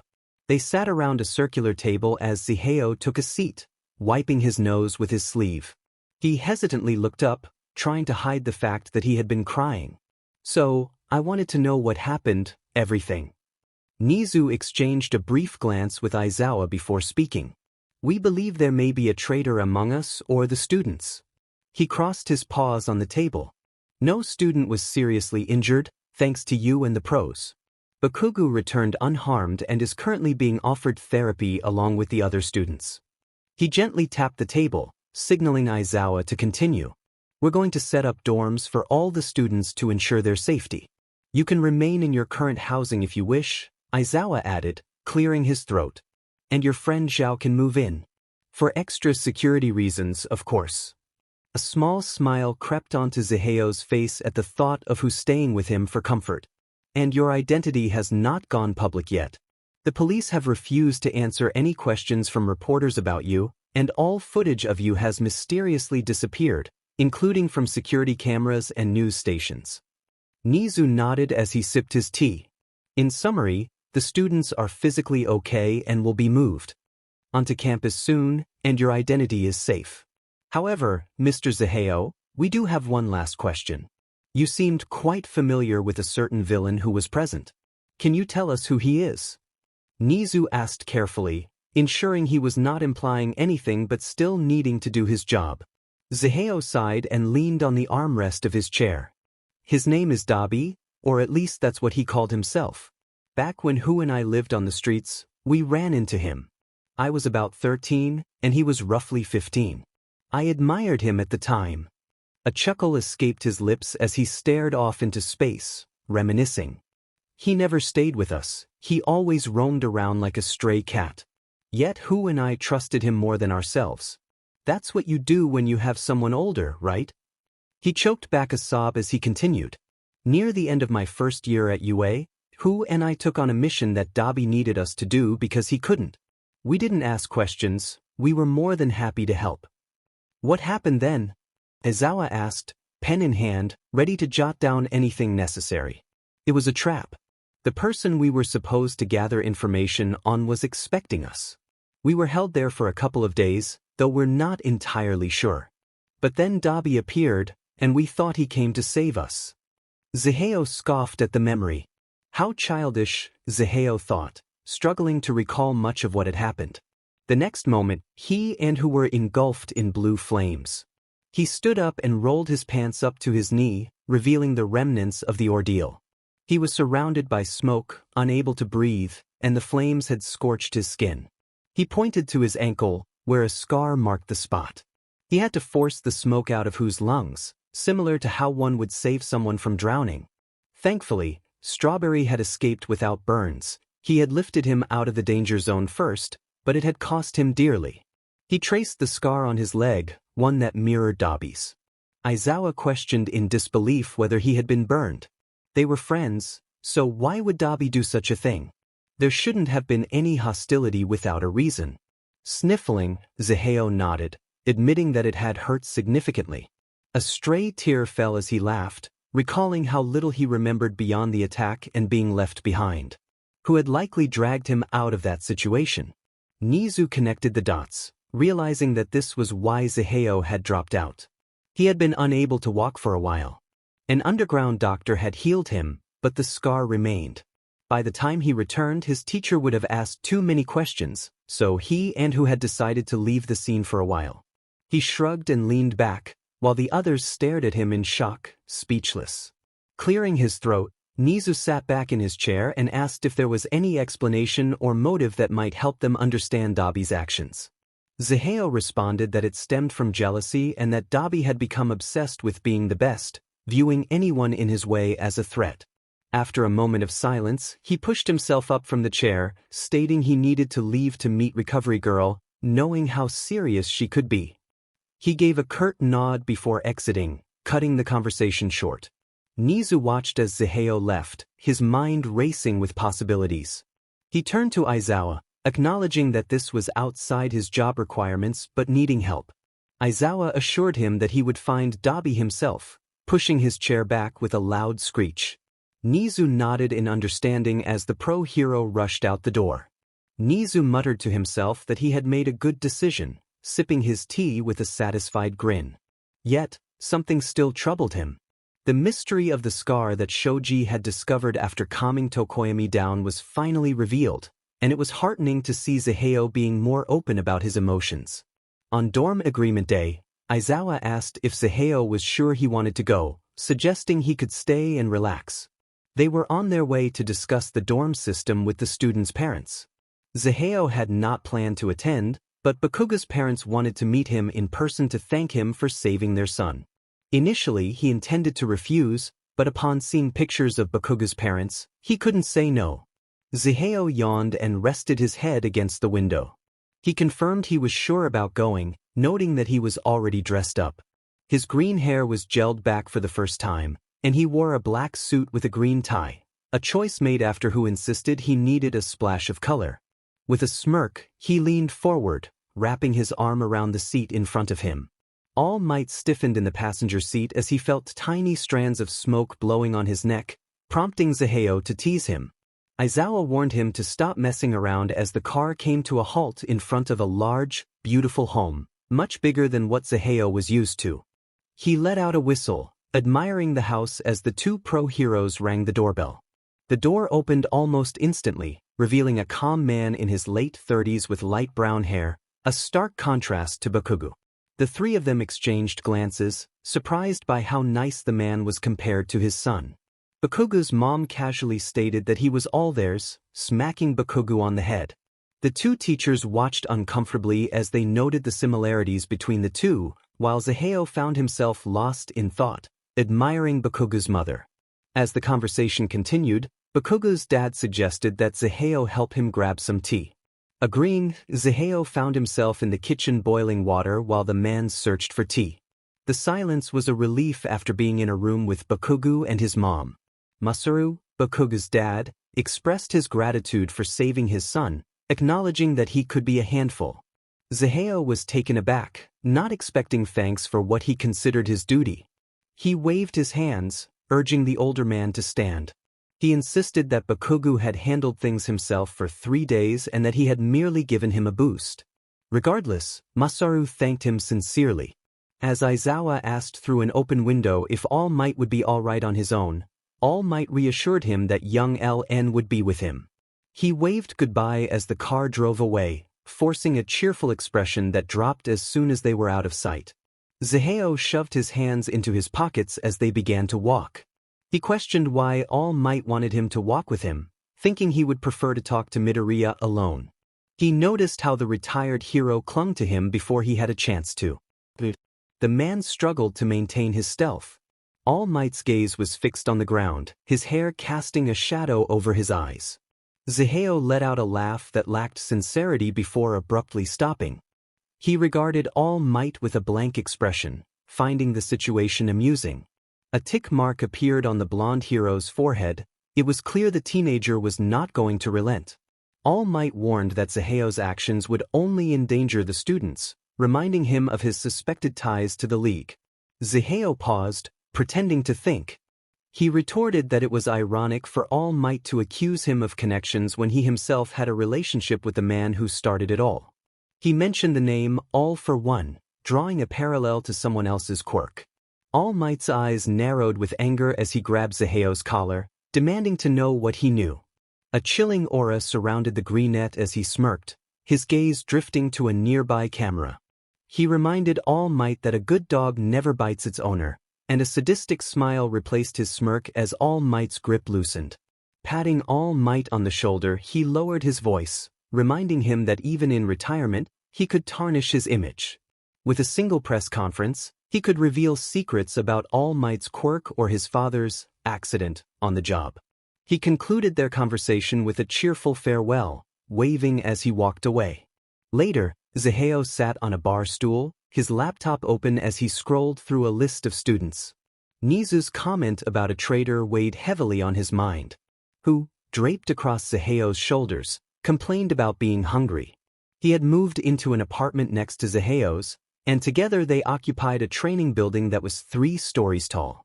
Zaheo agreed to make dinner, instructing who to keep scrolling through the list and to alert him if anything seemed off. As he prepared tofu and rice, he asked Who if that was acceptable for dinner, noting he had forgotten to buy chicken. Who enthusiastically agreed, and Zaheo began cooking, cutting the tofu into cubes and frying them until golden. He plated the tofu with various sauces and rice before sitting down to eat. As they enjoyed their meal, a comfortable silence enveloped them.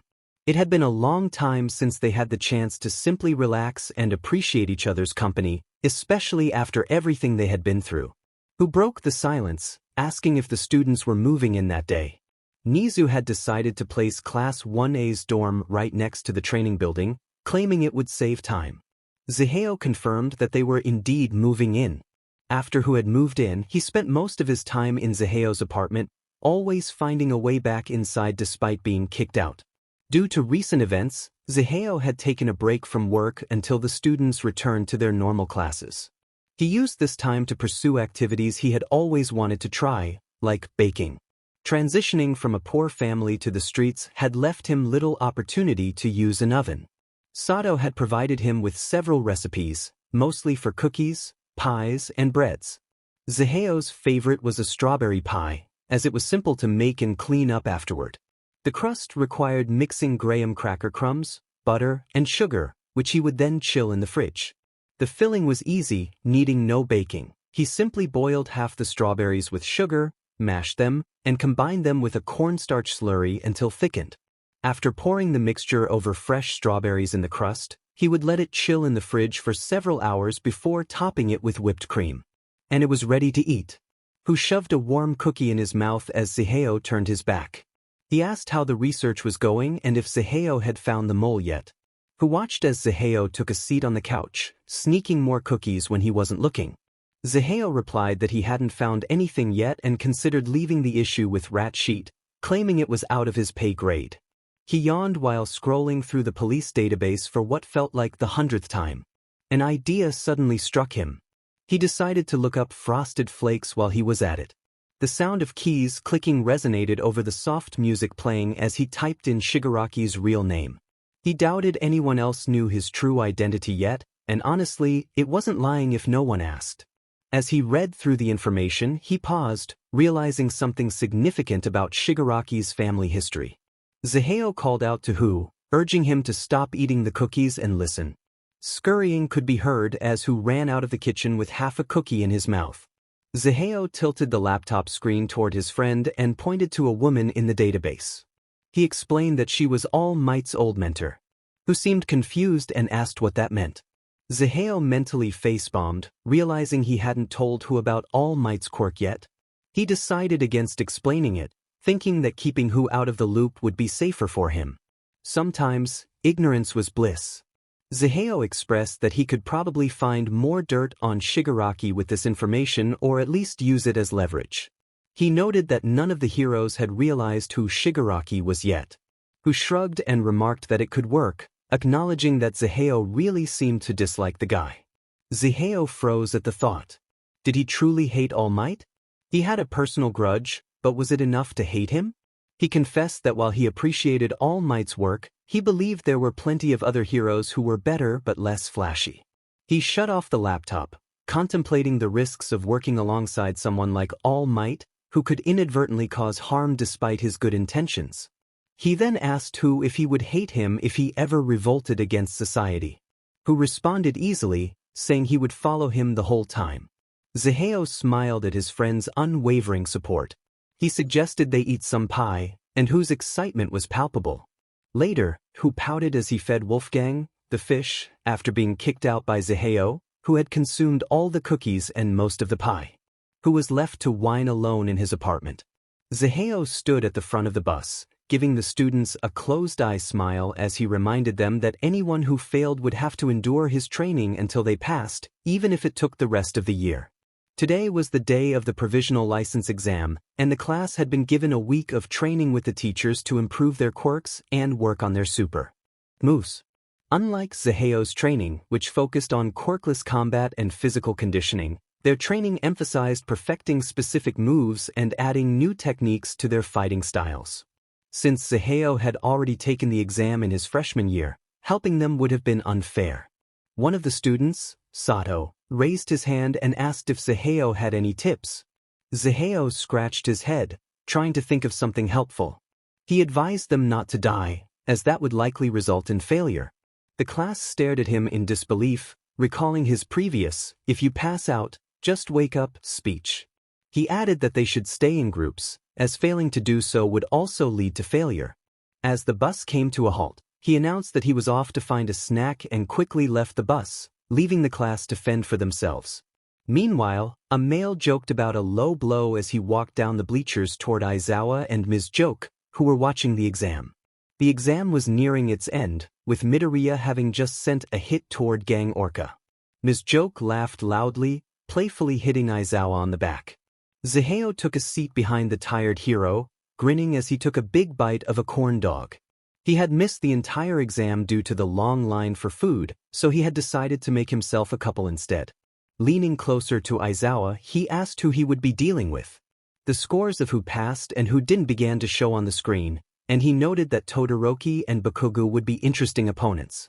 Ms. Joke suddenly exclaimed that Zaheo should help Inesa, her wide smile making it unclear if she was joking. Zaheo hesitated before looking at Aizawa, then shrugged and agreed, saying he would just have Inesa visit the location. He would need a pass, so he instructed the female teacher to inform him in advance, offering his contact information through AI. He quickly wrote down the address to the training facility and handed it to her.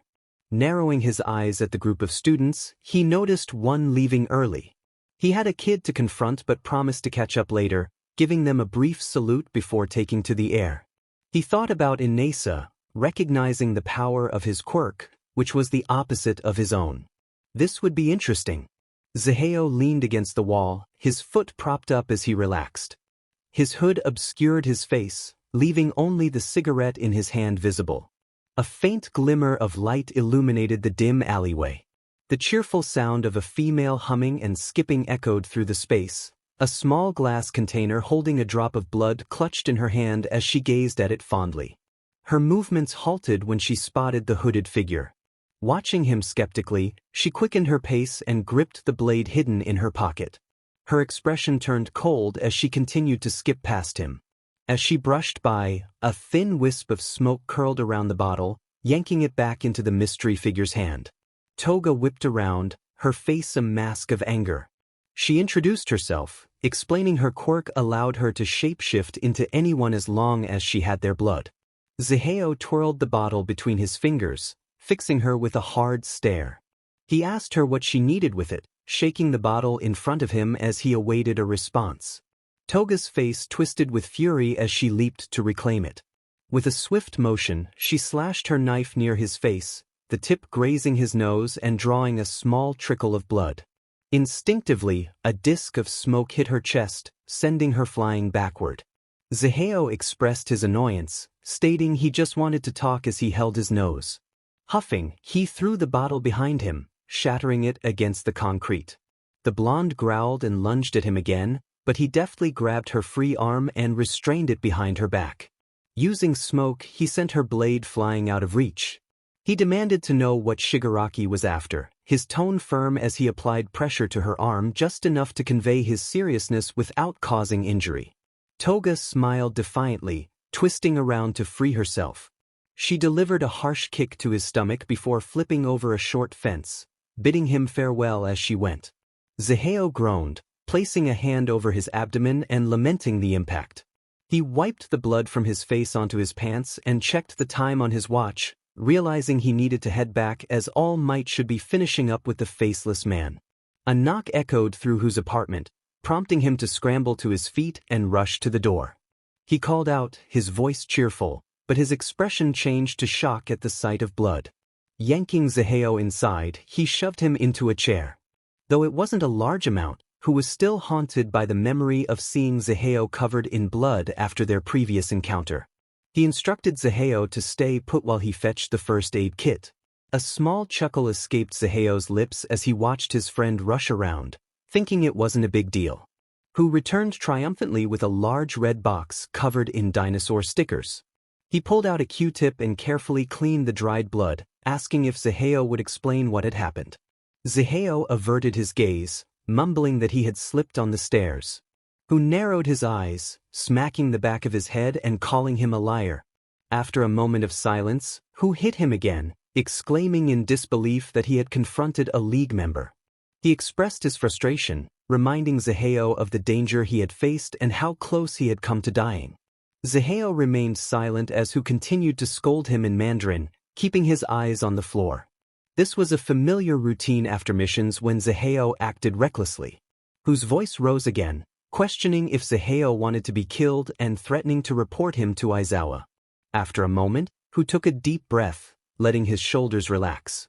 He expressed his care for Zaheo, explaining that his reckless actions made him want to harm him in a humorous way.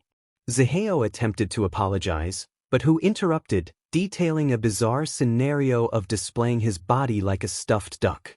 Zaheo was taken aback, questioning Hu's strange thoughts. Hu silenced him, declaring he was in timeout and returning to the task of wrapping a gauze pad around Zaheo's injury. He grumbled that it would scar but would be fine otherwise before closing the kit with a slam. Zaheo's voice turned sincere as he apologized for not informing Hu before going out.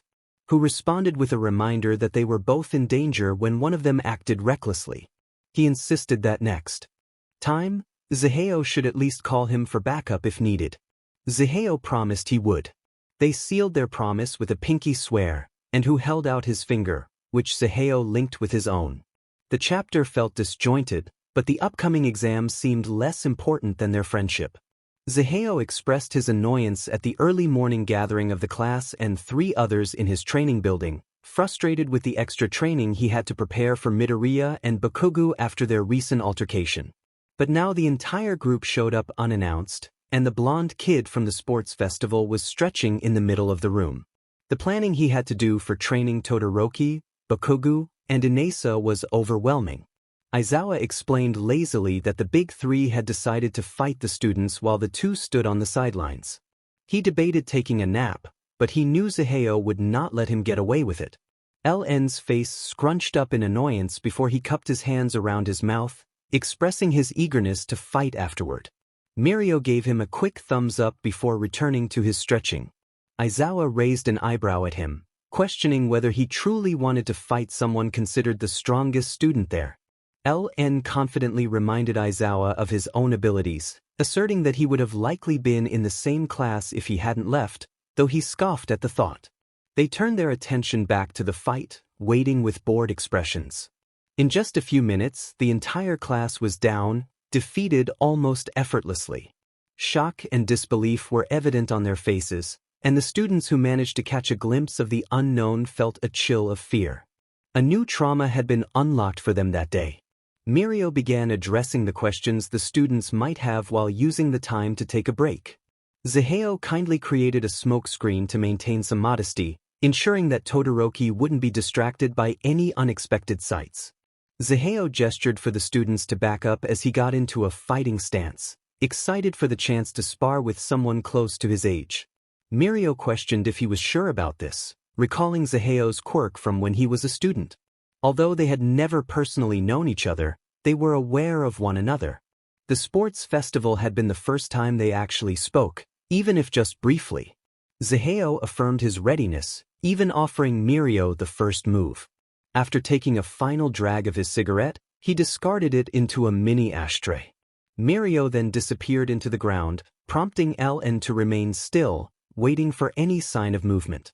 He anticipated Mirio's next move, jumping up and coating the bottoms of his shoes in smoke to control his descent. He noted that Mirio excelled in close combat but struggled in the air. When Mirio emerged from the ground, he aimed a punch at where Zaheo had been, only to find himself met with a cloud of smoke. Confused, he searched for Zaheo, who was now hovering above him. Mirio praised Zaheo for blocking him entirely, but before a ball of smoke could reach him, he permeated his body and returned to the ground. The two continued their back and forth until they grew bored of the game. The class watched in awe as they sparred at such a fast pace that it was hard to keep up. Zaheo inquired about Mirio's quirk, asking if it worked for gases as well. Mirio explained that he couldn't breathe while using his quirk, so he assumed it wouldn't work for gases. Zaheo nodded, understanding that this was why none of his attacks had been effective. Mirio complimented Zaheo on the good fight, noting it had been a while since he had such a worthy sparring partner. He extended his hand for a shake, trying to hide his surprise at Zaheo's abilities. The school buzzed with rumors about the mysterious guest their principal had brought in, and the looks of disbelief on Class 1A's faces as they exited the training building spoke volumes. Zaheo accepted the handshake, tightening his grip. The class stood in stunned silence, never having imagined that Zaheo would be on equal footing with someone like Mirio. It was a clear indication of how little they truly knew. Aizawa approached his students, rolling his eyes at their astonishment. He explained that when Mirio's quirk was in use, Zaheo was essentially defenseless against him, as was almost everyone else. While Mirio had the advantage in strength, Zaheo excelled in speed and agility, making them parallels in a way. Aizawa pondered the potential outcomes had they studied or fought alongside each other. One student asked who would win in an actual fight between the two. Aizawa paused before confidently stating that Zaheo would undoubtedly come out on top. Later, the girls took over the common room for some girl time, leaving most of the guys to hold their own meeting. Shiro, Shinso, Sato, Koda, Shoji, Denki, and Kirishima lounged around the room, though some could not join for various reasons. Kirishima excitedly announced that he would be interning with Fat Gum, raising a fist in the air. Denki, suddenly energized, expressed his enthusiasm. The conversation flowed as everyone shared their internship plans. When asked about his own, Shinso hesitated before Shiro jumped in, revealing that he would be interning with Zaheo, who was registered as a federal protector. Shiro's shoulders dropped slightly, disappointed that Zaheo could only take on one person. As the others chatted excitedly about the upcoming week, Shinso pondered why Zaheo had chosen him over his cousin. Zaheo was originally supposed to be a second-year student, but when his age was changed to 17 to better match his skill level, the class year was overlooked. As for the question of who would win in a fight between Zaheo and Mirio, it really depended on the circumstances. Mirio's ideology revolved around saving people, while Zaheo's focus was primarily on survival and achieving his current goals. Zaheo was willing to bend the rules to get what he wanted due to his unconventional morals, whereas Mirio adhered strictly to the hero code. The outcome would rely on numerous factors beyond just their quirks. On the first day of their internship, Zaheo and Shinso stood atop a building in a quiet town at night, the city below them peaceful as its inhabitants slept. Zaheo had initially planned to sit this one out, but with Aizawa unable to intern him and no connections from the start of the year, he found himself in this position. Shinso gave a shaky thumbs up, trying not to look over them. He was uncertain how Zaheo had convinced him to come up there in the first place. Regret began to creep in as he remembered his first training experience. Zaheo reassured him, saying he was familiar with who acted as his eyes while on the job, connecting to the surrounding cameras to provide warnings. He gestured to his earpiece and a nearby camera, telling Shinso not to worry about sneak attacks. Shinso questioned why he had been chosen over others, expressing his lack of preparedness. Zaheo, with a gentle flick to Shinso's forehead, insisted that he had earned his spot and that his fighting style matched Zaheo's better than anyone else's. With a smirk, Zaheo challenged Shinso to see if he had learned how to use his abilities effectively yet. He stepped off the building, plummeting to the ground below. After 2 hours of patrolling the town, they returned to the dorms. Shinso complained about the numerous jumps off buildings, struggling to catch his breath. Zaheo took the opportunity to practice Shinso's parkour skills, which felt more like torture to the younger boy. Zaheo waved him off, telling him to get some sleep as he nudged him toward the dorms. Once the door closed, he lifted his feet, and a cloud of smoke enveloped him, guiding him toward his apartment. As he flicked his lighter open and closed, he hummed quietly while searching for his keys. When he reached the door, it swung open unexpectedly. Narrowing his eyes, he reached for his dagger, entering cautiously with a layer of smoke muffling his footsteps. He halted, aiming his dagger at a target. The dagger flew through the air but was suddenly deflected, clattering to the floor. An angry voice shouted in surprise, questioning if Zaheo was trying to harm him. The pro-hero, visibly flustered, dropped his capture weapon. Recognizing the voice, Zaheo greeted AI nonchalantly as he summoned the dagger back to his side, stifling a yawn. He clapped his hands twice, illuminating the room with ceiling lights. AI expressed disbelief at Zaheo's calm demeanor after such a close call and sighed, indicating he had something important to discuss. He gestured for Zaheo to sit down, and the origin of the table remained a mystery to him. Aizawa spoke seriously about recent strange encounters involving Kirishima and Midoriya during their internships, suggesting that the situation was more significant than it appeared. He presented notes on Kai Chisaki, and Zaheo's annoyance surfaced as he recognized the name.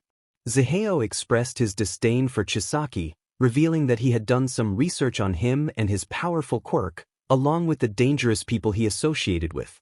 He crossed his arms, leaning back in his chair, and Aizawa asked if he could provide assistance. Zaheo smirked, agreeing to help, provided he was compensated. Later, Sir Night Eye addressed a gathering of pro-heroes, emphasizing the importance of their upcoming objective. He introduced a tall male who entered the room, commanding attention with his presence. His green hair was tied back, and he wore black cargo pants with a baggy hoodie, a dark green turtleneck peeking out. As he approached the screen, a black mask obscured the lower half of his face, and the scent of green tea filled the air, making it clear to everyone in the room who he was. Never once did he falter, even as some glared at him. He introduced himself as Green Smog, confirming his existence with a steady demeanor. One voice in the crowd questioned the situation, expressing disbelief that a vigilante was involved, especially with children at stake. Zaheo's eyes locked onto Rocklocks as he stepped forward, unwavering. He acknowledged the concern, emphasizing the importance of their lives as well. He pointed to the large screen behind him, directing attention to details about himself, his quirk, and his role. Green Smog. LN Zaheo. Quirk, smoke lungs, allowing the user to manipulate smoke. Previously a vigilante, now works alongside the Hosu police under a contract. A UA student trainer and mentor, teaching quirkless combat. He excels in solo missions and focuses on stealth. A small commotion broke out in the crowd as they processed the information about him being a UA trainer. It seemed unbelievable. Zaheo reassured them that he was indeed LN Zaheo, and his purpose in sharing this was to earn their trust. He was determined to ensure Aries' rescue and that everyone would return safely to their families. His voice remained steady as he held his head high. The image on the screen shifted to one of overhaul. He recounted a mission earlier in the year where he discovered the drags being used. He explained that Kai had long sought a way to nullify quirks, driven by an obsession with a quirk-free world. A voice from the crowd questioned how he knew this. Zaheo responded that it was through research, suggesting they look into it. He admitted that Overhaul's group was too powerful for him to infiltrate alone, which limited his information. However, he provided a list of the group's members and the quirks that would be effective against them, available in a packet under their chairs.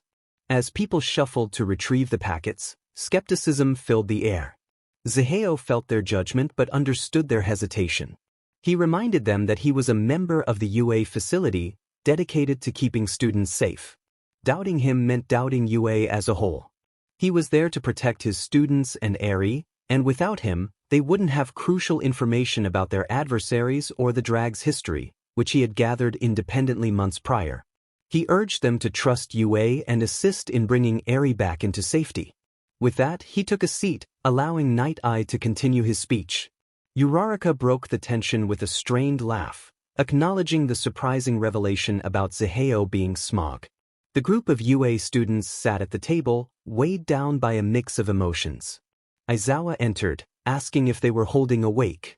He instructed them to call him Eraserhead outside of class and mentioned that he had initially planned to suspend all their internships that day. Kirishima reacted with shock, questioning the timing. Aizawa explained that the possibility of the League's involvement changed everything. Zaheo stepped in front of Kirishima, placing a hand on his shoulder. He had persuaded Aizawa to reconsider, recognizing Midoriya and Mirio's concern for Eri. He pulled down his mask to reveal a smirk, embodying the mentor he aimed to be. The students tackled him in a wave of emotion, expressing their admiration and support. Zaheo felt the urge to push them away but sought Aizawa's help instead.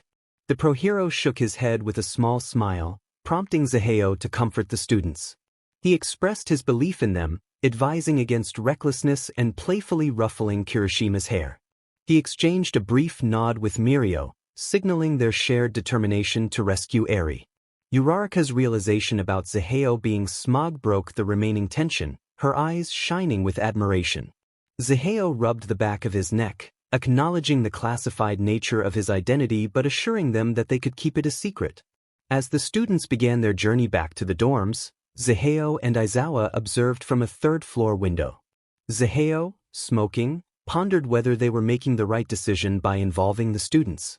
He expressed his concerns about their readiness for the mission, knowing Eri trusted them but questioning if they could handle the situation. Aizawa reminded him that he too was still a kid and that he would be there to keep them safe. Zaheo smiled softly, reassured by his mentor's words. Little did they know, not even Night Eye could have predicted the outcome of the rescue mission. One more chapter until the mission. Everyone needed to get ready. 2 days later, as the sun began to set, who reminded Zaheo to keep Shinso in the building, to teach him about surveillance and mental training. He also suggested that Zaheo ensure Shinso stayed hydrated and teased him a little to keep his ego in check. Who reassured Zaheo as he secured the straps on his boots, insisting that everything would be fine and that it was just another mission. Zaheo, however, was not accustomed to rescue missions and had a strong aversion to them, especially after the last incident where a student had been kidnapped right under his nose. Following the camp incident, the support course had offered to remake Zaheo's outfit. He now wore lighter boots that made no sound, and his smoke canisters were secured to his hip. Instead of a utility belt that would weigh him down, throwing knives were strapped to his upper arm. The turtleneck remained, but the fabric was more practical. A camera was integrated into the neckline, now accompanied by a speaker for better communication. Without a utility belt, his smoke grenades were kept in his pockets, and a collapsible staff was tucked along the side of his boot. Who questioned why they were going out so early, noting that the students wouldn't receive the message for a couple more hours. As Zaheo took long drags from his cigarette, the heavy smell of tobacco filled the air, a scent that calmed him more than the nicotine itself. He reached for a special pack he had saved. Zaheo explained that he and Rocklock were going to secure the location and scout for any changes. Who expressed frustration that no other hero could join them, feeling it was unfair to put Zaheo at risk alone during the raid. Zaheo ruffled Who's hair, who pouted in response, and reassured him that he knew the group better than anyone else and that he would return home safely this time. Who raised his pinky, asking for a pinky promise, which Zaheo gladly accepted before disappearing into the cold night. Later, Rocklock grumbled to himself about relying on kids for such important tasks. He was perched on a building, hidden enough to avoid detection but close enough to monitor the situation. A calm voice interrupted his thoughts, and he turned to see Zaheo, surprised by his sudden presence. Zaheo suggested that Rocklock head home to his family while he took watch for the night. Rocklock hesitated, uncomfortable with leaving a teenager alone, but Zaheo assured him he was certified for stakeout missions and urged him to get some rest for the next day. After Rocklock reluctantly agreed and left, Zaheo settled into a corner and tapped his hearing aid. He checked in with who confirmed that the students would receive the message soon and that there was no movement from the base. Zaheo opened a bag of coffee candies, knowing his role was primarily to gather information and monitor the hideout until the others arrived in the morning. He was glad to avoid the meeting with pro-heroes, which he felt would be overwhelming. As he contemplated the situation, he reflected on the villain Overhaul, who used a little girl for her blood, something he found utterly reprehensible. He swung his feet over the edge of the building, lost in thought as various scenarios played out in his mind. After finishing the last candy, he sent a message to AI, requesting pain medication and eye drops for after the mission. Resting his arm on his knee, he stared up at the sky, feeling a sense of foreboding that he might not be able to keep his promises. The next morning, as he distributed small radios connected to his hearing aids, he joked that he would break through the ceiling if anyone needed assistance. The first years nodded confidently before heading off to their pro-heroes. Watching them walk away, he turned his attention to the third years. He reminded them that despite being the same age, they were still UA students. Mirio gave a quick nod as he secured the radio onto his costume. With determination, the blonde held his fist out, ready to give it his all. Zaheo chuckled silently before bumping his fist against Mirio's, agreeing to do their best. At 8:30 a.m., chaos erupted as a giant hand broke through the front gate, sending police officers flying. The villain charged blindly, overwhelmed by the number of people so early in the morning. Eraserhead readied his capture weapon, aiming to save the officers. Midoriya propelled himself into the air, catching the officers before they could fall. As the villain prepared another attack, Ryukyu transformed into her dragon form, declaring that her team would handle the situation and instructing everyone to continue their mission. The pros and police officers charged inside the gates, where thugs awaited. Zaheo shouted from the air, announcing that he had it covered. He darted to the front of the group and released smoke from the canisters, creating a wave of green smoke that trapped the lower-level villains. Closing his eyes, he envisioned the smoke moving aside, clearing a path for the others. As the smoke rushed back towards him, he encouraged his teammates to move quickly before the villains could escape. The canisters were designed to recall the smoke, allowing him to conserve his lung capacity and maintain a larger supply. As the area began to clear, he watched the main group enter the building and decided to head to the other side. Suddenly, Midoriya's panicked voice came through the radio, informing him that the path was blocked. Night Eye's group had entered through a secret entrance but encountered walls obstructing their way. Zaheo quickly scanned the area and spotted a back door, instructing who to check the cameras for the girl's location. He sprinted towards the door, ignoring his exhaustion from staying up all night. Meanwhile, Mirio pressed ahead, determined to reach the girl. He ran down a dimly lit path, phasing through walls to maintain his momentum. His heart raced as he focused on the look on Aries' face. A static voice erupted from the radio, with Zaheo announcing he would meet Mirio there, having located the girl. Mirio responded, his voice shaky as he tried to regulate his breathing, knowing he needed to conserve his oxygen. Back with Zaheo, who calmly informed him that Mirio had found the girl in the room ahead. Grateful for whose composure under pressure, Zaheo ran towards the open hallway, using his quirk to increase his speed. However, who warned him that something was off as Overhaul's hands made contact with the floor. Cursing silently, Zaheo propelled himself forward, using the smoke to navigate quickly, though he lost his balance. Spikes began to shoot from the ground in random directions. Just as the exit sealed shut, he made it inside, skidding to a stop and colliding with a piece of concrete. He felt pain shoot through him as he realized a spike had pierced his leg. Concerned, Who called out, asking if Zaheo was okay, noting that the cameras in the room had gone dark. Zaheo groaned, assessing the situation. Thankfully, the spike hadn't gone through completely. He whispered for Who to tell the others to hurry, knowing that losing sight of him in battle could lead to disaster. Determined, he tightened his grip on the staff secured to his other ankle. He used it to break away the cement piece lodged in his leg, piece by piece, while steadying himself with the remaining concrete. He resolved to help Mirio. The room was dim, filled with disarray. As Mirio threw a punch at Overhaul, Zaheo's attention was drawn to a small container flying through the air, landing near Overhaul's henchman. Overhaul's voice echoed angrily, commanding Nemoto to fire. Time seemed to slow as Mirio's eyes widened, realizing he wouldn't reach Eri in time. He propelled himself backward, desperate to grab her. Just then, a green chain wrapped around her, pulling her back to safety. Mirio allowed the bullet to phase through him, hearing it clink as it lodged into the cape on the ground. He swallowed his anger, focusing on the fight. Zaheo gently held Eri in his arms, reassuring her that she was safe. He glanced at Mirio, then narrowed his eyes at Overhaul, declaring that he wouldn't let the villain take her back. A protective shield of smoke circled around the two as Zaheo held her close. Overhaul shouted in frustration, claiming that quirks had reduced society to chaos and that trying to save the girl was futile. He dropped his arms to the ground, but before he could act, his aide was thrown at him, causing him to lose his balance. A harsh punch landed on his right arm, creating a sharp sound that echoed through the room. The voice of Lemillion rang out, urging Overhaul to focus on his opponent and predict their next move. Nothing he had done so far had been in vain. He was determined to fight. 15 minutes had passed since Mirio caught up, and 5 minutes since he had dodged a bullet. During that time, the two fought diligently against Overhaul, doing their best to protect the young girl.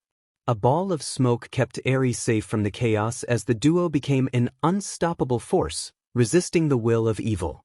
Suddenly, a pounding came from the wall, and piece by piece, it began to give way. Midoriya's fist emerged first, followed by the rest of the team. Night Eye instructed to take the girl, and a cloud of smoke quickly carried Eri into his arms. With a sigh of relief, Zaheo turned back to face Overhaul, ready to finish the fight alongside Mirio. Despite their exhaustion, adrenaline fueled their actions. Aizawa activated his quirk, rendering the villain powerless as they prepared their final blow.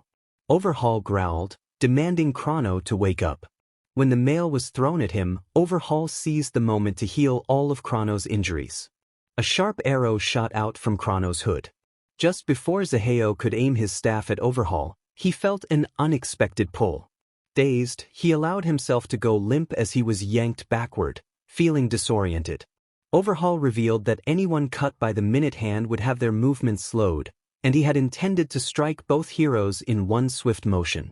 The minute hand embedded itself in Zaheo's back, causing pain to surge through him. He lay on the ground, staring up at the ceiling as blood seeped through his shirt, forming a pool around him. Aizawa commanded Midoriya to leave Zaheo to Night Eye while he struggled to keep his eyes open. Reluctantly, Midoriya raced to where Mirio was. He raised his capture weapon and sent it flying toward Chrono, successfully immobilizing him. Mirio fought the urge to turn back to Zaheo, knowing he had to end this. With Midoriya by his side, they prepared to deliver the final blow. Overhaul, in a fit of rage, declared that he would not allow his plan to be ruined by heroes. He pressed his hand against the face of his fallen comrade, attempting to morph Chrono's body with his own, but nothing happened. Aizawa directed Midoriya to knock Overhaul out while his quirk was still active. Midoriya complied, delivering a powerful punch to Overhaul's face, sending him flying backward with a sickening sound. Mirio skidded to a halt beside Nemoto's body, searching for a pulse. Night Eye held Eri in his arms, staring at Zaheo's unmoving form. He was filled with confusion and dread, questioning why things had gone wrong. In his vision, he had seen Mirio lose his quirk and die, so why was Zaheo the one on the floor? He was supposed to be safe. Midoriya shouted in frustration, pressing his knee into Overhaul's back to keep him down. Mirio secured HNDCFFS on Nemoto's arms, ensuring he couldn't escape. Aizawa yelled for someone to get the girl out before she woke up, instructing Rocklock to pass the HNDCFFS. As Zaheo let out a pained his vision began to clear. He blinked slowly, looking up at Night Eye, who was holding Eri. Zaheo's words came out slurred as he asked about Pac-Man, but confusion washed over him when he tried to sit up, only to be met with sharp pain. Night Eye rocked Eri in his arms, searching for a way to help Zaheo. He reassured himself that Mirio was safe and the villains had been apprehended. Stuttering over his words, he struggled to find the right thing to say, still in shock. He told Zaheo that the girl was okay, but he couldn't shake the feeling that something was off. Zaheo managed to speak, asking Night Eye to call Who and let him know he was okay. But before he could finish, his eyes widened in alarm as he gasped for breath, his body shaking before going limp. Panicked, Night-Eye dropped beside him, checking for a pulse and finding it faint. He called for the medics, placing Eri gently next to Zaheo as he rummaged through his pockets. Finding a smoke grenade, he pulled the pin with his teeth and waited for the smoke to start spilling out. As it filled the air, he waved it toward Zaheo until he felt his chest begin to rise. A sigh of relief escaped him as he placed a comforting hand on Eri's head. A loud crash echoed as Ryukyu broke through the ceiling, and Night-Eye realized that Zaheo had indeed altered the future. Ryukyu and her team did not arrive to assist until Aizawa reached out for their help. As was customary, an alternative ending would be available in a side story titled Raid Gone Wrong, leaving readers on a cliffhanger. The next morning, Night-Eye informed the others that they were uncertain when Zaheo would wake up. The doctors had managed to stabilize him the previous night, but there was little more they could do. Night-Eye expressed his gratitude to the nurse before joining Aizawa and Mirio in the hallway. Nearly 24 hours had passed since the fight, and there was still no sign of Zaheo waking. They had found only minor injuries aside from a concussion and damage to his leg and back, which they believed he sustained when he fell. Due to significant blood loss, they were unable to assist him further without Recovery Girl, and none of the doctors could find a suitable blood match. Each attempt resulted in his body rejecting the oxygen. Visitors were restricted to Sir Night-Eye and Aizawa, and even then, a curtain separated them from Zaheo. The students had spent the night in separate rooms for minor injury checks, and thankfully, no one else on the team had complications. Tamaki had received treatment for his injuries the day of the raid, while the others were merely exhausted. Mirio and Aizawa sat outside the hospital room, their heads hung low from lack of sleep. The feeling that they could have done more gnawed at their consciences. Aizawa regretted leaving Zaheo with Night-Eye when he could have taken his place. He tried to convince himself that his quirk was essential to the mission, but it did little to ease his guilt. Mirio's mind replayed the moment when Zaheo was struck, the image of the arrow piercing him forever etched in his memory. He knew that to continue being a hero he would have to learn to distance himself from such sights. As the door creaked open, both men jumped to their feet, nearly tripping over themselves in anticipation. Night-Eye glanced at them before shaking his head, his expression serious. He informed them that the doctors could not predict when Zaheo would wake, as his quirk was unlike anything they were accustomed to. With a frustrated sigh, he patted Mirio on the shoulder, wishing he could use his quirk on the boy, but contact was prohibited. A nurse exited the room, clipboard in hand, and asked if there were any parents to contact. Night-Eye replied that they were not present, recalling a blank emergency contact list that Zaheo had submitted before the raid. The nurse inquired about family or guardians, stating that someone needed to sign the discharge papers when he woke. Aizawa stepped forward, identifying himself as Zaheo's guardian and offering his contact information. Night-Eye observed as Aizawa followed the nurse, realizing he had little information about Zaheo, whose background remained a mystery. It puzzled him why Eraserhead seemed so invested in the boy. Meanwhile, Hu rushed down the hallway, dragging a nurse with him as he demanded to know what had happened. Aizawa intervened, holding out his hand and asserting that Hu was with him. After releasing Hu's arm once the nurse was out of sight, Aizawa asked why he was there. Hu expressed his anger about his best friend being in the hospital and criticized the heroes for their negligence, emphasizing that this was the second time Zaheo had been hurt because of them. His frustration was palpable, and if he weren't so worried about Zaheo, he might have lashed out at the heroes even more. Aizawa tried to calm him, but Hu swatted his hand away, insisting that he was the only one who understood Zaheo's medical history well enough for proper treatment. He pointed out that the doctors might not even know how to provide him with blood. Aizawa felt a twinge of shame for not having called Hu sooner, realizing that he could have been a valuable reference. They had only learned about the connection between Zaheo's quirk and his lifeline after Midoriya informed them. Hu finally got their attention, ready to share crucial information about Zaheo's needs. In a dreamlike state, Zaheo found himself surrounded by a vast, cloudy night sky. As he stumbled upward, smoke swirled around his feet, bringing a sense of comfort that felt familiar. He pondered the name Mirio, struggling to recall who it belonged to. The silence enveloped him, and he felt a calmness that contrasted with the emptiness of his surroundings. As he hopped from one cloud to another, a soft giggle escaped him.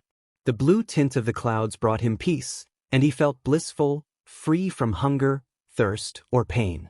In this place, the troubles of reality faded away, leaving only what was visible as real. Today marked the day Midoriya and the others returned to the dorms. While it had only been one night since the event, it felt like years to them. They were relieved to be back with their friends, but a sinking feeling lingered in their chests.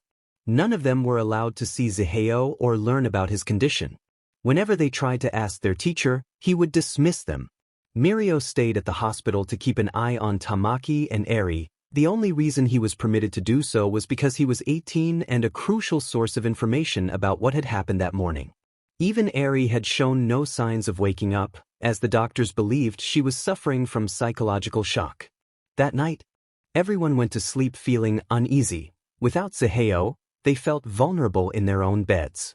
Even with Eraserhead and the other teachers present, it couldn't replace Zaheo's comforting presence, whose eyes remained fixed on the green line of the monitor, watching each rise and fall intently. The little green line was their only sign of life. Letting out a soft sigh, who rested his forehead on Zaheo's hand, expressing his concern. He murmured to himself about how Zaheo had worried him, but his words began to slur as a purple mist enveloped him, causing his body to relax into the chair. Nemuri entered the room and noted that who hadn't slept since before the raid, offering him a warm smile before leaving. Aizawa watched her go, then turned back to the two sleeping figures. With a frown, he draped a blanket over Hu and placed a small container of pain medicine and eye drops by his side. He knew Hu would experience the drawbacks of his quirk. As he left, he couldn't help but scoff at the thought that Hu probably anticipated something like this happening. A week passed without any sign of Zaheo waking up, until one morning when Hu was jolted awake by the frantic beeping of the EKG machine. It was not only monitoring Zaheo's heart rate but also connected to the smoke machine that regulated the smoke in his lungs. Hu scrambled to call for the nurse, nearly tripping over his own feet as he pressed the button. Almost immediately, a group of nurses rushed into the room. One nurse gently pushed Hu out, instructing him to wait outside while the others attended to Zaheo. Hu silently complied, his wide eyes fixed on the scene before him as the green line began to change. Aizawa arrived, panic coursing through him as he shook Hu, demanding to know what had happened. He had received a call from the doctor with no details other than to hurry back. Seeing Hu slumped over in a chair with a blank expression did little to calm his nerves.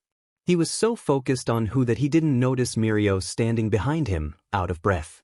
Hu muttered that he didn't know what had happened, his eyes distant and frantic as he struggled to regain his focus. Aizawa's frustration bubbled over as he shouted for answers, but Hu's response was that one moment Zaheo was fine, and the next everything had gone wrong. Tears threatened to spill as he threw his hands in the air. Mirio stepped in between them, trying to calm the situation. He suggested they wait for the nurse, assuring them that everything would be fine. Aizawa, running a hand over his face in frustration, apologized to Hu, acknowledging the overwhelming nature of the situation. Hu expressed his worry, nervously flexing his hands, a habit he had developed when anxious. Mirio smiled, trying to lift their spirits by suggesting that everything would be fine and they just needed to wait. They sat outside for what felt like an eternity, refusing drinks offered by a passing nurse, unable to think about anything other than Zaheo. Finally, the door to Zaheo's room swung open, and the head doctor stepped out, asking for the guardian of Mr. Elke. Aizawa stood up, wiping his hands on his pants, and identified himself. The doctor informed them that Zaheo was awake but could not have visitors yet.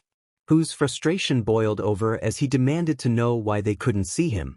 The doctor explained that Zaheo was currently unstable, and they recommended only one visitor at a time to avoid overwhelming him.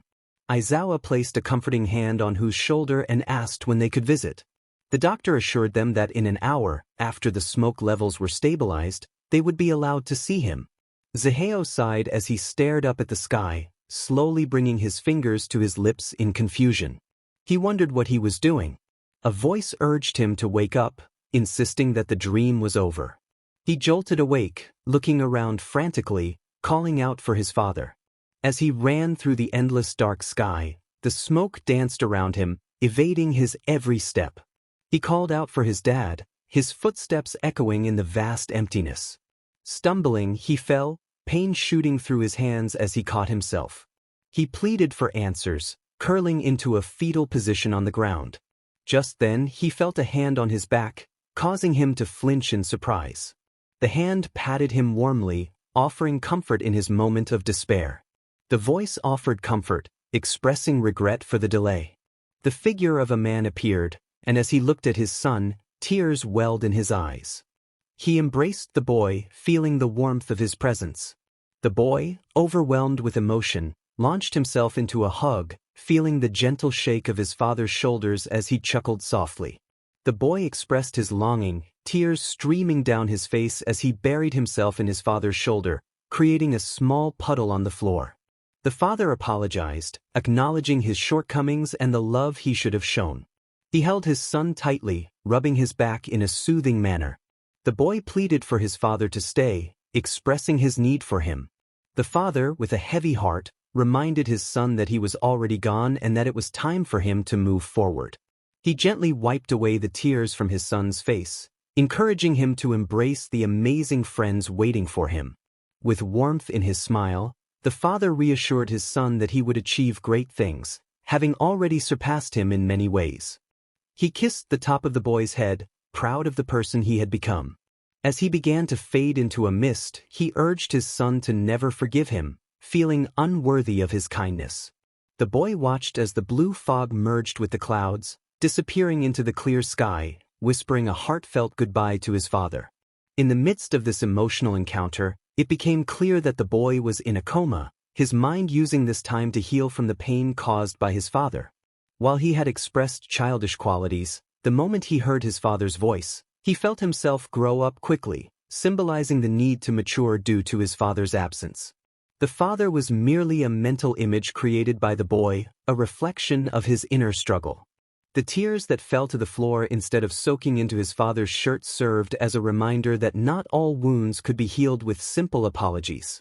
Despite the pain, the boy still yearned for that fatherly love, illustrating the complexity of their relationship. The setting of their encounter took place at night, symbolizing the boy's darker emotions, contrasting with the brighter souls of others. Yet, even amidst the shadows, there was a glimmer of hope for healing and growth. Zaheo slowly opened his eyes, groaning as he tried to make sense of his surroundings. The bright lights above him forced him to squint, and he felt disoriented. A doctor stood by his hospital bed, a tablet in hand, looking down at him. The strong scent of rubbing alcohol and disinfectant filled the air. The doctor asked him if he could recall the last thing he remembered. Zaheo's mind raced as he recalled Night Eye standing over him before everything went dark. He quickly inquired about how long it had been and where who was. As he spoke, a sharp pain shot through his head, causing him to clutch it in discomfort. The doctor noticed and called for a nurse to bring pain medication. Fortunately, the doctor informed him that he did not appear to have any memory loss. 9 days had passed since he lost consciousness, and the doctor advised him to take some medicine and stay hydrated while they continued to monitor his condition. After giving him a brief nod, the doctor hurried away.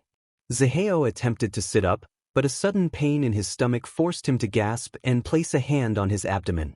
A thick bandage wrapped around him, and memories of an arrow piercing his back flashed through his mind. A nurse approached, holding a small cup with 2 pills and a bottle of water. The nurse explained that who was waiting outside and had not left his side since his arrival. Zaheo eyed the young nurse skeptically as he took the pills. He couldn't help but comment on the nurse's youth, noting that he looked barely out of high school. The nurse, trying to project confidence, admitted he was just a student who had been needed at the hospital. When Zaheo guessed that the nurse's quirk was related to healthcare, the nurse eagerly confirmed it, explaining that he could recreate someone else's blood cells by mixing them with his own. He animatedly demonstrated with his hands as he spoke. Zaheo responded with a casual remark, and the nurse reassured him that he hadn't injected any of his blood into him. The boy waved his arms in a flurry, eager to dispel any concerns. Zaheo relaxed back into the bed, waiting for the medicine to take effect. The nurse introduced himself as Nwagbata but sheepishly mentioned he couldn't share his first name. When Zaheo asked about the origin of his name, Nwagbata's eyes brightened at the recognition of his Nigerian heritage. As he realized it was time for Zaheo to rest, he promised that his friends would be allowed to enter shortly. Nwagbata quickly urged Zaheo not to move around too much as he hurried toward the door, then paused. He expressed his fascination with Zaheo's blood and asked if he could stay in contact to observe it more closely. In return, he offered to help with healing. After a moment of consideration, Zaheo provided his phone number, and Nwagbata eagerly wrote it on his arm before scurrying out of the room, a small glimmer of happiness evident as the door closed behind him. Zaheo sighed and gazed out the window, reflecting on how it had been 9 days since his incident. It felt like mere hours had passed. He realized the students would soon be taking their license retakes. Lost in thought, he didn't notice that 40 minutes had slipped by. His mind was consumed by a vivid dream that felt almost too real. Suddenly, the door slammed against the wall, jolting him from his reverie. A loud voice called out, announcing their arrival with exaggerated affection. Zaheo thought to himself that he had been told only one visitor at a time was allowed. Another voice chimed in, playfully reprimanding the loud one. A third voice, filled with urgency, rushed to Zaheo's side, tears streaming down their face as they grasped his hand. They expressed their frustration, reminding him that he had promised not to engage in dangerous activities alone and that he would return home this time. In his defense, Zaheo pointed out that he hadn't been alone. Pac-Man had been there. He added that he had returned, albeit unconscious. Aizawa intervened, pulling the emotional friend away from Zaheo's bedside. In the midst of his rant, the boy had crawled onto the bed, nearly pushing Zaheo off. Aizawa reminded them that Zaheo needed to rest and suggested they could fuss over him later. The pink-haired boy pouted as he sat on the floor. Ignoring his friend's grumbling, Zaheo turned to Mirio and asked if a girl had made it out safely and if anyone else was injured. Mirio confirmed that Eri was okay, still asleep but unharmed, and that no one else had been injured. He recalled a conversation with Night Eye the previous night, reflecting on how fortunate they were and how much he admired Zaheo for saving not only his quirk but also his mentor's life. He had even considered joining a fan club dedicated to Zaheo. Relieved, Zaheo teased Aizawa about the challenges of dealing with his quirk, especially if he had to bring in a student for assistance. Aizawa responded sarcastically, noting how fortunate they were that the emotional friend had arrived in time to help. He playfully pointed out how picky Zaheo had been about medical treatment. Zaheo rolled his eyes at Aizawa's teasing. He dramatically threw his arms up, pretending to faint, and complained about just waking up from a long rest, suggesting he deserved a break. Aizawa agreed to fill out the necessary paperwork to get Zaheo discharged, instructing Mirio and who to stay with him. After receiving confirmation from both, Aizawa left the room. Zaheo found himself in a new phase of his journey, recovering at Hawk's apartment after his healing. He leaped out the window with a bucket of chicken nuggets, experiencing a moment of vulnerability on his way to WHAAA. The clouds reminded him of his father, and he reflected on his past with Dabi, including how he had received the burn on his ankle. On dorm agreement day, he met with some familiar faces and was later left alone with All Might. Yagi asked him to consider leaving WHAAA, but Zaheo immediately declined. A small moment of affection between him and who followed. The next chapter was filled with light-hearted moments, including a strawberry pie recipe. During the professional license exam, nothing significant occurred except for a lack of corn dogs and a confrontation with Toga, where he accidentally broke a vial containing Midoriya's blood, leading to complications in the overhaul mission. Mirio faced off against Class 1A, and then he and Zaheo had their own encounter, which everyone already knew the outcome of. Shinso began his internship, and Zaheo playfully pushed him off buildings. Aizawa then asked for Zaheo's help in defeating Overhaul, leading to a conversation with Who about his aspirations to become a teacher. Before the raid, a hero meeting took place where Zaheo revealed his identity to the heroes, using his previous mission knowledge to assist in their preparation. Kirishima, Uraraka, Tsu, and the Big Three learned of his true identity. Zaheo expressed concern for Shinso, demonstrating his care for the students. He had a brief conversation with Rocklock before keeping watch over the building alone. He also requested Aizawa to bring eye drops and pain medicine for after the raid. During the overhaul fight, Zaheo sustained serious injuries, causing panic among his friends when they noticed something unusual about his blood. Afterward, Zaheo had a conversation with a mental image of his father, helping him to move forward from the past and seek comfort in others rather than solely in his memories of his dad. Finally, Nwagbada was introduced as a new character, though he would not play a significant role in this story. The narrative transitioned into a lighter, more affectionate arc, filled with moments of warmth and connection.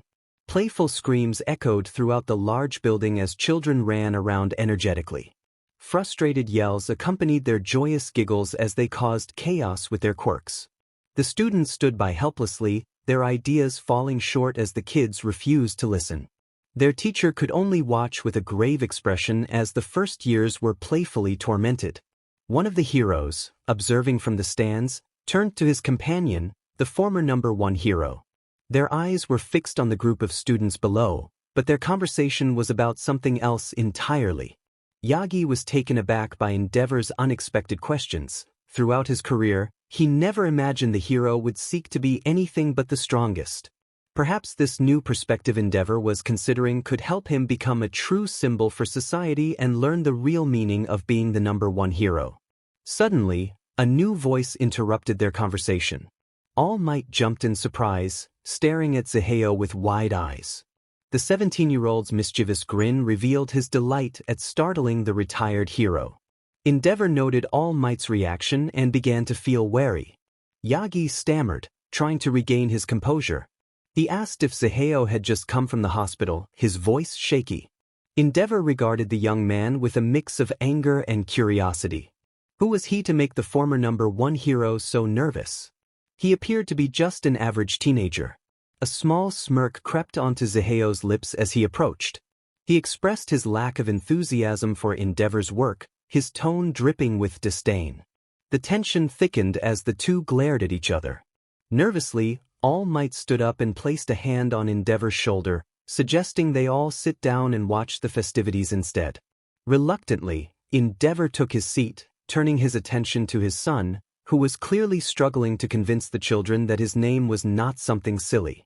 Zaheo, still holding his wallet, offered Endeavor a card with his contact information, expressing a desire to meet. Before Endeavor could question him, Zaheo vanished. Inspecting the card, Endeavor found it ordinary, but a note on the back hinted at something more. He scowled, wondering what the young man knew that might be important. Later, Kirishima announced the arrival of Bakugu and Todoroki as they walked through the front doors. A loud slam echoed, drawing everyone's attention. The students gathered around the duo, jumping in anticipation to hear if they had passed their tests. Todoroki nodded, revealing his license, while Bakugu, frustrated, shouted at him to not speak for him. Just then, an unamused voice interrupted from behind them, commenting on their immediate bickering. The class turned in shock to see Zaheo standing there. Before anyone could react, Midoriya rushed forward and hugged Zaheo tightly, sobbing with relief at his return. The other students quickly joined in, forming a pile on the floor as they expressed their joy. Even Bakugu found himself caught up in the group hug, though he scoffed at the emotional display. Zaheo reassured them, telling them to stop crying, and if they had been paying attention, they might have noticed the smile on his face. Once the excitement calmed, Zaheo sat on the floor surrounded by the students, who were still sniffling. He explained that he had been in a coma for a week due to a raid and had only just been released from the hospital. He shrugged, trying to downplay the situation. Bakugu, rising to his feet, expressed his frustration at Zaheo's condition, while a cloud of smoke momentarily obscured him. Zaheo reminded him that he had endured a serious injury, but acknowledged that Bakugu and Todoroki had done well with the kids that day. Mina was surprised to learn that Zaheo had been present during their training. He confirmed that he had been there to assess their progress but promised them a break from training for a couple of weeks, with AI explaining the details soon. As the class cheered with joy, Zaheo seized the opportunity to slip back to his apartment. Once home, Zaheo collapsed onto his bed, wrapping his arms around his pillow and sinking into the comforter with a content sigh. however, who scolded him for neglecting his wounds, pulling him off the bed. Groaning, Zaheo allowed himself to be dragged to the floor as Hu rummaged through his dinosaur-themed first aid kit. After finding what he was looking for, Hu insisted that Zaheo rest his leg straight out, allowing him to examine the wounds. Zaheo grumbled about being forced out of bed. Hu gently rolled up the cuff of Zaheo's pants before putting on a sterile glove. A small frown rested on his face as his fingers brushed against the metal implant. Memories of the injury Dabi had inflicted on him years ago began to resurface. The hospital had deemed the location of the damage unsalvageable. Instead of amputating the limb and offering a prosthetic, they utilized new technological advancements. The procedure involved fusing the metal to the skin using a thin sheet of artificial skin to replicate nerves. It operated just like a normal leg, but the metal addition helped shorten the healing PRD and prevent future injuries in the same area. Although his leg felt the same, the metal device filled the concave area, making it whole. Again. Noticing Hu's troubled expression, Zaheo ruffled his hair and reassured him, saying it looked more impressive this way. Hu chuckled softly while cleaning the skin around the metal implant, but his voice dimmed as he recalled the past. He quickly changed the subject, commanding Zaheo to turn around so he could clean the gash on his back. Recovery Girl had managed to heal most of the wound, leaving only a long scar. Hu remarked on how lucky Zaheo was to have made it out alive, reminding him that he wasn't immortal. Zaheo sighed as he rolled his shirt back down, playfully smirking at Hu, acknowledging that he had returned home safely. Zaheo floated down the hallway with a scowl, disliking the smell of hospitals. The stale scent and white walls made him want to escape. The doctors had specifically stated that no one could accompany him due to privacy regulations. Sighing, he followed the nurse into the room where he was scheduled to meet the doctor. The nurse informed him that the doctor would be with him shortly before leaving. Resisting the urge to roll his eyes, Zaheo fell back against the wall with a groan, thinking about how the kids were probably learning about the cultural festival at that moment. A loud knock interrupted his thoughts as the doctor entered. She thanked him for coming in and explained that they needed to discuss what they had done to his leg. Without delay, she pulled up an X-ray of his leg onto a screen. Using a pen, she pointed out the metal capsule in his leg, explaining its purpose and how it would function like a normal leg. She assured him that there should be no discomfort, but if there was, he should call them immediately. The screen then displayed a photo of the device separate from his limb, detailing how it connected to his bone and sent signals to his brain. Zaheo examined the diagram before asking about the exposed metal. The doctor explained that it was left uncovered for potential repairs, avoiding further trauma. Satisfied, Zaheo dismissed the conversation, contemplating whether jumping out the window might not be so bad after all. A few days later, Tsu questioned whether Eri wanted to see Midoriya. Aizawa clarified that she had asked for the green-haired man, but they were unsure if she meant Zaheo or Midoriya. This was the first time she had requested anything since being hospitalized, and Aizawa was cautious, knowing that Zaheo's presence might trigger her memories. On the other side of the wall, the voices were muffled, but Zaheo could hear Eri asking about hero names. He leaned against the door, listening as Mirio and Midoriya explained the concept. Eri expressed her guilt over the injuries caused by the man with the smoke, tears streaming down her face as she recalled the incident. Midoriya looked to Aizawa for guidance, feeling panicked about how to comfort her. Before he could act, the door swung open, and Zaheo playfully teased Eri about her tears. Aizawa watched in shock, expecting the familiar scent to fill the room, but it never did. Zaheo winked at him before squatting beside Eri's bed, smiling warmly as he reassured her that he was okay. The little girl looked at him in disbelief before throwing her arms around his neck and sobbing, whether from guilt or relief, none of them could tell. But this was the first time Eri had voluntarily touched someone else, let alone hugged them. Zaheo hesitated for a moment before gently rubbing her back. He had never been good with physical contact, especially not so suddenly. He expressed his regret, feeling responsible for her pain, as she wept loudly and held on tighter. Slowly standing up, he cradled her in his arms, bouncing her slightly in an attempt to calm her. He looked at Aizawa for help, who merely shrugged. He reassured her, saying she hadn't done anything wrong and wasn't the one who had hurt him. In the background, he could hear Midoriya discussing inviting her to the cultural festival. Small apologies flowed from Eri's lips as she refused to let go of Zaheo.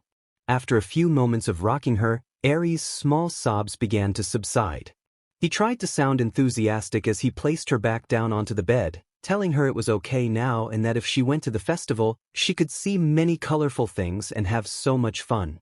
Her voice came out muffled as she tried to wipe her face, asking if it was really true. Using his sleeve, Zaheo wiped the tears from Eri's cheeks, assuring her he wouldn't lie to her. He gestured to the people standing behind him, encouraging her to believe what he said. Mirio chimed in, saying she could trust anything Zaheo said and that she would get to know them better. His bright attitude quickly reflected onto Eri, making her perk up. He offered to show her around UA. Zaheo stifled a yawn as he walked out of the hospital doors. Reaching into his pocket, he pulled out a cigarette. While he could go all day without one, he needed a constant supply if he wanted to use his quirk. Walking everywhere was a hassle for him, and he wasn't sure how well Eri would take to the smell after their last encounter. So, he decided to stay sober. Flicking the lighter to create a flame, he held it to the end of the cigarette, watching it burn before taking a deep breath. The smoke traveled down his throat and into his lungs, allowing his shoulders to relax. He shoved the lighter back into his pocket and prepared for the long journey to UA when he heard heavy footsteps behind him. A voice called out, urging him to wait. Loud footsteps echoed as someone approached quickly. It was Mirio, who, upon catching up, immediately bowed deeply, thanking Zaheo for saving him from the bullet. He expressed that without Zaheo he would have lost his quirk. Zaheo responded uncertainly, unsure how to react to the gratitude. Mirio insisted that if there was anything he could do to repay Zaheo, he should say so. Zaheo simply stated he wanted to keep Mirio's cape from the mission. Mirio froze, confused but quickly recovered, agreeing to find it. Zaheo waved his hand, assuring him he had already taken it when he grabbed Eri. Mirio, now standing straight, offered a wave before dashing back toward the hospital. Zaheo let out a sigh before knocking on a door. A faint voice invited him in, and he pushed the door open. The smell of stale tea filled his nose, and he felt a sense of familiarity. Nezu greeted him formally, crossing his paws on the desk with a grin, waiting for a response. Zaheo cut straight to the point, expressing his annoyance about Nezu sending a group of students into a dangerous situation, knowing Overhaul would have bullets. His voice dripped with frustration as he confronted Nezu, who remained calm. Nezu claimed he had acted to save the girl, but Zaheo challenged him, questioning the wisdom of sending teenagers into potential danger. He expressed his anger, feeling the pressure building within him, and the consequences of Nezu's decisions weighed heavily on him.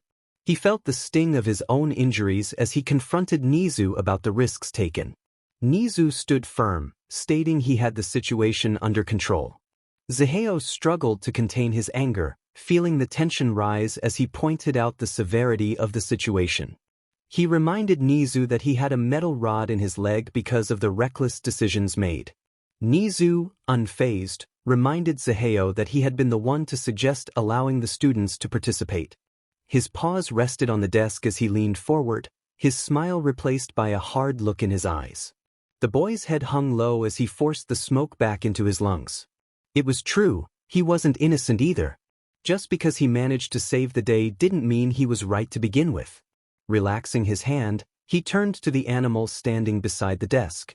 They both had made mistakes, but only one of them seemed angry about it. Only one hero had spoken up about the situation, which made him wonder which side was worse. Zaheo turned around and walked to the door. As his hand rested on the doorknob, he spoke over his shoulder, mentioning that he would be gone for a month and would see them after the festival. The door slammed behind him, and a picture frame fell off its mount with a thud. Who nagged as he trailed closely behind Zaheo, having heard most of the conversation through LN's hearing aid. It was clear why Zaheo was upset, but who couldn't understand why it was such a big deal. He watched as Zaheo shoved random articles of clothing into a large duffel bag. A small pouch holding cigarettes and lighters indicated that Zaheo was serious about leaving for a short PRD. who scrunched his nose in annoyance as Ziheo continued to ignore him. He moved closer to obstruct Ziheo's view of the bag and asked if he was really going to leave for a month. Sighing loudly, Ziheo's shoulders drooped. He explained that he had to go. He couldn't let the kids suffer if no one else would put a stop to it. His voice came out hoarse. Who, feeling a surge of determination, exclaimed that he would go with him. Before he could run off to pack his own bag, Ziheo's voice stopped him. He insisted that Hu couldn't come. Hu, frustrated, shouted back, throwing his arms up in a fit of rage. He felt constantly left behind, and every mission seemed to push him further away from Ziheo. The worry was beginning to gnaw at his insecurities.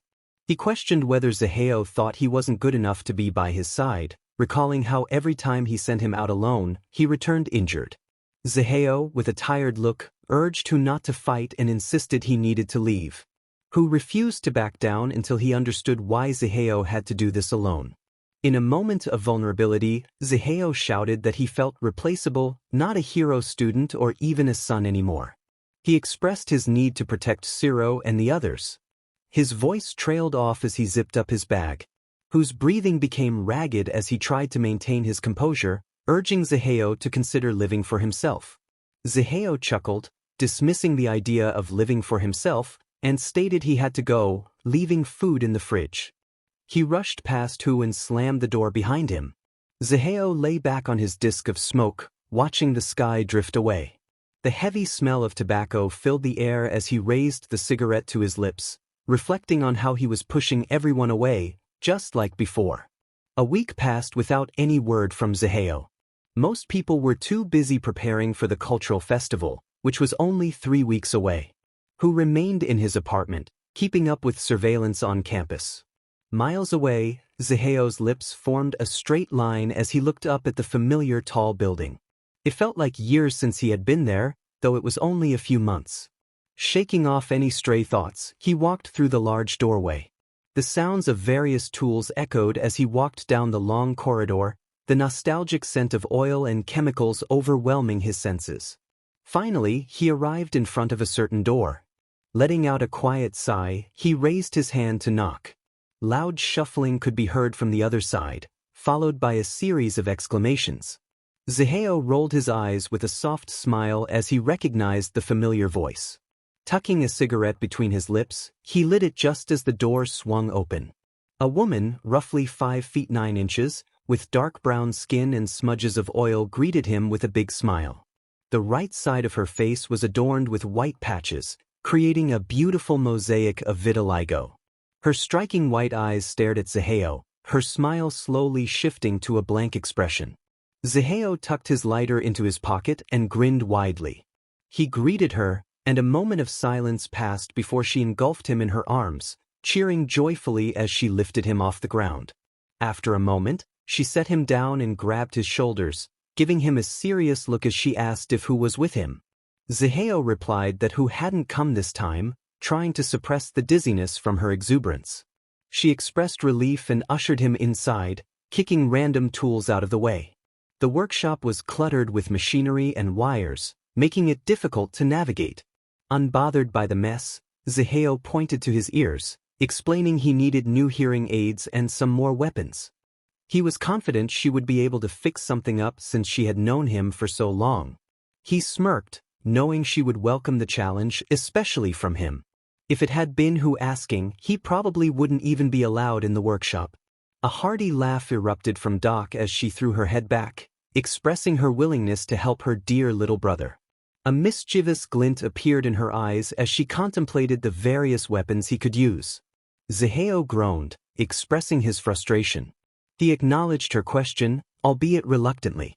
She enthusiastically declared that she would have something ready for him in about a month, giving him a thumbs up. However, her excitement quickly turned to distaste as she noticed the cigarette in his hand. She reminded him, with a scrunched nose, that smoking in the workshop was off-limits, as it tended to get stuck in her hair. Ziheo rolled his eyes playfully and placed the cigarette into his mini ashtray. He tried to sound nonchalant as he assured her that no one would mind if her coils smelled of green tea. She challenged his indifference and then asked where Hu was, noting that it was unusual for Ziheo to visit without him. They had always been inseparable since childhood. Ziheo hesitated, diverting his gaze and fiddling with his thumbs as he explained that they had a small disagreement. Doc paused for a moment before bursting into laughter, teasing him about how long it took for them to fight again, recalling their previous argument over a Pop-Tart. She placed a comforting hand on his shoulder, encouraging him to talk it out. He felt defeated, his shoulders slumping as he agreed with her. She then shooed him away, insisting that she needed to start working, and slammed the door behind him. A gentle knock echoed from the door, prompting Hu to drag himself out of bed and to the patio door. With an annoyed he yanked the door open, allowing the light to flood the dark apartment and momentarily hurting his eyes. Squinting, he looked at Aizawa and Shinso, confused by their presence. Aizawa explained that they had entered through the window since the front door was locked. He mentioned that Ziheo had asked them to check on Hu's eating habits, pointing for Shinso to inspect the fridge while glancing around the living room. Hu grumbled dismissively as he plopped onto the couch. Aizawa sighed, pinching the bridge of his nose as he muttered about having to play therapist. He reassured Hu that Ziheo still cared and that there were reasons behind their actions. He awkwardly patted Hu on the head, trying to avoid getting grease on his clothes. From the kitchen, Shinso called out that most of the meals were gone, indicating that Hu had been eating while he stuffed more food into the fridge. Aizawa encouraged Hu to keep his chin up, reminding him that Ziheo would return in 2 weeks, and they could resolve their issues then. As he and Shinso left, Hu buried his face deeper into the couch. Shinso glanced back at the door, asking Aizawa if Hu would be all right. Aizawa chuckled, assuring him that they were just 2 kids having a fight, and he added that Shinso was fortunate to be able to jump off buildings already. 3 weeks into the preparations for the cultural festival, Doc sighed as she threw a bottle of water to Ziheo. He had been staying in an extra room in her workshop, training his quirk relentlessly. Despite his efforts, he felt that nothing he did was good enough. He was not strong enough. With a playful grin, he remarked that she acted as if she cared about his presence. Sweat dripped from his forehead as he explained that he was close to perfecting his next move. He held out his hand, and smoke began to swirl around his fingers, forming a green sphere in his palm. He expressed his ambition to make it large enough to trap people, though he acknowledged that it would take a significant toll on him. Doc urged him to get to work. Ziheo focused on the sound of Doc's footsteps until they faded away. Letting out a loud sigh, he fell onto his back with a thud. Staring up at the ceiling, he felt his face go blank of emotion. Allowing his thoughts to run rampant, he sensed the aches in his body all around. Finally coming back to reality, he reached for his phone, only to stop at his reflection against the black screen. His skin appeared less vibrant than before, the area around his eyes showing a dark shade of purple, evidence of his hard work. His cheeks began to hollow inward due to an irregular eating pattern. Had he really indulged in training that much? A notification startled him out of his self-examination. Unlocking his phone, he went to his message app. His head tilted in confusion as he read the message from an unknown sender. It instructed him to meet in 6 days on top of a building in a specific prefecture. Doc was a 22-year-old with a height of 5 feet 9 inches. Her quirk allowed her to diagnose machines just by looking at them, and when her quirk was in use, her eyes turned a ghostly white. She was essentially the big sister figure for both Ziheo and Hu. Ziheo tossed breadcrumbs into the air for the birds, trying to distract himself from the growing anxiety about returning home. With only a day left before his return, his emotions were all over the place. While he was grateful for the chance to train, leaving on a bad note with Hu left a bitter taste in his mouth. His month of vigorous training had not been in vain, and he knew it. He felt pleased with how much he had improved. He could now maintain the smoke sphere for 5 whole minutes and increase its size to that of a dog. While it may not have been as impressive as what the first years had accomplished in the same amount of time, Ziheo was still proud. Hawks landed next to him with a slight stumble, batting the crumbs away from his face. Ziheo blinked at him before tossing more crumbs, disregarding his earlier complaint. He remarked on how long it took for Hawks to arrive and questioned how he had found his number. Raising his arms defensively, Hawks offered a suggestive smirk and hinted that he might explain if Zaheo revealed his birthday. Zaheo, feeling frustrated, declared he was leaving and turned toward the ledge. Just as he was about to jump, a red feather pushed him back. Hawks insisted he had something important to share. His tone turned serious as he mentioned being set up in the league space, which meant he had been around Dabi. Zaheo's heart raced at the mention of Dabi, recalling their last encounter and wishing to ignore him entirely. Hawks reassured him that he would keep their past from becoming public. Zaheo, overwhelmed with anger, grabbed Hawks by his collar and lifted him off the ground, expressing his determination to protect Hu and the students from Dabi. His hands shook, revealing his distress. A playful tap on his hand made him pause as Hawks requested to be let down. Apologizing, Zaheo gently placed him back on the ground. The exhaustion from the past month weighed heavily on him, and while he was physically stronger, he still had a long way to go to achieve mental stability. Hawks comforted him, assuring him that Dabi was not a threat and encouraging him to relax. He ruffled Zaheo's hair and offered his usual smirk, declaring himself as Zaheo's pro-hero. After checking the time, Hawks announced he had to leave but urged Zaheo to attend a meeting with Endeavor after the ranking. With that, he took off into the sky, leaving Zaheo to ponder his return to UA. Meanwhile, Hu lounged across the couch, boredom etched on his face as he stared at the blank television. For the past 4 weeks, he had done little more than laze around, eat, and check the cameras. Just as he was about to close his eyes for a nap, a knock echoed through the apartment. Scrambling up, he lunged for the door. Catching himself on the door frame, Hu and Zaheo stared at each other, both wide-eyed and unsure of what to say. Breaking the silence, Zaheo began to apologize, but Hu interrupted him by tackling him in a bone-crushing hug. Hu expressed his regret for starting the argument, burying his face in Zaheo's shoulder. Zaheo felt the tears soak through his shirt but resisted the urge to cringe. He wrapped his arms around Hu, acknowledging his own mistake in storming out instead of communicating. "Come on, let's make some ramen and we can talk about it." The duo awkwardly shuffled inside the apartment, allowing the door to slam behind them. They settled into a familiar silence as they moved around the kitchen, the faint sound of chopping mingling with the water boiling. The comfortable feeling of being in each other's presence provided all they needed. After what felt like mere moments, the cooking came to an end, signaling the start of their conversation. Gently placing the bowls on the small table, they took a seat across from each other. Letting out a soft sigh, Zaheo rested his chopsticks against the side of the bowl. He confessed that he had thought if he handled everything alone and kept secrets from Hu, he might protect him from being dragged down if something went wrong. He stared down at the noodles in front of him, realizing that being so blunt might not have been the best way to start, but at least he was being honest. Hu snorted as he began eating, reminding Zaheo that he had already said they were in this together and that he didn't need to worry about protecting him. He playfully winked, emphasizing that he was the older one between them. Zaheo chuckled quietly and nodded, acknowledging Hu's point but teasing him about not acting his age. Hu pouted like a child, insisting that he was just overly emotional. Zaheo reached out and ruffled Hu's hair, expressing that he wouldn't have it any other way. Hu swatted Zaheo's hand away, huffing that he shouldn't have gotten mad. He admitted he was just worried that Zaheo was losing trust in him, especially after the whole Tuya incident when Zaheo had cut everyone off. His own insecurities had begun to surface.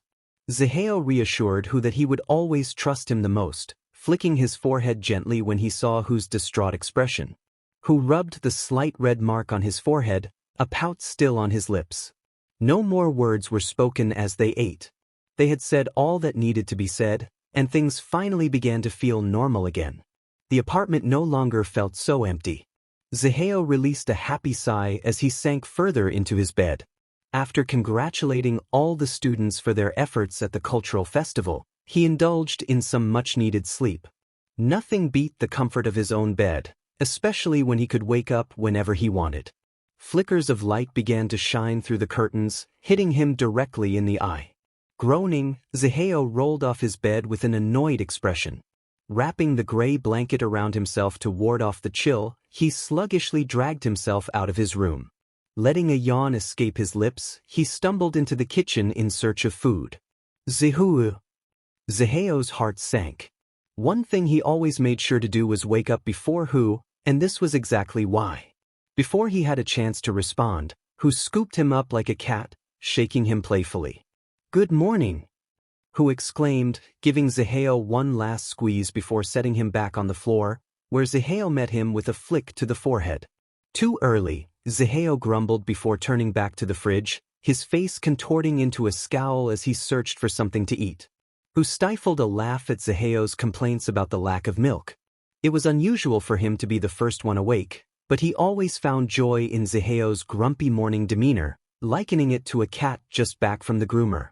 "Seems like someone forgot a certain someone was visiting today," WHAAA teased, pretending to act clueless. Zaheo scrunched up his nose, looking over his shoulder.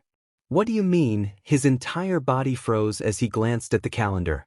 Realization hit him immediately. Without even closing the refrigerator door, he rushed out the patio door, blanket and all. Kota glared at the students as he stood behind his relative's leg, a scowl evident on his face. Midoriya hesitantly stepped forward, recalling the letter he had received from Kota saying, "thanks" or whatever, which he assumed was due to Kota's difficulty with words, not knowing he had been forced to write it. "Hi, Kot." "Shut up, no one move," a voice yelled as a blur of gray burst through an open window. Throwing the blanket off his shoulders, Zaheo frantically scanned the room. "Where's my little sheet?" He had exactly 5 minutes to see Kota before leaving for his meeting with Endeavor. While the students watched the hero ranking, he would be on his way there to avoid any travel issues. Kota's expression transformed as his eyes landed on Zaheo, a big smile blossoming on his face as he tackled Zaheo in a hug. "Uncle Z," he giggled as Zaheo lifted him up and down in the air. "Are we all just going to ignore that LN is here in his pajamas?" someone remarked. "Zaheo, look at Kota's hoodie," Mandalay teased, pointing to the jacket by their shoes. She had promised not to say anything on the way there, but who could resist teasing a child? Peeking around Kota's head, Zaheo noticed the green jacket that looked like his own. A small grin spread across his face as he pinched Kota's cheeks. "Ah, look at you matching me, what a little cutie," he teased in a playful tone, causing Kota to try to push his hands away. "Stoop," the younger boy whined, his face glowing red from embarrassment. Just as Zaheo was about to tease Kota some more, the front door swung open with a thud. WHAAA panted as he leaned against the doorway. Zaheo felt out of breath as he held out a bag of dry cereal and a handful of clothes, trying to calm himself. He had forgotten breakfast and realized he was out of shape. Gently, Zaheo floated Kota to the couch before sprinting out the door with WHAAA following closely. Grabbing WHAA's arm, he propelled them both into the air, announcing that he and WHAA had a meeting to attend, leaving no room for argument. WHAA, visibly anxious, expressed his frustration about having to fly. He had a fear of heights, and floating high above the city was not something he wanted to experience.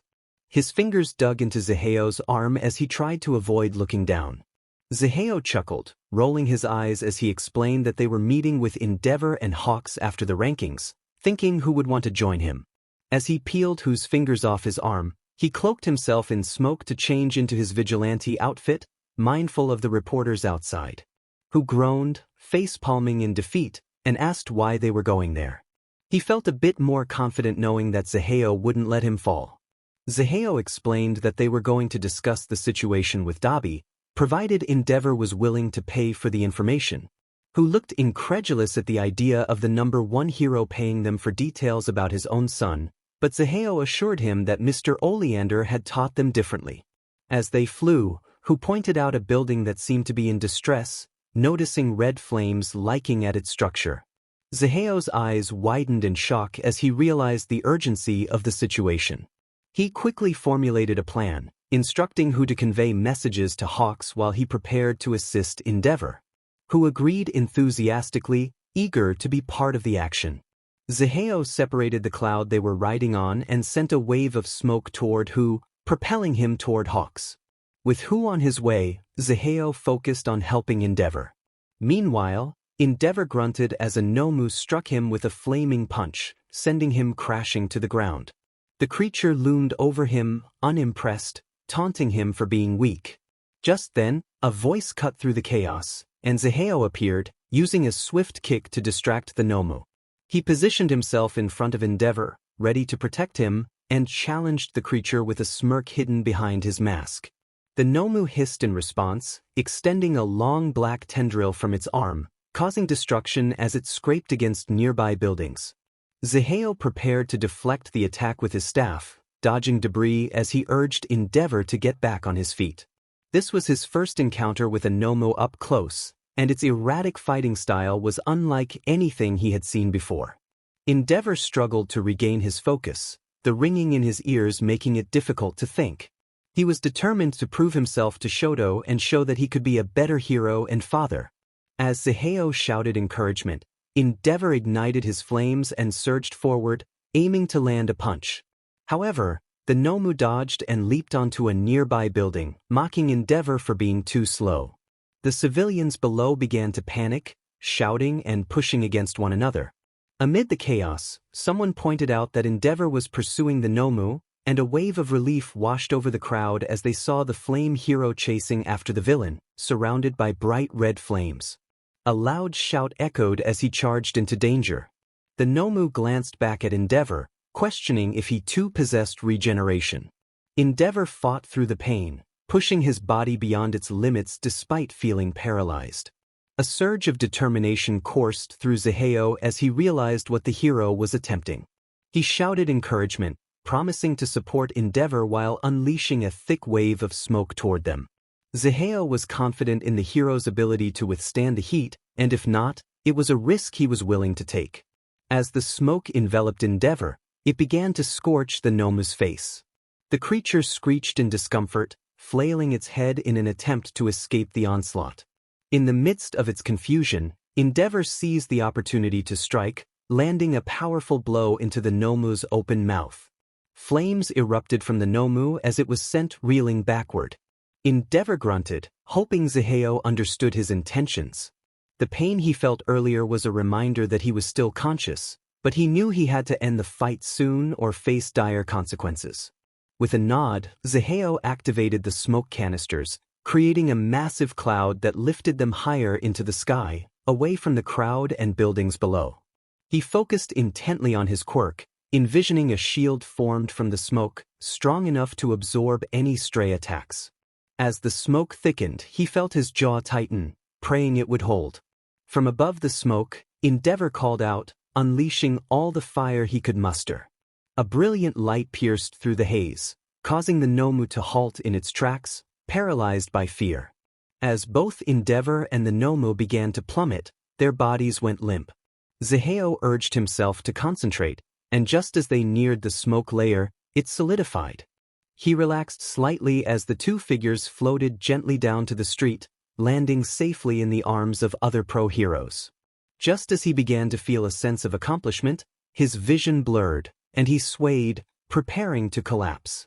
A sharp whistle broke through the air, and he felt support at his side. Hawks approached with a teasing remark, but Zaheo rolled his eyes, too fatigued to respond. He activated a smoke grenade at his hip, allowing the feathered hero to hold him up as he succumbed to exhaustion. The sarcasm dripped from Zaheo's voice as he commented on Hawk's humor. Before Hawks could reply, cheers erupted from the crowd, whose voice rang out from a nearby building, surrounded by those who had escaped the collapsing structure. Endeavor stood with his fist raised, prompting Zaheo to joke about the pose. They rushed to Endeavor's side, helping him stand. Zaheo playfully remarked on the hero's resilience, leaning against him as Endeavor smirked beneath his torn mask. Endeavor admitted he was struggling to stay upright. Just then, a familiar voice interrupted, causing Zaheo to freeze. Dabi approached with a smile, acknowledging Endeavor. Zaheo's heart raced as he turned to face the scarred man, realizing the implications of his presence. Endeavor strained to see Dabi more clearly, who revealed he had come to reclaim the Nomu. Dabi's smirk widened as he unleashed a torrent of blue flames, raising the temperature around them. The heat intensified, evaporating any moisture before it could form. Zaheo stood paralyzed as the flames cut off their escape. He was so entranced that he failed to notice whose urgent message through his earpiece. As Endeavor collapsed, Dabi's words became a blur. Overwhelmed, Zaheo stared at his old friend, feeling detached from reality. Dabi proclaimed he had no chance against the top two heroes and a vigilante. Just then, Miruko leaped into the fray, blocking Dabi's path. Whose calm voice urged Zaheo to breathe. He nodded slowly, closing his eyes and inhaling the smoke, knowing he couldn't assist the rabbit hero in his current state. As the fire dwindled, a thick fog smothered the flames. Dabi continued to shout, but one sentence struck Zaheo deeply. He felt his legs weaken and collapse to the ground as the fire and its creator vanished. Heavy footsteps approached as he tried to process everything that had just transpired. A gentle hand lifted him to his feet by his arm, and whose voice seemed distant as he led LN away from the scene. In the beginning, Zaheo's shield was easy to break, which is why he used clouds to carry people. However, he managed to catch two things with his shield, marking significant development after many chapters. Zaheo was more emotional now, having endured trauma from being kidnapped, burned, and betrayed. He deserved a moment to break down, as everyone has a breaking point. When he spoke to Aizawa and Nezu about Dabi's backstory, he mentioned his inability to remember how he escaped. His coping mechanism was dissociation, causing him to lose touch with his surroundings and struggle to connect memories of that day with reality. The atmosphere was tense as two figures stood a few feet apart, a suffocating silence enveloping them. Their eyes hardened as they stared each other down. Dabi's gaze lingered on the weapon held against his neck. If he were anyone else, he might have felt fear, but he understood the necessity of the situation. Hawks held his feather at Dabi's neck, narrowing his eyes at the villain. They both knew that one wrong move could be fatal, yet neither seemed to care at that moment. Hawks had hoped for a better outcome. Dabi's lips curled into a grin as he remarked on Hawks' weapon, showing no concern for the pressure against his skin. Hawks, angered, pointed out that their plan was supposed to take place at the factory on the coast, not in the middle of the city, especially with the unexpected presence of a powerful Nomu. He felt irritation as Dabi appeared to disregard his concerns, almost as if he were enjoying the situation. Dabi smirked, casting a shadow over his eyes. He explained that he had changed his mind and that the encounter would serve as a test for the Nomu's abilities. He pointed out that Hawks had also deviated from the plan by sending a strong hero instead of the promised random individual. Hawks scoffed, questioning why Dabi was so concerned about Zaheo's well-being after their encounter. Dabi narrowed his eyes but maintained his composure, stating that he had only allowed Hawks into the league to access Zaheo. He questioned how he could do that if Zaheo was damaged. Hawks insisted on maintaining his public image as the number 2 hero and expressed skepticism about Zaheo following Dabi. Dabi laughed, suggesting that all it would take was the right incentive for Zaheo to join him. He brushed past Hawks, leaving him with a sense of unease. As soon as they returned to campus, Zaheo went straight to sleep, quickly showering and changing without a word. Who silently watched, ensuring he wasn't alone. The night felt unusually quiet, and before they knew it, morning arrived. Zaheo maintained his usual demeanor, showing no signs of distress. Ignoring the previous day's events, Who approached Zaheo, who was folding clothes. He hesitantly asked if their original plan was still in motion. Zaheo shrugged, suggesting it was for the best that they hadn't informed anyone about Dabi. He playfully critiqued Who's folding skills, noting that wrinkled clothes would not be acceptable for their trip to Doc's workshop. Who found it odd how much more playful Zaheo had become, but he didn't mind. The two were preparing for a day trip to retrieve items from Document, who was primarily there for emotional support and to annoy Document. They packed their bags, with Zaheo's organized and Who's more chaotic. As Who zipped up his bag, he asked how they would get to their destination. Suddenly, Who's voice echoed as he hung onto his bag for dear life, expressing his frustration. Zaheo laughed, reminding him that the journey would take a day and urged him to hold on tight. Zaheo stifled a chuckle as Who grumbled about his hair, muttering a string of complaints directed at him. The pink hair was tousled in every direction, giving Who the appearance of a whimsical piece of cotton candy. As they walked down the familiar hallway, Whose fingers quickly combed through the mess. Zaheo rolled his eyes at his companion and raised his arm to knock on the door. Just before his fist could make contact with the steel surface, who pushed it open forcefully and welcomed himself inside. "Your favorite person is here," he exclaimed. In an instant, a hammer flew through the air, narrowly missing Hu's head and barely disturbing his now neat hair. Doc glared at Hu, scrunching her nose in annoyance. It was a classic display of sibling affection. Zaheo shrugged, explaining that he had brought Hu along because he missed document. He wandered off to a pile of items that he assumed was meant for him, regardless of whether it actually was. The sounds of Doc and Hu bickering filled the air, causing Zaheo to shake his head at the nostalgic noise. He directed his attention to the various items scattered around him, sifting through the pile. Knives, smoke grenades, daggers, canisters, and a flamethrower were all part of the usual assortment. His fingers brushed against an unfamiliar metal, and he tilted his head, grabbing the item delicately. His eyes traced the round curve of the handle to the trigger. He called out to Doc, asking if it was a gun. Doc turned her attention from Hu to the object in Zaheo's hand. She confirmed that it was indeed a gun and pointed out the clear bullets next to it. She explained that he could put anything he wanted inside, recalling how he used smoke bullets before and suggesting this was a more practical option. It made sense for him to have a gun that could accommodate his quirk, allowing him to control the speed and make it less lethal. Doc always thought of everything. Holding the clear cartridge up to the light, Zaheo noticed a small hole at the end, just large enough for a non-solid to pass through. The sleek black design made it easy to conceal without attracting unwanted attention.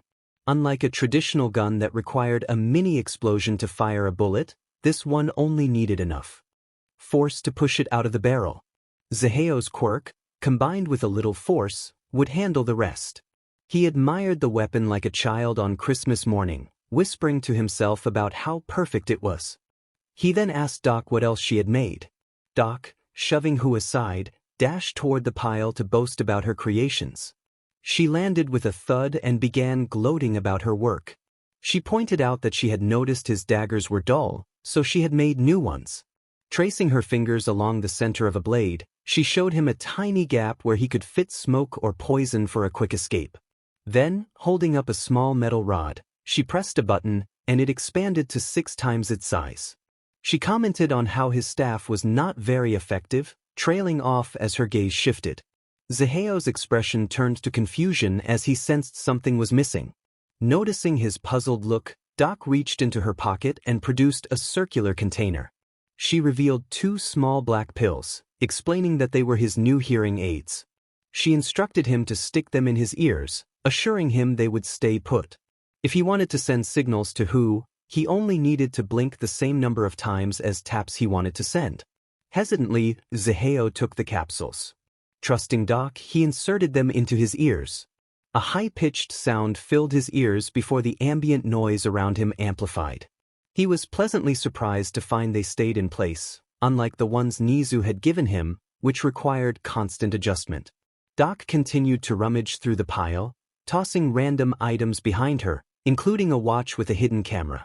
Meanwhile, Nwagbata fidgeted with his fingers anxiously, his gaze fixed on the warm cup of tea before him. He could feel his heart racing with each passing second. Tapping the screen on his phone, he noted that there were still 15 minutes until his meeting. Slouching in his chair, he let out an exasperated sigh. It had taken him nearly 3 hours to muster the courage to respond to Zaheo's text, which didn't even require a lengthy reply. A simple acknowledgement would have sufficed, yet he had replied with an enthusiastic yes, accompanied by a trail of smiley faces. Still, anxiety gnawed at him.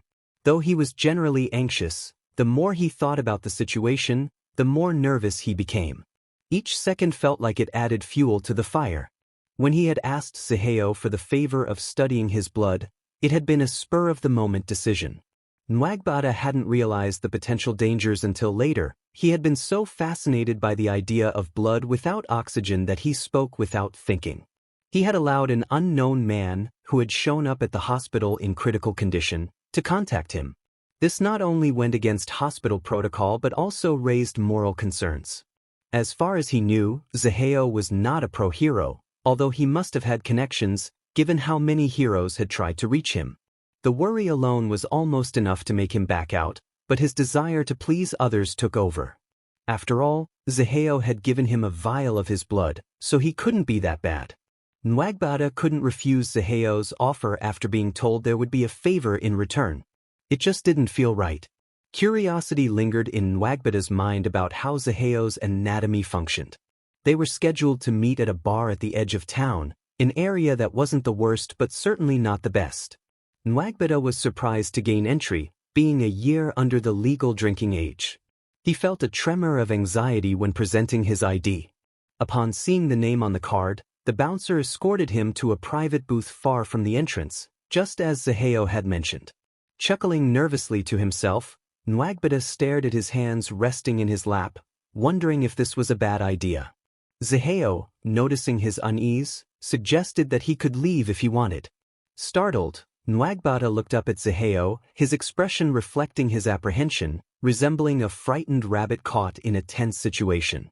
Raising an eyebrow, the green-haired male took a seat across from Nwagbata, resting his jacket on the cushion beside him while sizing up the nurse. He gestured toward the back door, indicating that if Nwagbata was that scared, he could simply walk out. Nwagbata's arms shot up in a flurry as he waved them frantically, insisting he was fine, just a bit nervous. Zaheo, amused, questioned whether he was feeling nervous. As a glass of water was placed in front of him, he nodded in gratitude before turning his attention back to Nwagbata. The nurse admitted to being nervous, not because of Zaheo but due to the situation itself. Letting out a huff, he slouched back in his seat, feeling defeated. Zaheo allowed a slight smile to form and reassured Nwagbata to relax. He raised the glass to his lips, keeping his gaze fixed on the anxious nurse. Nwagbata, still flustered, remarked on how familiar Zaheo must be with the staff to have been allowed in without an ID. His thoughts were racing, wishing he could disappear. He mentally scolded himself for being so nervous, especially since he was the older one in the room. Zaheo explained that the owner was an old friend, but quickly shifted the focus back to business. He pulled out a small vial of blood from his pocket and held it out to Nwagbata, stating that if he could duplicate it, they would be even. Nodding eagerly, Nwagbata accepted the vial, confident he could complete the task in an hour. He set up a spare blood duplicating kit he had brought with him, which consisted of a needle and an extra-large glass bottle, just in case.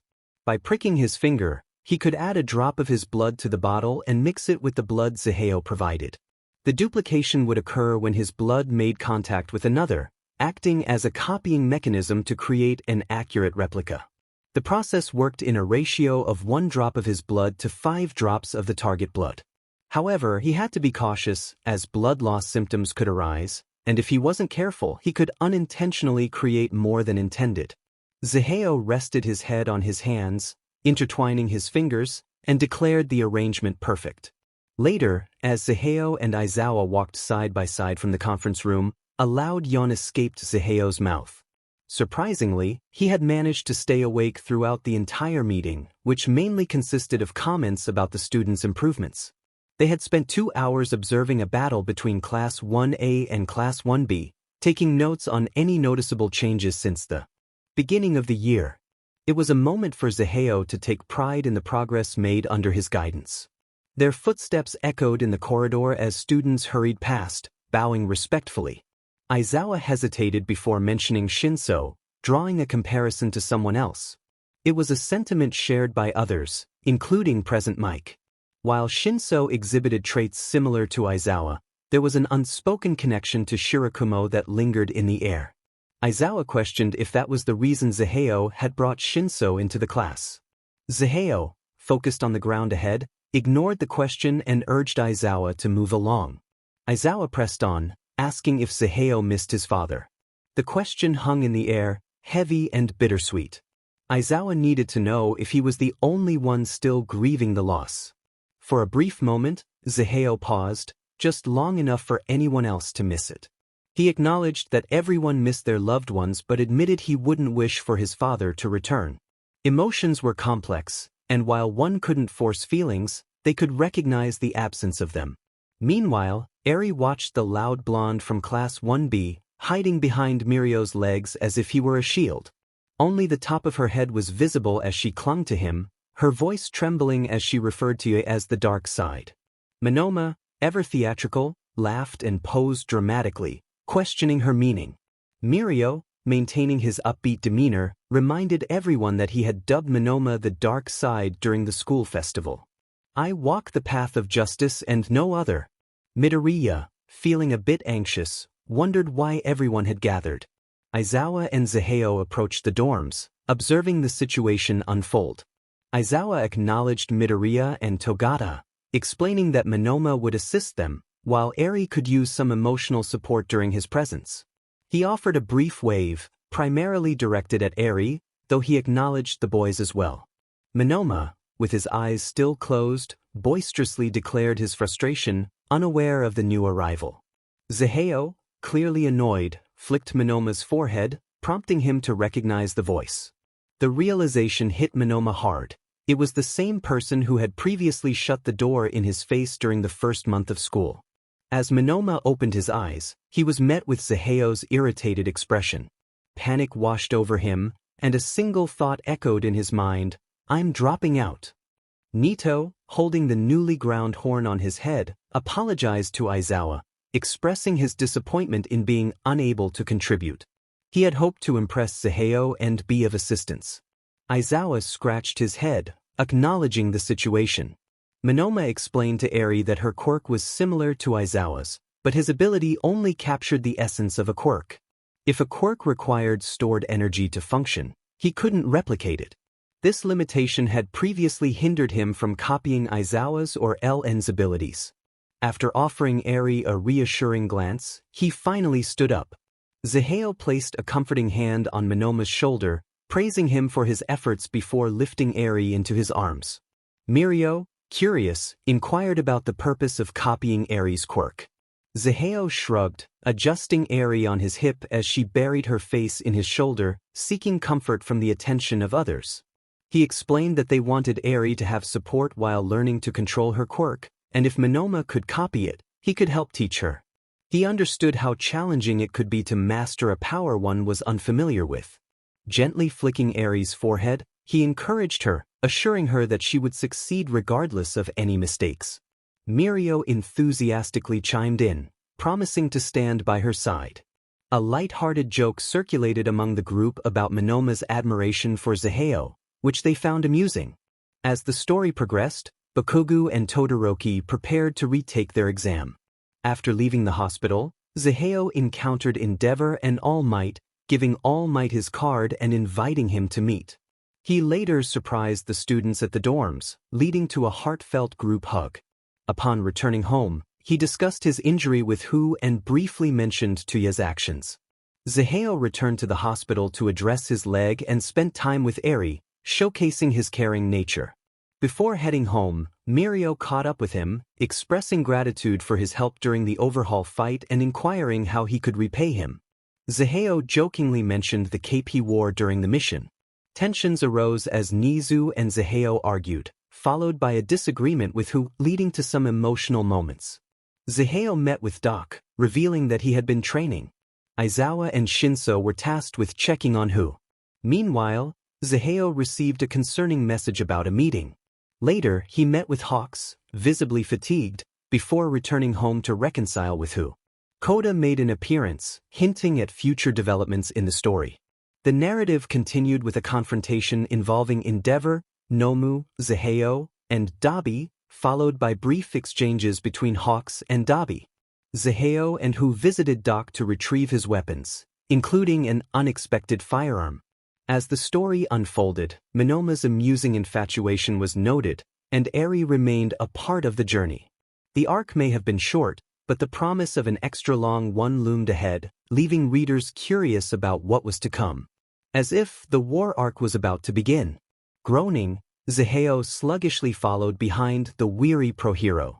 Excitement was almost palpable on their faces, but the last thing either of them wanted was a staff meeting first thing in the morning.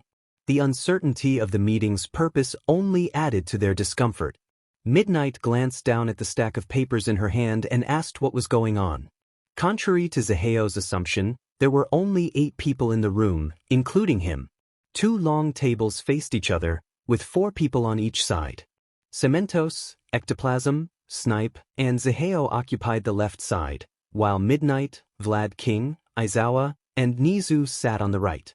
Zaheo's suspicion grew as he realized they all taught the first years.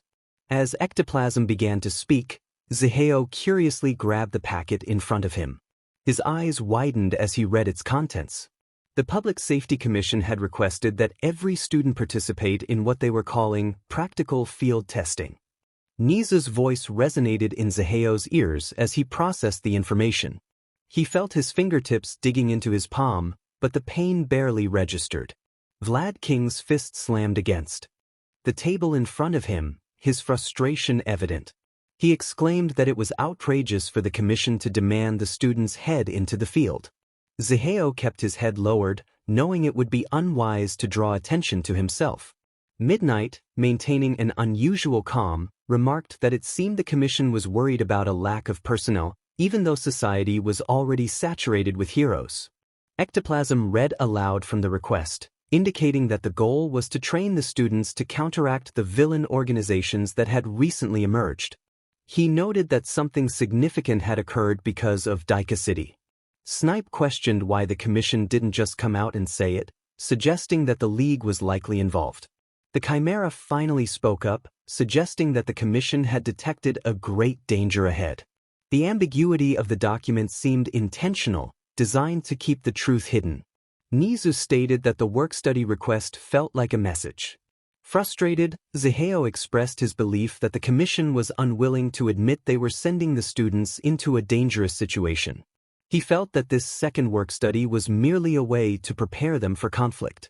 Unfurling his fist, he began to fidget with a lighter in his pocket, trying to manage his anger.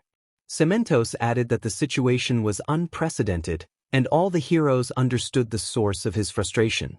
Even Vlad King appeared to be on the verge of losing his temper.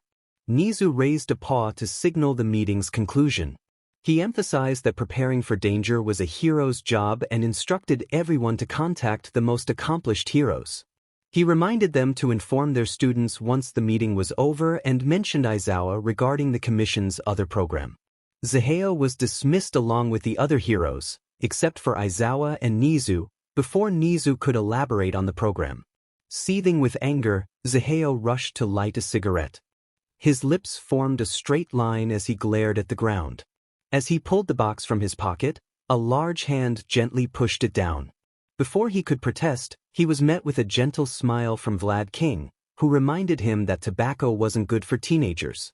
Letting out a sigh, Zaheo nodded in agreement, acknowledging Vlad's concern. He shoved the box back into his pocket, exhaling a stream of smoke as if taking a deep breath. Feeling slightly calmer, he relaxed his shoulders. Vlad King had been his teacher and the only pro-hero who had shown him kindness during his time as a student. He remembered working with Oboro before the incident, who had treated him with the utmost respect, and their similar quirks had helped forge a bond. Being treated as a person by those who typically ridiculed him was likely the only reason Zaheo maintained his composure during his student years. Even when he returned as a mentor, Vlad King was the only one who supported the idea, unlike others. This trust gave Zaheo a soft spot for the pro-hero. Zaheo huffed, wondering what Aizawa and another teacher were discussing. Vlad King rolled his eyes at the nickname Zaheo had given, knowing he had a talent for creating amusing names. Vlad King scratched his head, pondering the matter. He admitted he wasn't entirely sure but mentioned that only Aizawa had been aware of the situation, which involved a captured villain. He struggled to remember the villain's name, as it had been mentioned briefly. Chuckling, Zaheo waved his hand dismissively, assuring Vlad it was no big deal if he couldn't recall. He planned to ask Aizawa about it later. Vlad King chuckled and ruffled Zaheo's hair before recalling the name.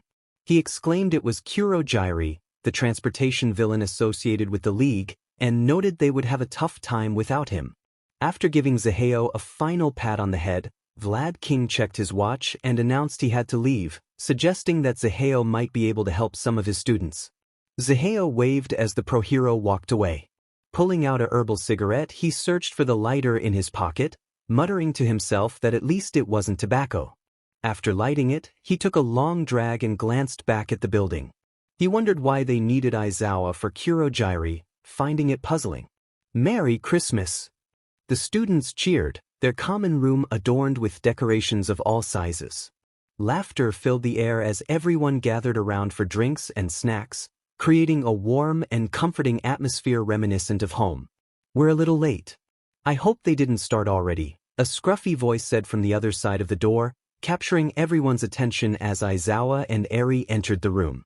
The raven-haired teacher wore his usual uniform, while the little girl was dressed in a Santa-inspired dress. "Tricky." Eri glanced back at Aizawa anxiously, seeking his guidance. "Not quite. Wrong holiday," the pro-hero replied hesitantly, extending his hand toward her. The voices blended together as the students praised Eri for her lovely appearance.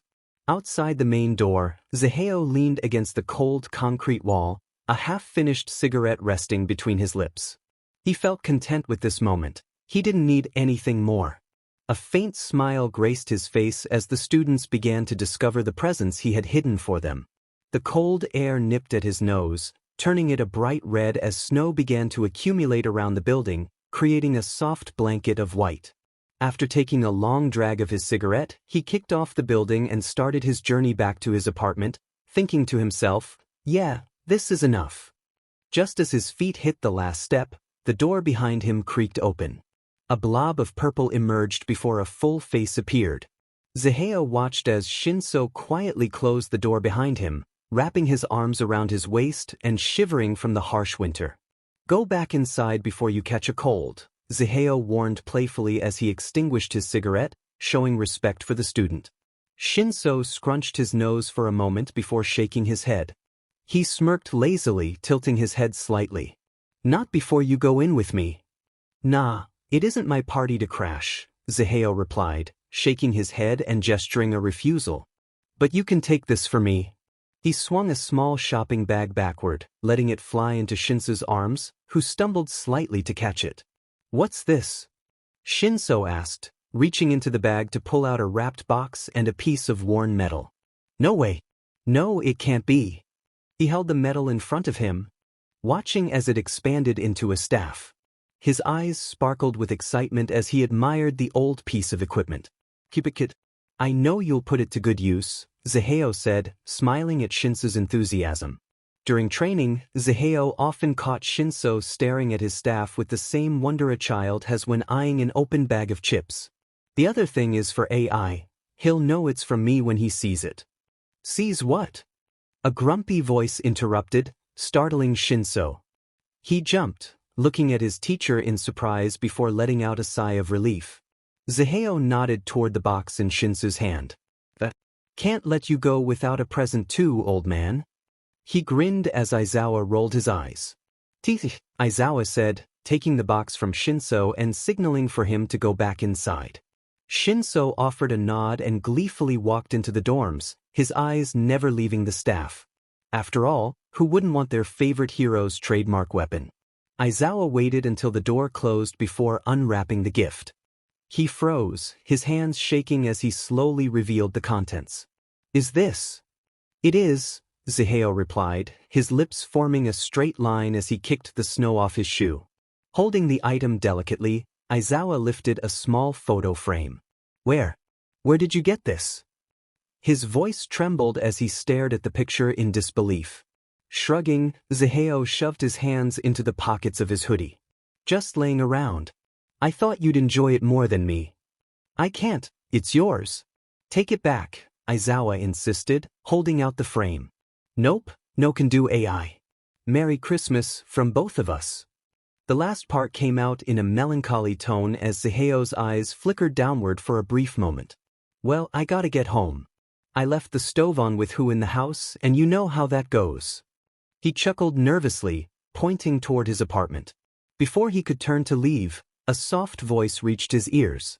"We're all proud of you and what you've done." Kicking the door open to his apartment, Zaheo left his snow-covered shoes outside on an old mat. "Honey, I'm home," he called jokingly into the dim space. He paused, waiting for a response, but only silence greeted him. Raising an eyebrow, he ventured further down the entrance. "Who?" he called out, a bit louder this time. The apartment was eerily quiet, with only the sound of Zaheo's footsteps echoing through the area. Quickly, he reached into his pocket for a small knife. "Who, buddy, you there?" As he turned into the living room, a bright light filled the once dark space, causing him to squint. "Merry Christmas!" Who exclaimed, popping up from in front of the couch with his arms raised high. A big smile lit up his face as he lit the candle on a small cake in front of him. He rushed towards Zaheo with eager anticipation. "Quickly, make a wish." Who cheered, his tone playful yet insistent. Zaheo held back a laugh as he complied, blowing out the candle with a puff of smoke. "Good. Now come sit, come sit. I plated all of the food and made sure it stayed warm." Who urged, leading Zaheo to the small coffee table in front of the television. As promised, a variety of bao, long-life noodles, meat dishes and vegetables lay on platters, all waiting to be enjoyed. Each dish seemed to evoke a sense of home for them. But how? I thought I only made ramen?"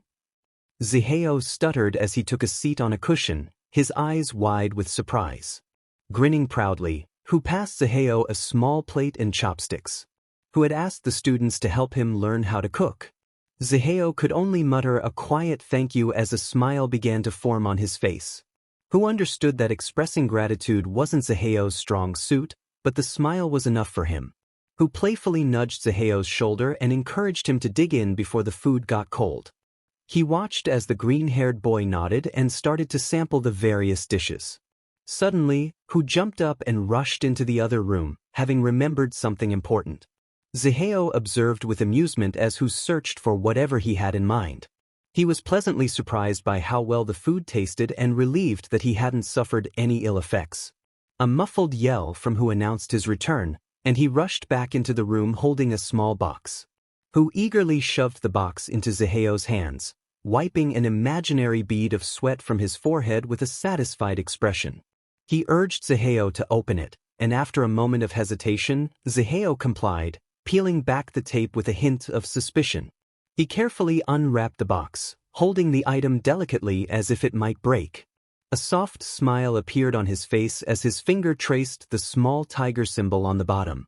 He lightly questioned whether it was a lighter. Who confirmed it was indeed a lighter, the same type as his father's, allowing Zaheo to finally retire the old one he had been carrying around. It was a way to celebrate how far he had come. Zaheo expressed his gratitude sincerely, placing the old empty lighter on the table before pocketing the new one. He reflected on how long it had been since he hadn't carried the old lighter with him. With a bittersweet smile, he stood up and walked into the kitchen, tossing the old lighter into the junk drawer and closing it decisively. The years of clinging to that small metal lighter were finally over, and it was time for him to accept that. Ignoring the tear that slipped down his cheek, he turned to Who with a bright smile, thanking him once more. The sincerity in his voice prompted Who to return the smile. The small apartment was alive with laughter that night as the two reminisced about old and new memories. Everyone slept soundly, free from worries about the morning to come. It was important to note that Zaheo had recently turned 12, even if he had mentioned being 11 during Christmas Eve. Who had often reminded him not to fear the possibility of everyone disappearing, especially since it was the night his father had left. This made it significant that Zaheo slept peacefully that night, without stress. The emotional roller coaster was just beginning. The dorm felt strange without the students. Who shivered as he hugged his arms, the campus eerily empty after everyone left to spend the holidays with their families. With most of the pro-heroes taking this time to relax at home, Zaheo and Who were left to ensure all the students had gone. More accurately, they were raiding the snacks in each pantry. Who agreed, rolling his eyes as Zaheo shined the flashlight in the dark room. After checking every dorm building on campus, they finally reached one. As Zaheo mused about how quiet it would be with the students occupied at their work studies. Who sighed dreamily, reminiscing about how quickly they were growing up as he scanned the cameras in the halls. Each one showed the same emptiness. Zaheo suggested they head back for a break, turning off the flashlight and popping his knuckles. As they walked through the common room, a sudden crash startled them. Whose eyes widened as he whispered urgently, asking if Zaheo heard that. Zaheo gestured for Who to stay close and reached for the dagger strapped to his leg. With the blade in hand, he used a small disk of smoke to muffle their footsteps. The rustling grew louder as they approached the kitchen. He raised a hand, signaling for who to stop, and brought the dagger closer to his body. He grabbed the person nearest to him, holding the blade inches from their throat while securing their arms behind their back. He demanded to know who they were, his tone low as he tried to make out their features in the dim light. The lights flickered on as someone flipped the switch, and Zaheo immediately dropped the blade, releasing the mystery person. With the room illuminated, he recognized them and tucked the dagger back in place, casually informing who that it was just the two of them. Shinso held his neck in disbelief, having just been trying to explain how the oven worked when he found himself threatened. He questioned who had allowed Zaheo to curse. Todoroki entered the scene, holding a box of noodles and politely greeting Hu. Shinso silently thanked him for the interruption, slowly trying to back away. Zaheo quickly grabbed Shinso by the collar, waving his free hand to acknowledge Todoroki. He told them both they could call him Zaheo, expressing indifference. Hu shuffled past to turn off the oven and asked why they were still there. Shinso explained that he stayed because his mom worked night shifts, while Todoroki mentioned he didn't want to see his father that night, having to join him for work studies. Hu raised an eyebrow, glancing between the two. He pointed out that they were planning to celebrate with noodles and ketchup, shaking his head in disbelief. Zaheo sighed and instructed Hu to grab the other one, declaring they were playing parents for the night. Shinso looked confused as Zaheo suddenly flung him over his shoulder, gesturing for Hu to do the same with Todoroki. Hu saluted Zaheo before picking up Todoroki, who dropped the box of noodles in the process. The two students sat in shock as they were carried outside and onto a smoke cloud, wishing they had just gone home. Zaheo refused to use the elevator, opting for flying instead, which was not their preferred mode of transportation, especially for Hitoshi, who was still recovering from a previous incident. Kicking the door open, Zaheo strode into the apartment with Hu close behind. He yawned and tossed Shinso onto the couch before heading to the kitchen. He instructed Hu to drop Todoroki and come help him, squatting in front of the open fridge. Hu complied, dropping Shoto on the carpet. The green-haired boy rummaged through the fridge, pulling out various dishes. He directed Hu to boil water in the wok and add the dumplings, covering them until the water evaporated and then adding oil to brown them. He cheered when he found minced garlic, pleased with his discovery. Shinso hesitantly asked if there was anything he could do, standing outside the kitchen. He had been forced to stay for dinner before but was always nervous about asking. Before Zaheo could respond, Todoroki reached for a knife and the cabbage, only to have his hand sharply hit by Zaheo, who scolded him for not keeping his hands clean in the kitchen. Todoroki looked at Shinso, confused, as he cradled his now red hand. Shinso shrugged and led him to the bathroom, explaining that Zaheo usually reacted that way when he didn't wash his hands. 30 minutes later, the meal was complete. Thankfully, Hu had found some leftover noodles to add to the dishes. The table was filled with an abundance of dumplings, stir-fried cabbage, vegetables, noodles, and rice, along with some chopped fruit that Zaheo offered as an apology. Todoroki sat at the table, bewildered by the spread of food. Noticing his confusion, Shinso nudged him with his shoulder, sharing in the moment. They always prepared the dishes to be shared, encouraging everyone to take whatever they wanted. One of them quietly placed food from the center of the table onto his plate. Nodding slowly, Todoroki followed suit. Zaheo insisted they take more, emphasizing the need for strength for the following day as he filled their plates generously with a large serving spoon, almost overflowing. Proud of his efforts, he returned their plates to them. Hu covered his mouth to stifle a laugh, teasingly commenting on Zaheo's nurturing behavior as he helped himself to some food. The two first years observed the playful bickering between Zaheo and Hu, a small smile forming on their faces as they looked down at their plates. Without hesitation, they began to eat, feeling warmth in their hearts. The atmosphere was light and cheerful, filled with the comforting essence of shared meals and camaraderie. Todoroki was the first to wake up in the morning, a wave of confusion washing over him as he found himself in an unfamiliar room. However, his worries quickly faded as memories of the previous night came rushing back. After the two students had eaten, Zaheo had insisted they spend the night at his apartment, claiming that no one should be alone on New Year's. It was quite a sight to see their mentor bustling around the apartment, searching for enough blankets for both of them, almost comical in its urgency. If it weren't for their fear of the wooden spoon, they might have joked about it. That spoon certainly left a mark. After a game of rock, paper, scissors, it was decided that Shinso would take the top bunk while Todoroki would have the bottom. They dared not question the small table in the corner designated for Koda and Eri. Yawning silently, Todoroki glanced at the clock on his phone. It was 5 a.m., and he still had an hour before he needed to start getting ready to leave. Unsure of what to do, he made his way to the kitchen in search of water. The door creaked open quietly as he tiptoed inside. Reaching for a glass in the cupboard, he nearly dropped it when a voice broke the silence, asking why he was up. Startled, Shoto turned to see Ziheo, who looked equally surprised. He stammered that he was just thirsty, though it came out more like a question. Todoroki wouldn't say he was scared of Ziheo. He had always viewed him as merely a mentor. However, after the kidnapping incident, spending the night in his apartment had opened his eyes to how warm and lively a home could be during the holidays. Ziheo raised an eyebrow before rummaging through the fridge. His fingers brushed against a plastic bottle, and he grumbled as he handed it to Todoroki, stating it was better than the tap water. Ziheo found himself grappling with a decision, to tell the truth or to avoid it. Todoroki knew a bit about his past, but not the details involving Dabi. If he confessed everything now, how would Shoto react? Would it truly be in his best interest? Running a hand through his hair in frustration, he watched as Shoto created ice cubes for his water. With a resigned sigh, Ziheo allowed his shoulders to drop. He suggested they make lunch for everyone, noting that Todoroki would be at the training facility for a while and that the instructor likely didn't know how to feed kids, even if he had some of his own. Nodding eagerly, Todoroki stood up straight, ready to help. Ziheo instructed him to grab 4 bento boxes from the bottom cupboard and reminded him to wash his hands.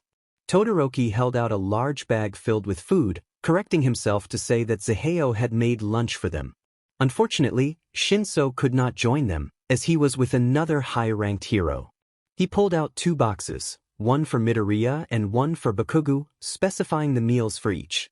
Endeavor watched with a scowl as his son wasted time during the introductions. Just as he thought it was his turn to speak, Todoroki cut him off, relaying Ziheo's warning about not drowning in milk like last time they had ramen. Ziheo sneezed, prompting Hu to ask if he was okay. Ziheo assured him he was fine and turned his attention back to the target in front of him. Taking a deep breath, he steadied his hands on the gun, aiming carefully. With one eye closed, he took the shot. A loud bang echoed through the air, followed by a high-pitched whistle as the bullet traveled through the paper target. Snipe congratulated Ziheo, noting he was getting closer to the center. They observed the large hole in the target, only inches from the bullseye. Ziheo hadn't expected to master shooting overnight, but he had hoped for a bit more progress. Initially, he had planned to control the bullet with his quirk, avoiding the need to aim, but the pro hero insisted on helping him directly for safety reasons.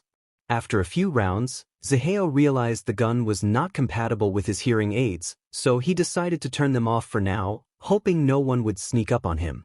Snipe adjusted Ziheo's stance, guiding his elbow as he aimed at the target. Ziheo focused solely on the target, letting silence envelop him. When he pulled the trigger, a loud bang rang out, and the bullet hit its mark. Snipe jumped with excitement, celebrating the success. Feeling a surge of pride, Ziheo gazed at the target, whispering to himself that he had done it. Snipe continued to cheer, and Hu joined in, their voices filled with joy as they celebrated Ziheo's achievement, their pride echoing through the air. Groaning, Hu slid off the couch and onto the cold floor below him. He complained about the boredom of being alone without the students. With winter nearing its end, the school year was also coming to a close. With only 3 months left, Ziheo had a lot of planning to do. News of the league's alarming growth in numbers suggested that the students would soon be forced to fight, even if they were unaware of it yet. Ziheo faced a week of intense training, barely taking any chances to relax, fueled by a constant surge of adrenaline. He had to be stronger, he couldn't let anyone down. Who could only watch from the sidelines as Ziheo pushed himself to his limits. Immersed in his work, Zaheo seemed to forget everything around him. After Todoroki and Shinso left for their work studies, Zaheo immediately got to work. He trained with everything from firearms to regular workouts and even focused on his quirk. A significant improvement was evident, but at what cost? A year ago, neither of them would have believed they would be at WHAAA. They would have laughed it off as a prank. A week of relentless training paid off. His aim had improved significantly, and he had maintained his stamina and reflexes. He even managed to nearly perfect the smoke sphere, though it remained finicky. He tried various methods to control it, but something always felt off. Not enough smoke, it was too hot, it took too long to dissipate, and he struggled to manage it. Each failure chipped away at his confidence. He finally felt okay mentally, but the world of heroes never slept, constantly keeping him on edge. There was always something for him to do, something he felt he lacked. All these reasons contributed to his disdain for this world. Then came the question, would he be willing to endure this for another year? Could he handle it? Could he hold out until the students graduated? He didn't know. He didn't want to know.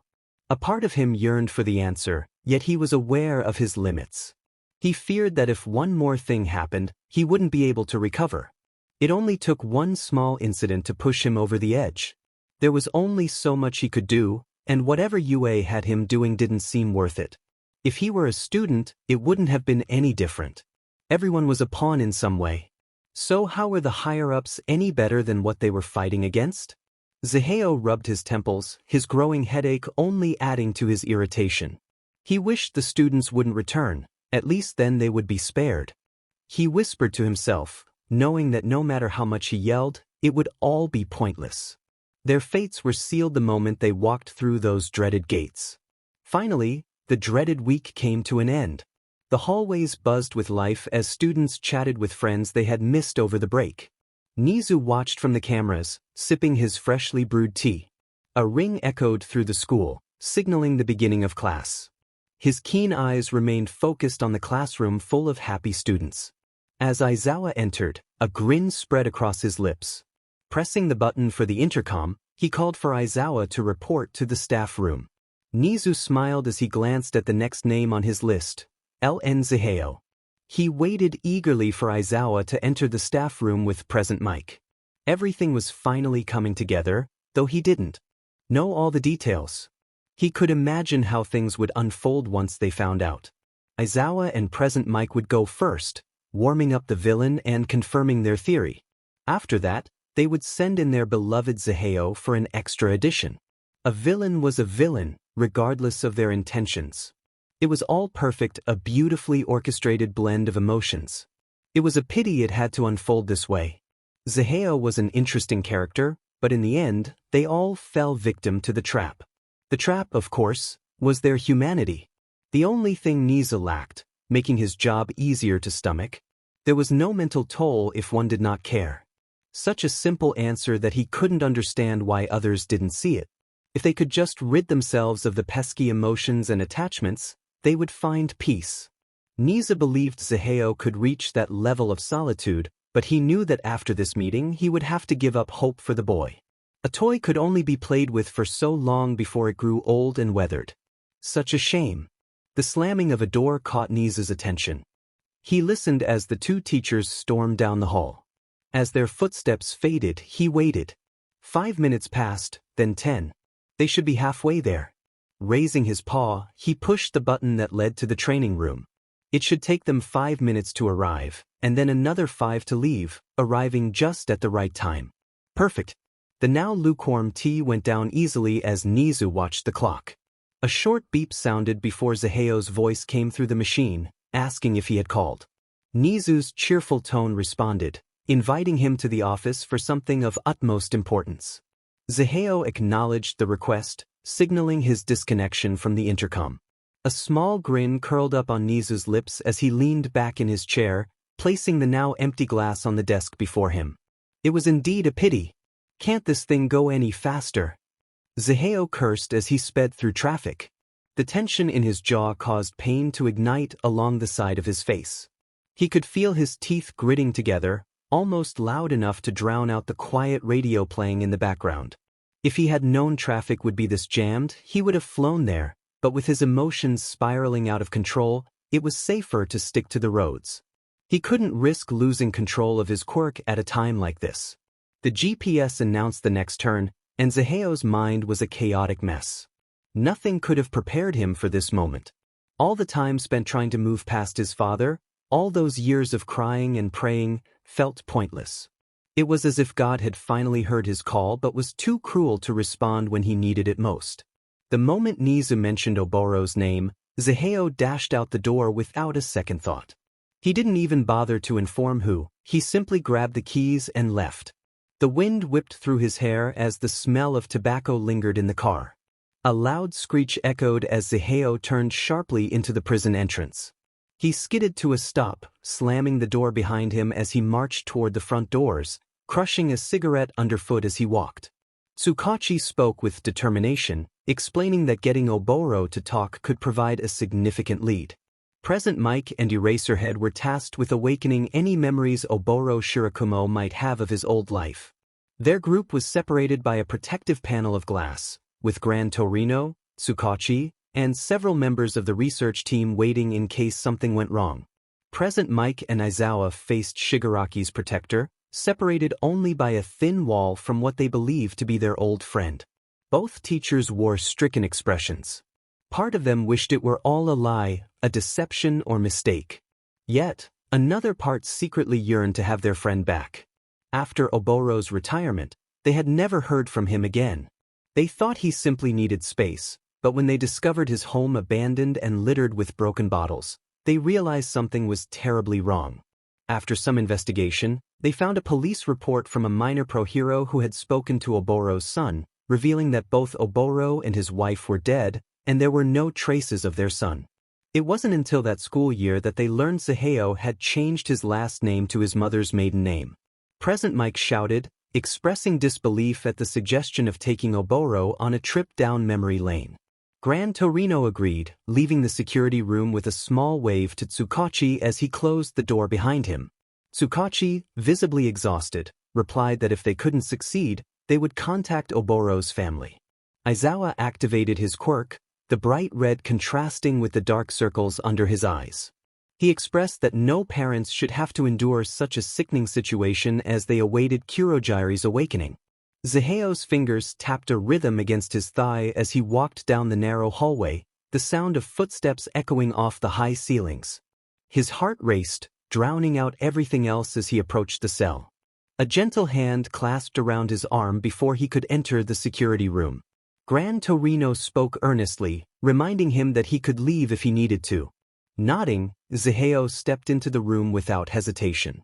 As he stared at the scene before him, he felt bile rise in his throat but pushed it down, watching silently as Aizawa called out to his old friend.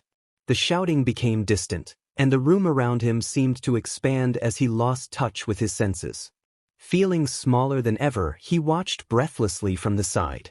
"I am Kurogiri, the one who protects Tamura Shigaraki," the smoke villain proclaimed, straining against his restraints.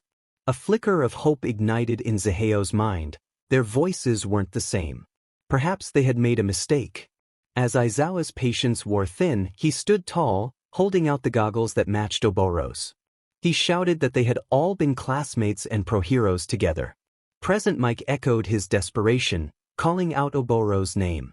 The mist surrounding the villain began to move erratically, as if trying to escape.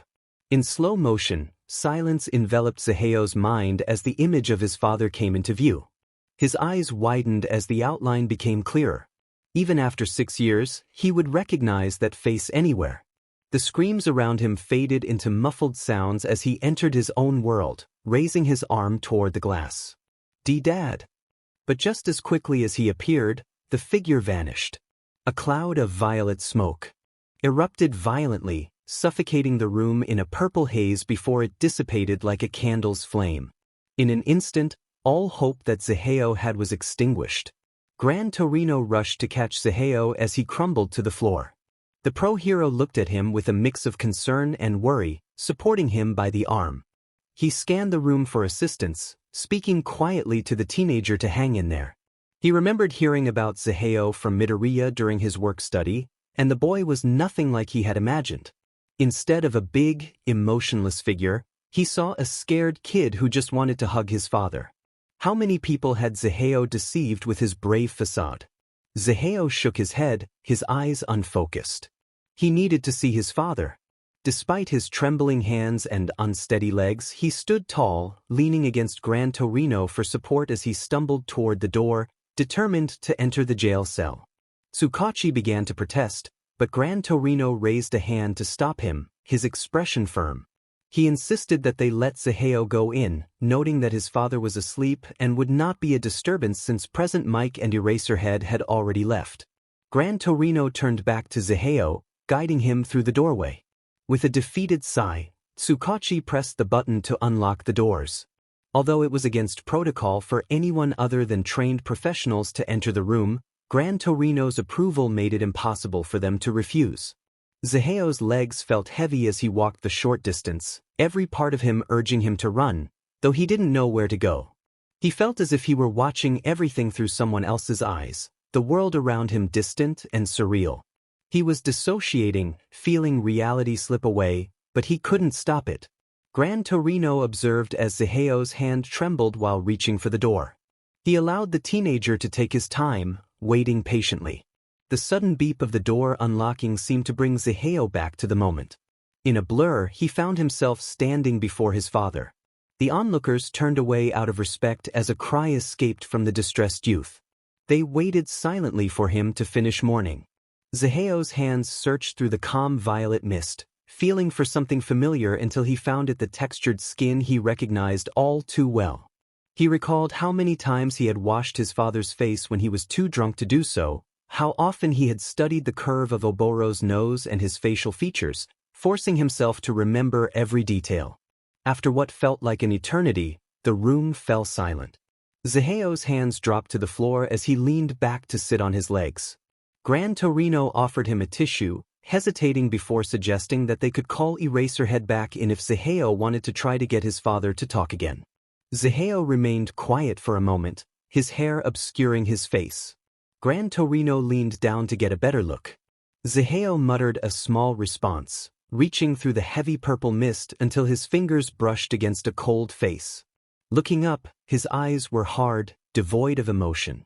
He declared that his father was already gone, that this was merely a corpse playing puppet. He dropped his hand to his side and stood tall, gazing past his father into the blank wall, as if no one were there. He thanked Gran Torino for his time, stating it was time for him to go home, and with a curt nod, he walked out the door. Even if someone had tried to call out to him, their words would have been mere whispers. Later that night, Hu was at home, placing a book on the table when he called out for Zaheo.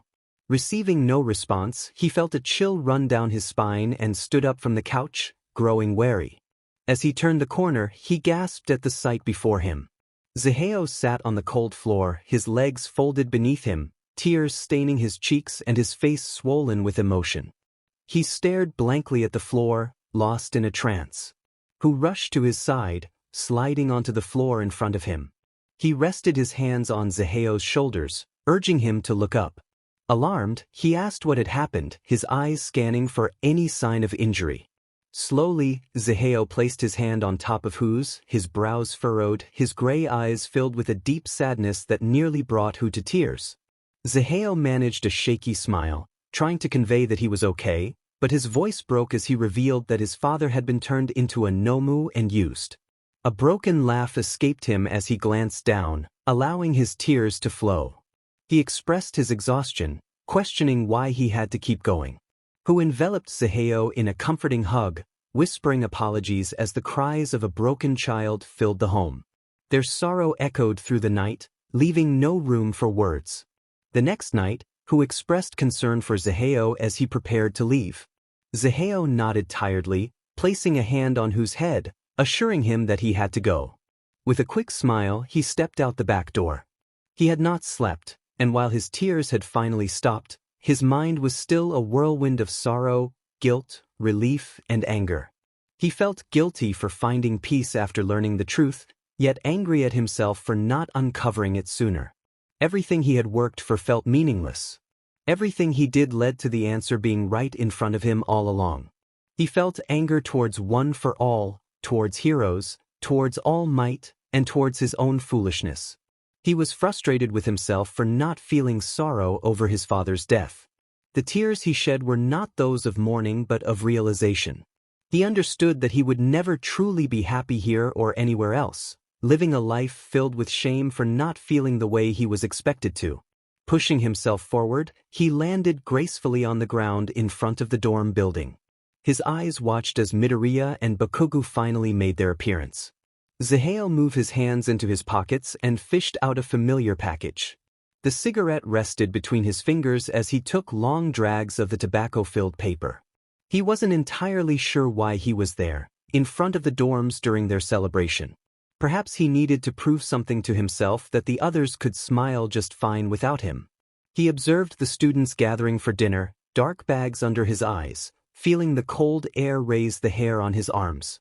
Shivering slightly, he rested his free hand in his pocket. The sound of crunching footsteps against the cold grass pulled him from his thoughts. Without bothering to look, Zaheo raised the cigarette from his lips. He addressed All Might, questioning whether he should even continue calling him that. Finally turning his head, his eyes bore into the figure of the skinny man, malice lacing his bitter words.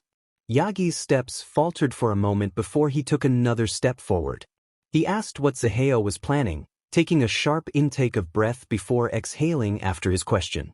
Zaheo narrowed his eyebrows, his lip curling into a growl as he responded, suggesting that if Yagi thought he was planning to harm the students. Quickly waving his hands in the air, Yagi looked taken aback, insisting that he knew Zaheo wouldn't do such a thing. He coughed into his fist, correcting himself. Zaheo watched with a calculated look as he inhaled the sweet smoke from his cigarette. Yagi clarified that he meant to ask what Zaheo planned to do when the time came to fight. Zaheo retorted that it was none of Yagi's business. The sounds of glasses clinking in the background filled his ears as the celebration finally began. Feeling his annoyance grow, Yagi's expression contorted into one of more color. He pleaded with Zaheo, claiming he recognized the look of a hero too busy saving others to remember himself. Zaheo noticed how Yagi's face scrunched up as he spoke, and the way his hands moved in the air. Guilt was creeping in. Zaheo let out a dangerous chuckle before extinguishing his cigarette. He told Yagi not to call him that, expressing disgust at being classified the same way. He stepped closer to the retired pro-hero, stopping just a few feet away. He warned Yagi not to act as if he had the right to tell him anything, stating that he wouldn't even be there if it weren't for him. With a growl, Zaheo's shoulder harshly bumped against Yagi's. Spinning around, Yagi reached for Zaheo's sleeve. A warm wave of smoke hit his skin before he got close, causing him to recoil. He warned Zaheo never to touch him again. Using his quirk, Zaheo propelled himself into the sky. Yagi cupped his hands around his mouth, desperate for his words to reach the teenager, insisting that the students still needed him. But those words held no meaning for Zaheo. A week before the war, Hawks summarized everything he had gathered. His feet dangled off the edge of the building. Knowing the Hero Commission would keep their favorite vigilante in the dark, he thought he would shed some light on the subject. In the span of an hour, he managed to catch Zaheo up on everything from the League of Villains fighting the Liberation Army to the main villains to watch out for. He wasn't entirely sure about some placements for the upcoming week, but any information was better than nothing at this point. The students weren't even fully aware of what they were getting into. Most of them were only told their work studies were going on a trip, all to the same place. Dragging a hand over his face, Zaheo let out a heavy groan, acknowledging their challenging task ahead. Hawks glanced at Zaheo with concern, his tone uncharacteristically quiet as he asked if he would be all right. There was no question as to why. Zaheo looked exhausted. 2 months of relentless training had taken a toll on him. His skin was marked with small burns and scratches, and the pungent smell of smoke mixed with the usual scent of green tea lingered around him. Zaheo's face was devoid of emotion, simply tired.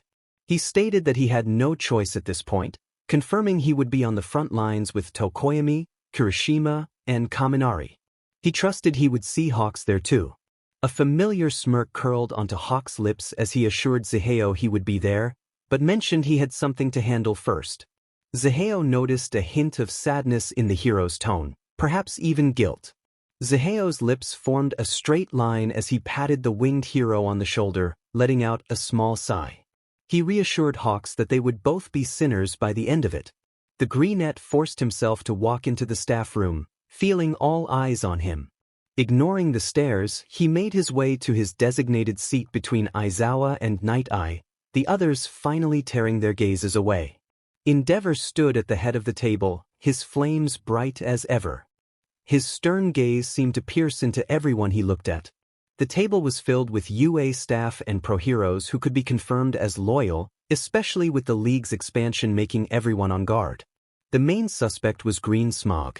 A random vigilante had joined UA the year the League became increasingly active, possessing a connection to one of its members, though he refused to disclose any details about it.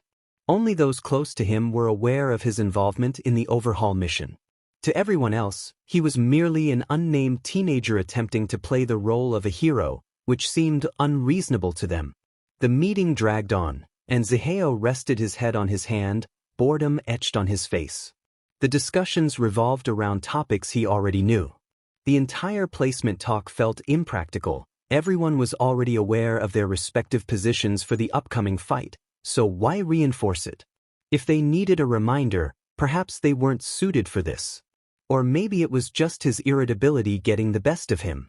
With a smoky sigh, Zaheo allowed his eyes to close, letting the voices in the background fade away as he slipped into a restless slumber. A hand shook Zaheo's arm, jolting him awake. Noticing his lack of response, the hero let out a sigh. He glanced at his counterpart for assistance, gesturing toward the sleeping teenager in front of them. Aizawa scrunched his nose slightly before rolling his eyes. He raised his leg and gave Zaheo's chair a rough kick. Startled awake, Zaheo scanned the area for any threats before his gaze landed on Aizawa. Grimacing, he rested his head back down on the table. The teasing tone in Aizawa's voice hinted at a threat as he mentioned that the next wake-up call wouldn't be so gentle. Groaning in annoyance, Zaheo reluctantly lifted his head, leaning back in his chair with his head hanging over the headrest. With his eyes half open, he tilted his face toward Eraserhead, asking what he needed. Night Eye sat with his legs shoulder-width apart, clasping his hands between them as he regarded Zaheo with a serious expression. He hoped to speak with him, his tone slightly grave. Since last year, they had not communicated much, with Night Eye being Ares' primary guardian alongside Aizawa, leaving little time for conversation. Zaheo raised his eyebrows in surprise, swinging his head to the side to look at Night Eye with a half-open eye. He hadn't expected this. After a small hum, he waited for the green and yellow-haired male to continue. Night Eye adjusted his glasses before asking if he could use his quirk on Zaheo before the war.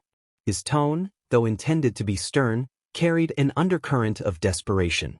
Zaheo replied immediately with a firm no, not even considering the request. Flabbergasted, Night Eye leaned forward in his chair, his words spilling out in a hurried rush as he argued that he could identify any threats to Zaheo, potentially saving his life. Internally, Zaheo reflected on the notion of a life for a life.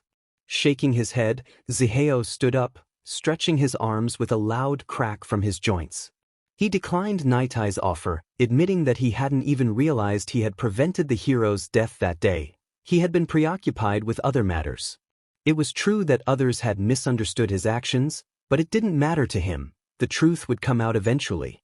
Night Eye argued that Zaheo had saved Mirio from being shot, emphasizing that he could have lost his quirk otherwise. He jolted out of his chair, the loud screech echoing as it flew back, seemingly desperate to help the green-haired male, but his pleas fell on deaf ears. Zaheo shot him a sideways glare, shoving his hands into his pockets.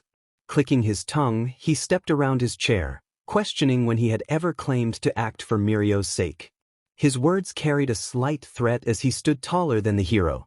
Night Eye stammered, trying to comprehend Zaheo's motivations, but he stopped mid-sentence as realization dawned on him. Everything clicked into place: what Zaheo had done, why he had done it, and what he was truly aiming for. Stumbling backward into his chair, he stared at the floor with wide eyes. He had forgotten, Zaheo wasn't a hero. The teenager wouldn't have gained anything if Mirio had died. To him, it would have been the same either way. Zahale's expression remained unchanged as he locked eyes with the startled pro. Scoffing, he extended his arm, inviting Night Eye to see his future. He emphasized that no one could change the outcome, waiting for Night Eye to activate his quirk.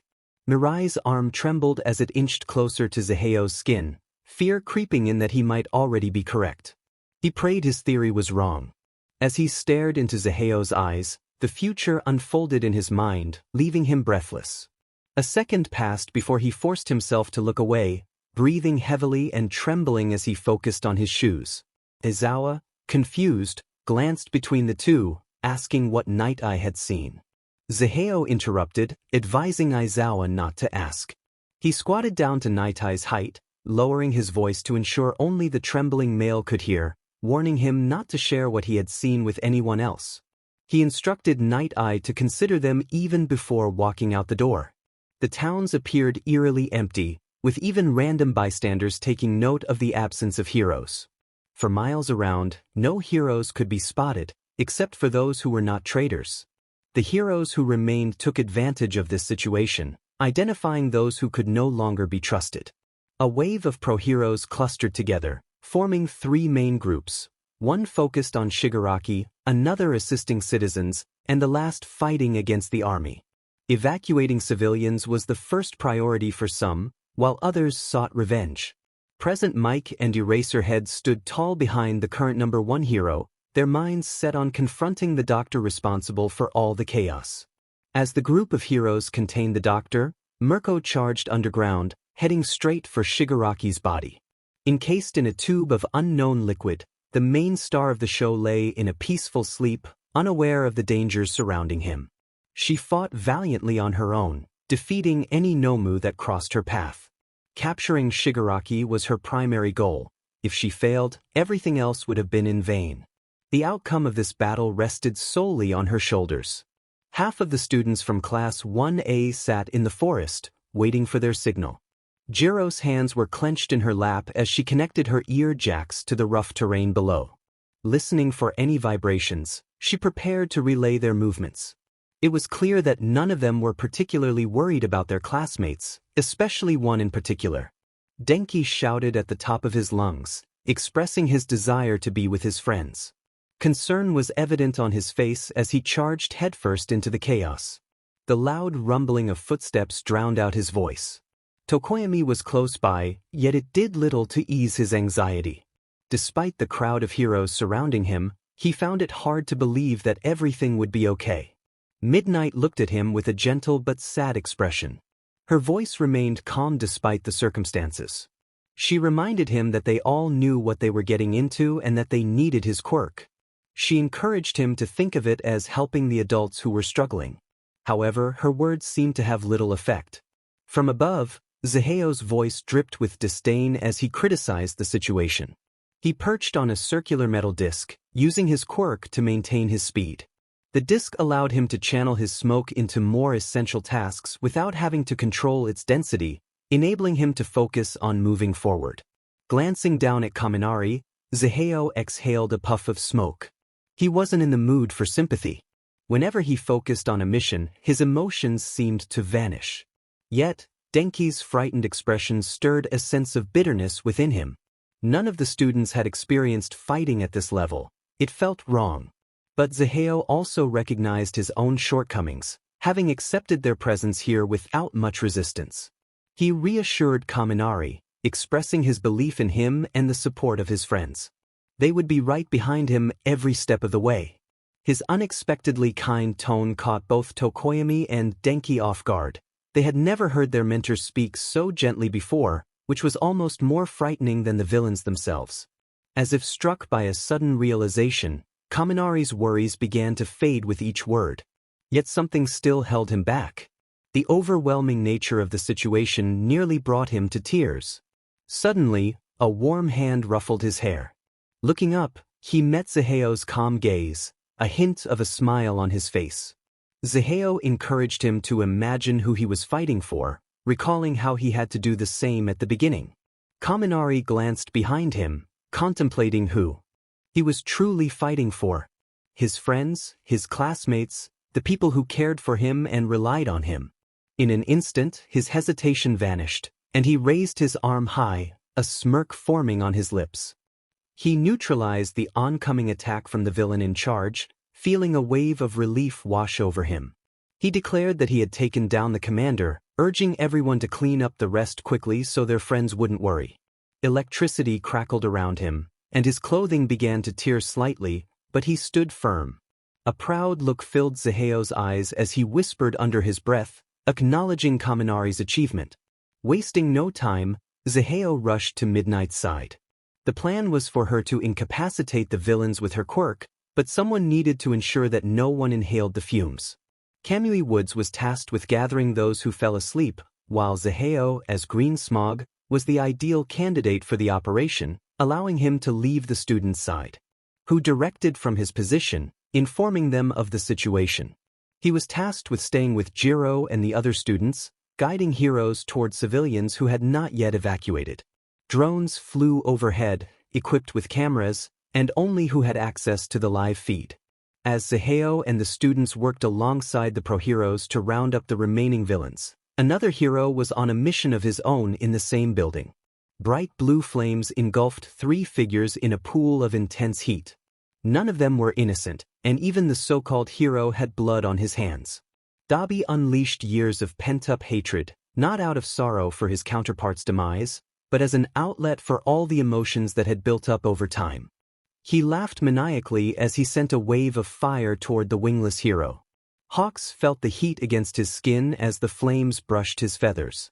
Dabi delivered a harsh kick to Hawk's side, sending him rolling across the warm ground until he was halted by a heavy stomp on his back. A twisted grin spread across Dabi's face as he looked down at Hawks. He expressed his distrust from the moment Hawks entered the base. Hawks struggled to push the foot off his chest, feeling blood trickle from his lip. The heat was stifling, dancing across his skin as he fought to regain control. Drawing out what little energy he had left, Kigo's words came out hoarse, questioning why he was allowed to remain in this dire situation. Even in such a moment, his snarky tone persisted.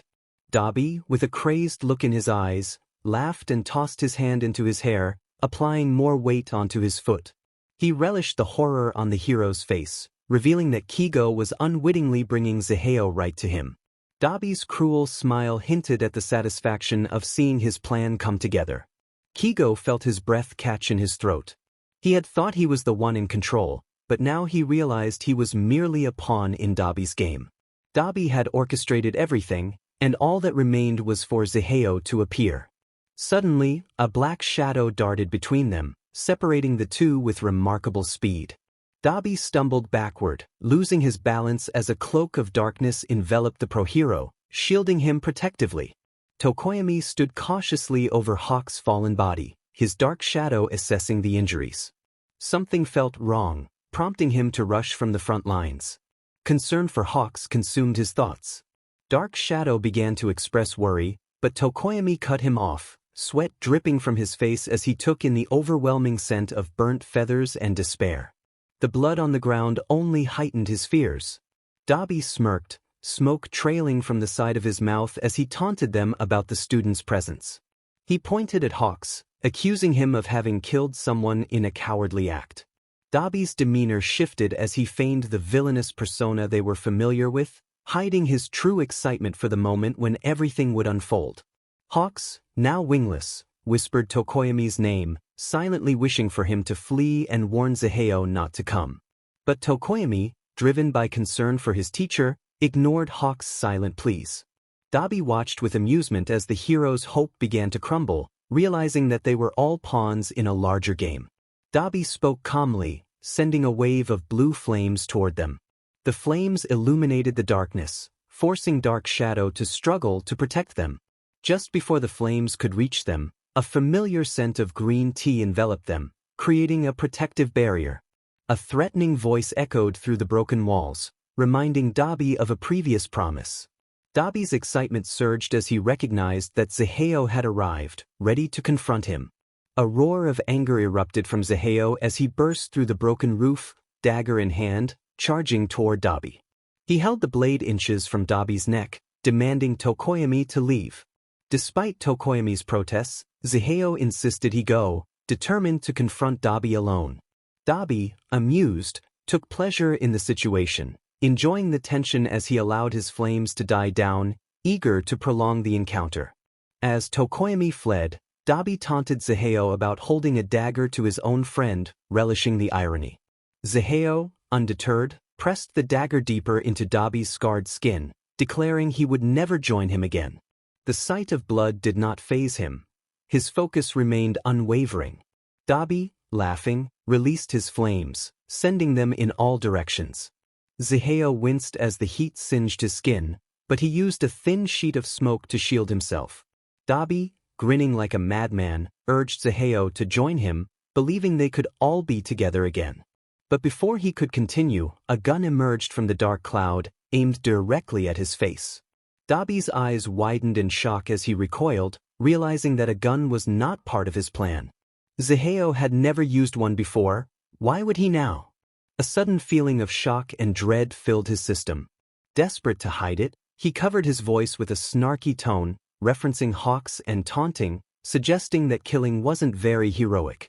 Ziheo, with determination, pulled back on the trigger, releasing the shell from its metal holster.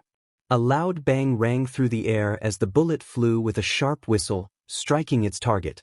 Dabi gasped as he stared at the wound in his stomach. Ziheo had shot him. This wasn't right, it couldn't be happening. Ziheo was supposed to follow him, to agree with him. Confusion and betrayal washed over him as he stumbled backward, placing a hand over the wound.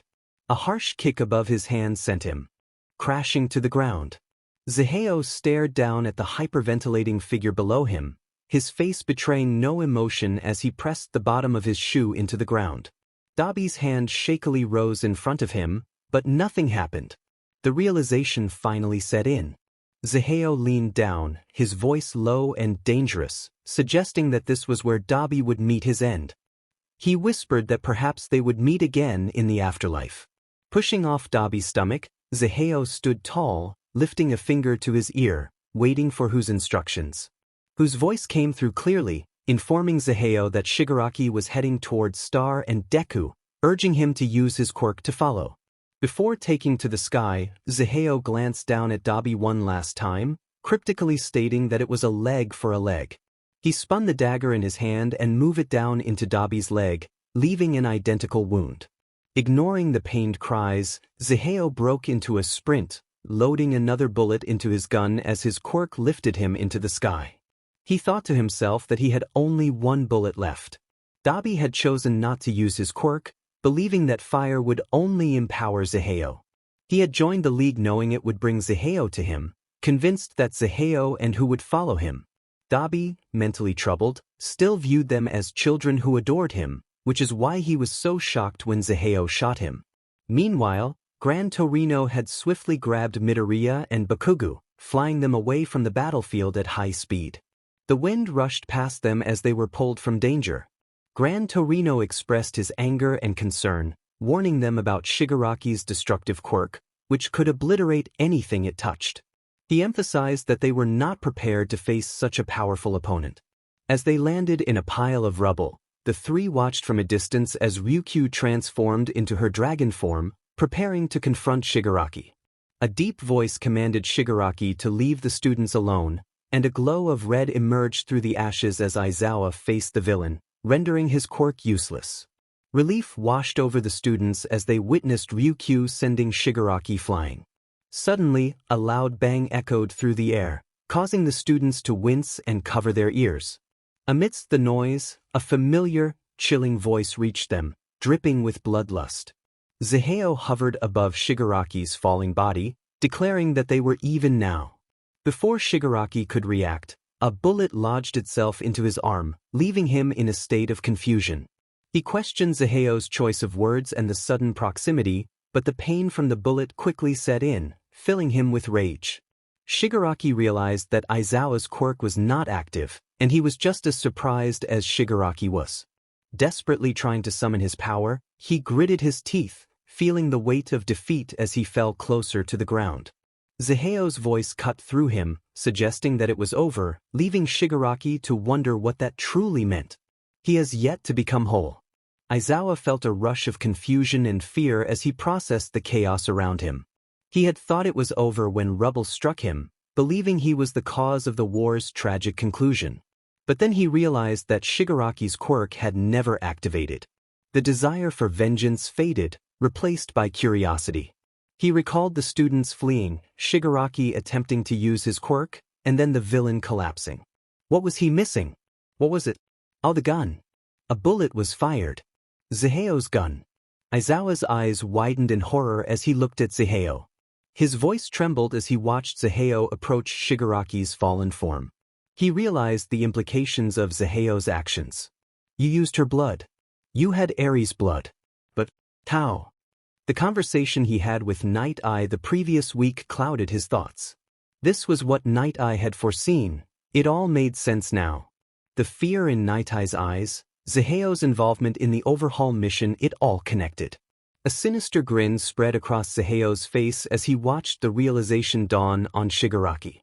The villain understood the significance of the quirk-erasing bullets, the ones that only overhaul could create, now in Ziheo's possession. And now, he was injected with the very same poison. During our encounter with overhaul, the last remaining bullet seemed lost. But in truth, it was hidden within a cape. One that Mirio let me have. All that was left was to have someone create a new bullet, and fortunately, I had someone who could replicate blood, Ziheo explained coldly, ignoring the fearful expressions on the faces around him. Would he truly go this far? Would he really do this? Shigaraki extended his arms as he descended closer to the ground. Panic surged through him, and thoughts of escape vanished. Without a quirk, how could he possibly save himself? Closing his eyes, a scream erupted from his throat, filled with pure dread that resonated with everyone present. Just before he hit the ground, a warm sensation enveloped his skin. Confusion filled his eyes as he looked up to see Ziheo hovering above him, like an angel offering redemption. A swirling mass of green smoke surrounded them, cutting off all light. The dark sphere trapped them as the smoke whirled around at high speed. You know, at first, I struggled to perfect this move. But now I understand why it wouldn't work. I need to be inside of it to keep it moving. None of Ziheo's words made sense to Shigaraki. What did he mean? Why were they trapped? Why was it so dark? The only problem is I cannot stop the smoke once it begins. Do you know what that means? He didn't. The words were lost on him. Between the pain and shock, everything felt meaningless. Surely, it was just a trick. Heroes don't kill their enemies, everyone knew that. So why did he feel so uneasy? If only Shigaraki had been more aware, perhaps he would have noticed the devilish grin on Ziheo's face. Maybe then he would have realized it was no joke. The prologue would soon make much more sense after the next chapter. It was advisable to revisit it before proceeding. What determines if someone is good or bad? Is it their actions? Their morals? Or perhaps even their ideology? Despite countless factors, there is always one thing that can help us decipher: perspective. If you recall from the beginning of our lesson, we discussed this. Ziheo believed perspective was the answer, and that remained true even until his death. A voice chimed in, slightly confused about where the lesson was heading. But Mr. Zhao, isn't Green Smog a good guy? The small smile appeared on Hu's lips. It depends on who you ask. Some will say yes while others will say no. He shrugged, acknowledging the differing opinions on Ziheo's actions. Some viewed them as excessive, while others deemed them necessary. But he defeated the bad guys. You're correct, but he also killed them. The villain Dabi bled out slowly, and the circumstances of Shigaraki's demise are still debated. It's unclear whether he succumbed to blood loss or suffocation first, or perhaps shock, Hu explained, recalling the lesson moments before. But Mr. Zhao, he did it for the students. Hu's eyes filled with a somber gaze as his lips pressed into a line. I know it may seem that way, but in reality, it was for himself. As the person closest to him during his life, I can assure you he did not act out of goodwill. He sought revenge and the chance to finally find peace. Dabi's death was for his own reasons, And while Shigaraki's demise was partially for the students, Zaheo knew he could never kill the man who took his parents from him, so he targeted the weakest link. The loud ringing of a bell interrupted Hu's lecture. He let out a weary sigh and glanced at the clock. I suppose class is over for now. If you want to learn more about the history of the greatest savior of all time, ask your parents. Most of them were actually his students, believe it or not. The forced enthusiasm in his voice was evident. Perhaps the former 1A students could provide more detailed accounts than he could. Who watched as the students filed out of the classroom. It was hard to believe that nearly 18 years had passed.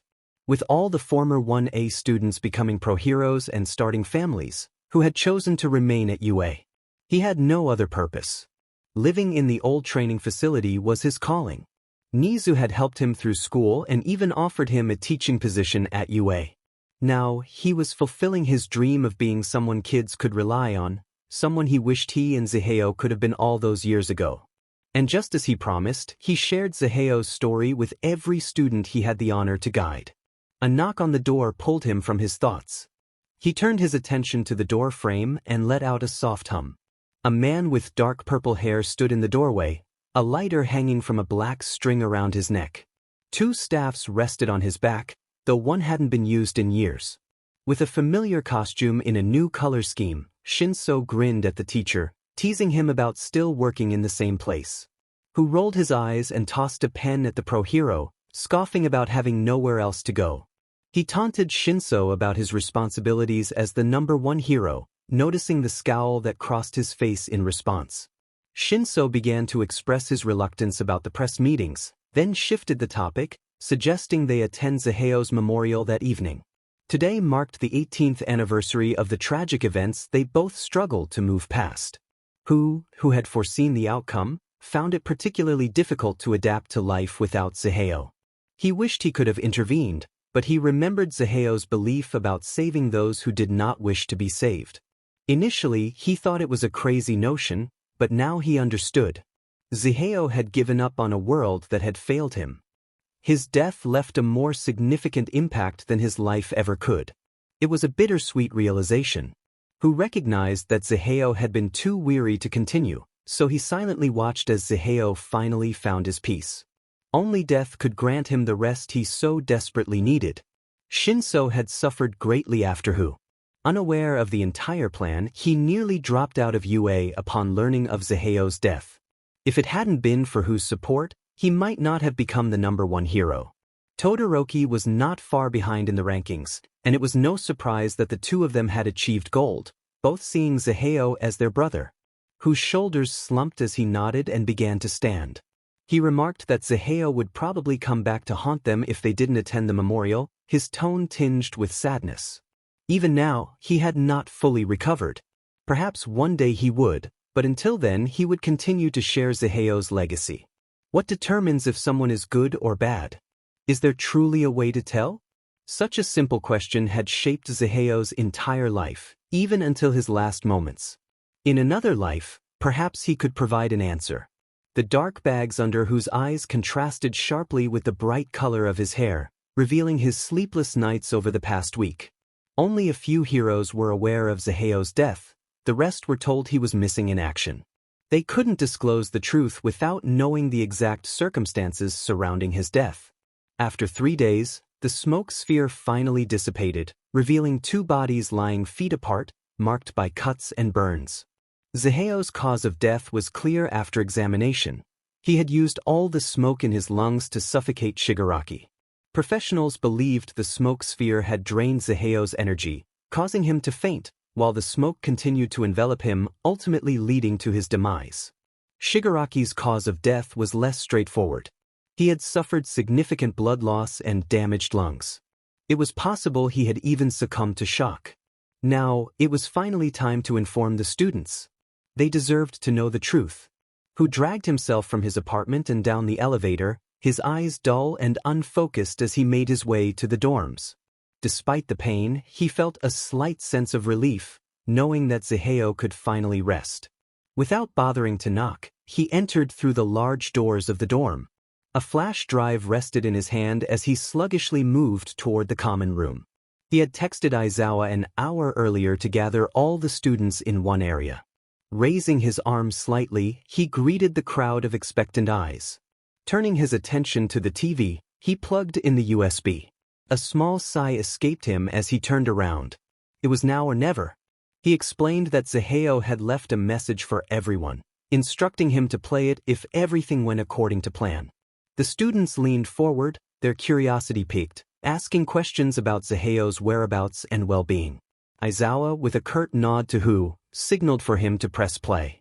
Who pressed play and took a seat on the floor near the screen, having watched the video more times than he could count. The screen flickered to life, and the students watched with wide eyes as WHAAA's figure. The background was plain white, and the date displayed was the day before the war. WHAAA appeared with tired eyes, prompting Who to wonder if he had looked that exhausted when they last saw him. Then he began to speak. "Hey guys, by now I should be long gone. It's crazy to think that I'd go down this way, but we can't always live life the way we plan." A low chuckle escaped him as he looked down at his hands. Long gone? What did he mean by that? Where had he gone? In my bank account, you'll find a large sum of money. In 2 separate accounts, there is money for both Coda and Eri, so if something ever happens, they'll have something to support them. The main account would support children without homes or those needing to escape theirs. The remainder would go to Who. It might sound silly, but when Who and the narrator were kids, Who had said they could work together to defeat villains and become super-duper rich. The narrator had done it. Who was the only one who had saved them, so they encouraged Who to buy something for himself for once and to use the money to pursue his dream of becoming a teacher without feeling guilty about spending it. To the students, the narrator expressed gratitude for their spirited nature, even if they were not the best fighters. Otherwise, the narrator might not have had the opportunity to teach them. They reassured Ciro that they never held any resentment towards him for being his parents' son. Different letters would soon arrive for each student in the mail. To Coda and Eri, the narrator acknowledged their wonderful spirits despite the world's harshness. They promised that one day, kindness would come their way, and if it didn't, they would fight for it. Every day until they turned 20, the children would receive a letter, hoping it would reach them safely. The narrator also asked them to keep Who in line. With a final farewell, the narrator declared that Smog was out. WHAAA gave the camera a brief nod before turning off the feed. The students were left with tear-filled eyes, staring at the dimming screen. Their sobs caught in their throats as they struggled to hold back their emotions, which ultimately spilled over. Yells, sobs, wails, silence, disbelief, every possible emotion filled the room. Before anyone could react, Who had already rushed out the door, burdened by his own feelings and unable to bear the despair on their faces. As promised, 21 letters arrived that week, 1 for each student and 1 for Aizawa. Gran Torino took a shaky breath and nodded, instructing the team to allow the activation of the quirk. Despite his hesitation, he remained resolute. The room fell silent before a wave of panic erupted. A guard overseeing the holding cell voiced his concerns, fearing what might go wrong. Everyone understood the gravity of the situation. This was a last resort. Gran Torino's determination did not waver as he gave the team a final nod to signal the start. 2 days had passed since the green sphere had ceased growing, 2 days since anyone had seen Shigaraki, and 2 days since WHAAA had chosen to encase them in a smoke-filled prison. The atmosphere was thick with tension as everyone awaited anything to happen. No one knew how to react, feeling lost and vulnerable. Their minds created barriers to shield them from the reality of the situation. As pro-heroes attempted to redirect reporters' attention away from the vigilante who had saved the day, the students grappled with the shock of the recent events. Nothing felt real. They were just children, unsure of how to process their emotions. Without guidance to channel their feelings in a healthy way, they struggled to cope. Frustration began to overshadow their sorrow and panic. They were tired of waiting for answers, exhausted from sleepless nights hoping to be treated as the capable individuals they were. If they could fight in a war, why couldn't they know what was happening? If only WHAAA were there, he would have trusted them and shared the truth. Finally, the moment they had been waiting for arrived. A blanket of darkness enveloped the 2 non-heroes. A flicker of light occasionally caught their eyes, but the outside world remained concealed behind the heavy green curtain. Both were too weak to fight, whether from lack of food, Shigaraki's injury, or the smoke draining Zaheo's strength. They were too dehydrated even to speak. Then, a single speck of purple appeared, pulling them from their haze. Their thoughts diverged yet shared a common thread. In their moment of despair, their true emotions surfaced. One felt a spark of hope, while the other accepted his fate. Kurogyari had come for Shigaraki, and he hoped to return to his master. Meanwhile, Zaheo wished to be the first choice in that moment. Before Zaheo could witness Shigaraki being pulled through the purple portal, he succumbed to exhaustion, hoping he would not have to awaken again. For he knew that if he allowed himself to think about it, the only thoughts in his mind would revolve around never being good enough for his father's love. Strangely, it felt acceptable to embrace that as the darkness enveloped him in a gentle farewell. A loud voice resonated through the holding cell, announcing that the extraction had been successful. A quick nod of understanding was given in response as the purple male deactivated his quirk. Almost instantly, the room fell silent, the quirk suppressant characteristics now in effect, making everyone aware of the change. A group of people rushed in, swiftly taking hold of the two males who had fallen through the portal. The pro-hero quickly commanded that one be taken to a cell on the north side of the building, ensuring that knowledge of his containment remained a secret. He then looked down at the other boy on the floor and, with a noticeably softer tone, instructed that he receive medical attention. The purple male in the corner watched with anticipation, worry evident in his eyes. Gran Torino nodded toward the door where Zaheo was being led out, granting him permission to follow. The two pro-heroes waited for the group to leave with both patients before speaking. Aizawa's voice was rough, revealing that he hadn't spoken much in recent days. Gran Torino shrugged slightly before facing Aizawa. He stated that he had done what was necessary to save a life, something every hero should do. Aizawa retorted, expressing concern over using a student's quirk to control a villain, questioning what would have happened if it hadn't worked. Gran Torino raised an eyebrow, looking at Aizawa. Through his mask, he pointed out that everyone knew Shinsu's quirk was more than sufficient to subdue Kurogyari for a few seconds, allowing them to gather the two. He then questioned whether there was another reason Aizawa opposed saving them. Aizawa, angered by the implication, chose not to respond and exited the room. Gran Torino understood the risks involved in the mission but also believed in the UA student. Even though he wasn't a teacher on campus, it was clear that Shinso held Zaheo in high regard and wouldn't jeopardize the chance to save him. It seemed everyone treated them like adults yet never allowed them to act on their own feelings and opinions. Shinso had a choice to be part of the team and to act as he saw fit, which was more than many other students could say before being moved into a war. The plan was straightforward. The team would wake Kurogyari just long enough for Shinso to activate his quirk, giving him the opportunity to command Kurogyari to use his abilities to extract the two. As soon as Gran Torino signaled, Shinso would return the villain to his dormant state, and everything would be set. The execution went flawlessly. Both targets were carefully transported without any errors. It was remarkable to have a mission that didn't result in destruction. It worked. A brief silence filled the room as the voice echoed through the phone. All the anxiety from the past few days seemed to dissipate with those two words. A collective breath of relief was released as everyone relaxed. Shinso had succeeded in bringing them back. Questions flooded in. When would he return? Had they said anything? Would he be okay? Was he alive? Did this mean someone had to clean their room again? Shinso could barely respond amidst the barrage of inquiries. The pressure from earlier weighed heavily on him, and the adrenaline rush made it difficult to manage the call. He quickly informed them that the boy was alive, albeit unconscious, before hanging up. While it was easier to talk to them than before, it still wasn't simple.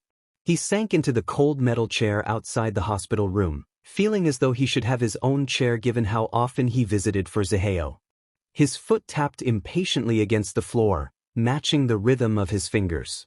He had done it. He had managed to control a villain that Bakugo couldn't handle and save Zaheo. Perhaps he felt a bit smug, but who could blame him? He had to convince a villain to cooperate and then figure out how to relay their location. It was a lot of work for a Thursday afternoon. However, that feeling quickly faded as he noticed footsteps approaching. Without warning, he was lifted and thrown over someone's shoulder, bouncing up and down like a child, who shouted with glee, celebrating Shinsu's success. The hospital staff observed Shinso with sympathetic eyes, knowing who couldn't be contained during these bursts of excitement. They allowed him to express his joy, recognizing that he wasn't disturbing anyone but Shinso. Shinso could feel whose shoulder pressing into his stomach with each jump. Even being pushed off buildings by Zaheo felt less painful than this. Yet, despite the discomfort, he found himself smiling along with whose enthusiasm. Inside the operating room, a doctor remarked on the youth of the staff member present, scrunching his nose in disbelief.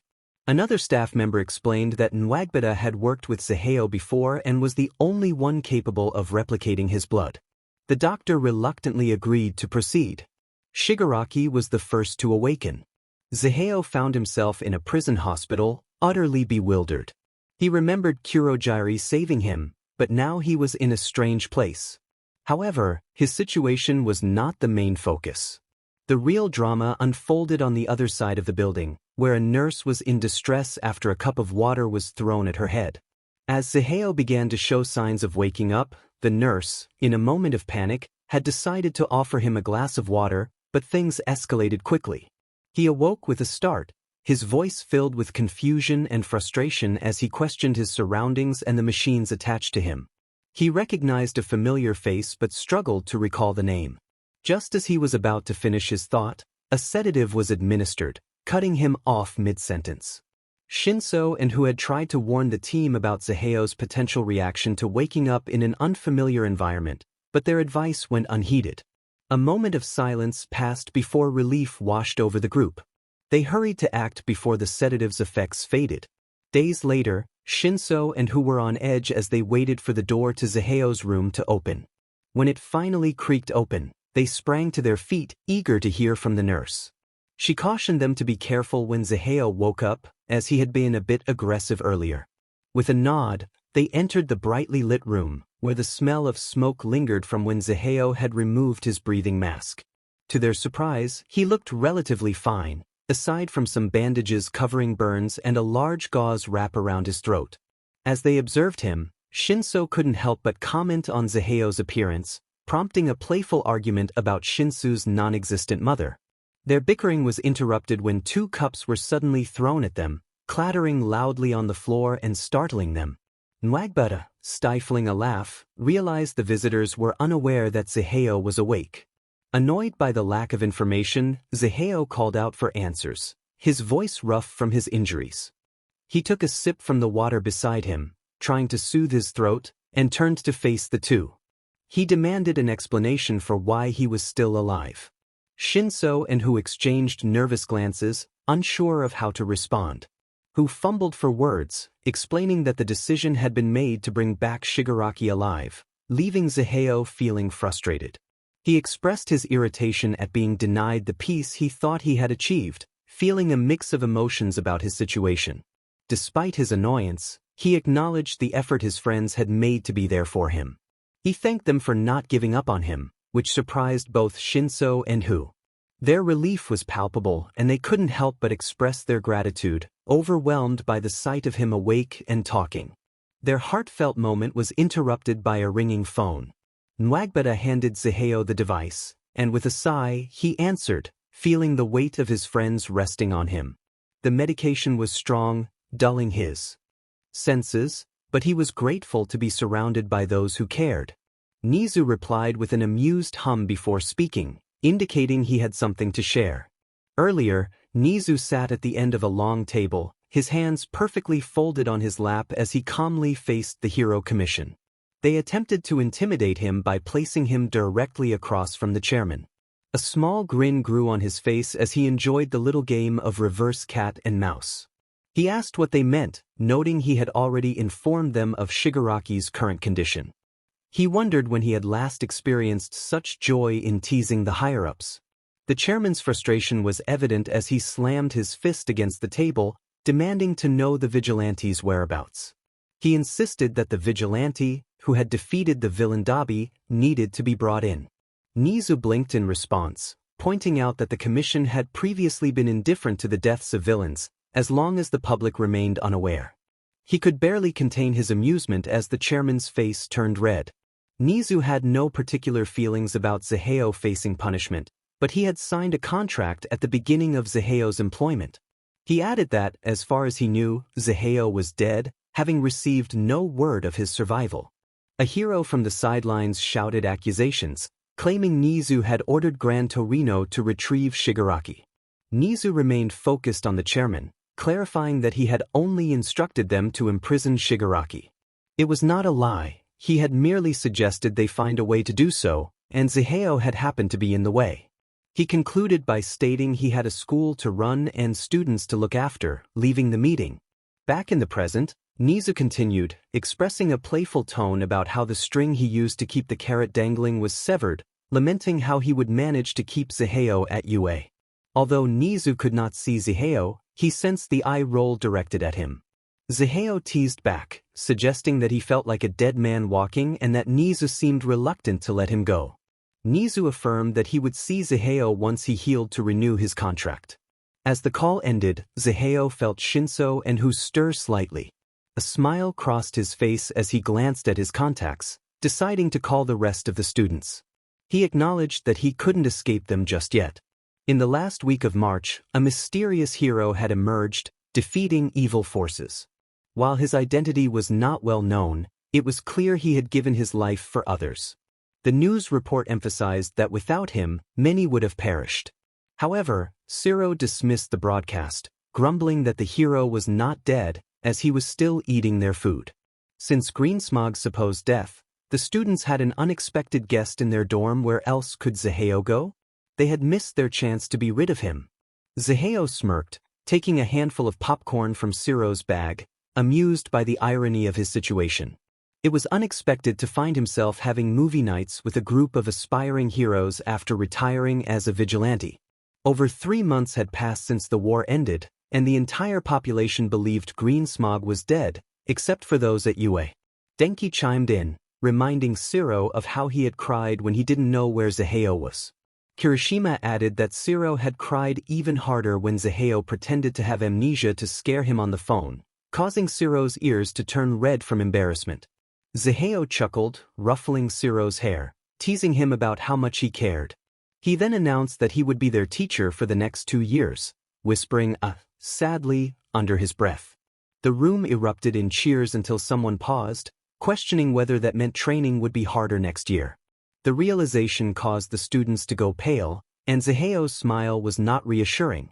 He confirmed that they should enjoy their break while they could, as training would be more intense when they returned. Groans and cries filled the room, but Zaheo couldn't help but laugh at their reactions, feeling a sense of peace. Perhaps being stuck with this group wasn't so bad after all. They decided to watch a movie together, and the room filled with enthusiastic cheers. The story was filled with light-hearted moments and warmth, showcasing the bonds between the characters. They shared laughter and joy, creating a cozy atmosphere that enveloped them. Each interaction was filled with kindness, and their camaraderie shone brightly. As they faced challenges together, the characters displayed their determination and strength. They fought valiantly against their opponents, showcasing their skills in a way that was thrilling yet not graphic. The tension in the air was palpable as they strategized and executed their plans, each move calculated and precise. Throughout their journey, the characters experienced growth, learning from their experiences and deepening their connections. They supported one another, proving that friendship and teamwork could overcome any obstacle. The emotional stakes were high, but the focus remained on their resilience and the bonds they forged. In the end, the story celebrated the power of love, friendship, and the adventures that brought them together, leaving a lasting impression of hope and unity.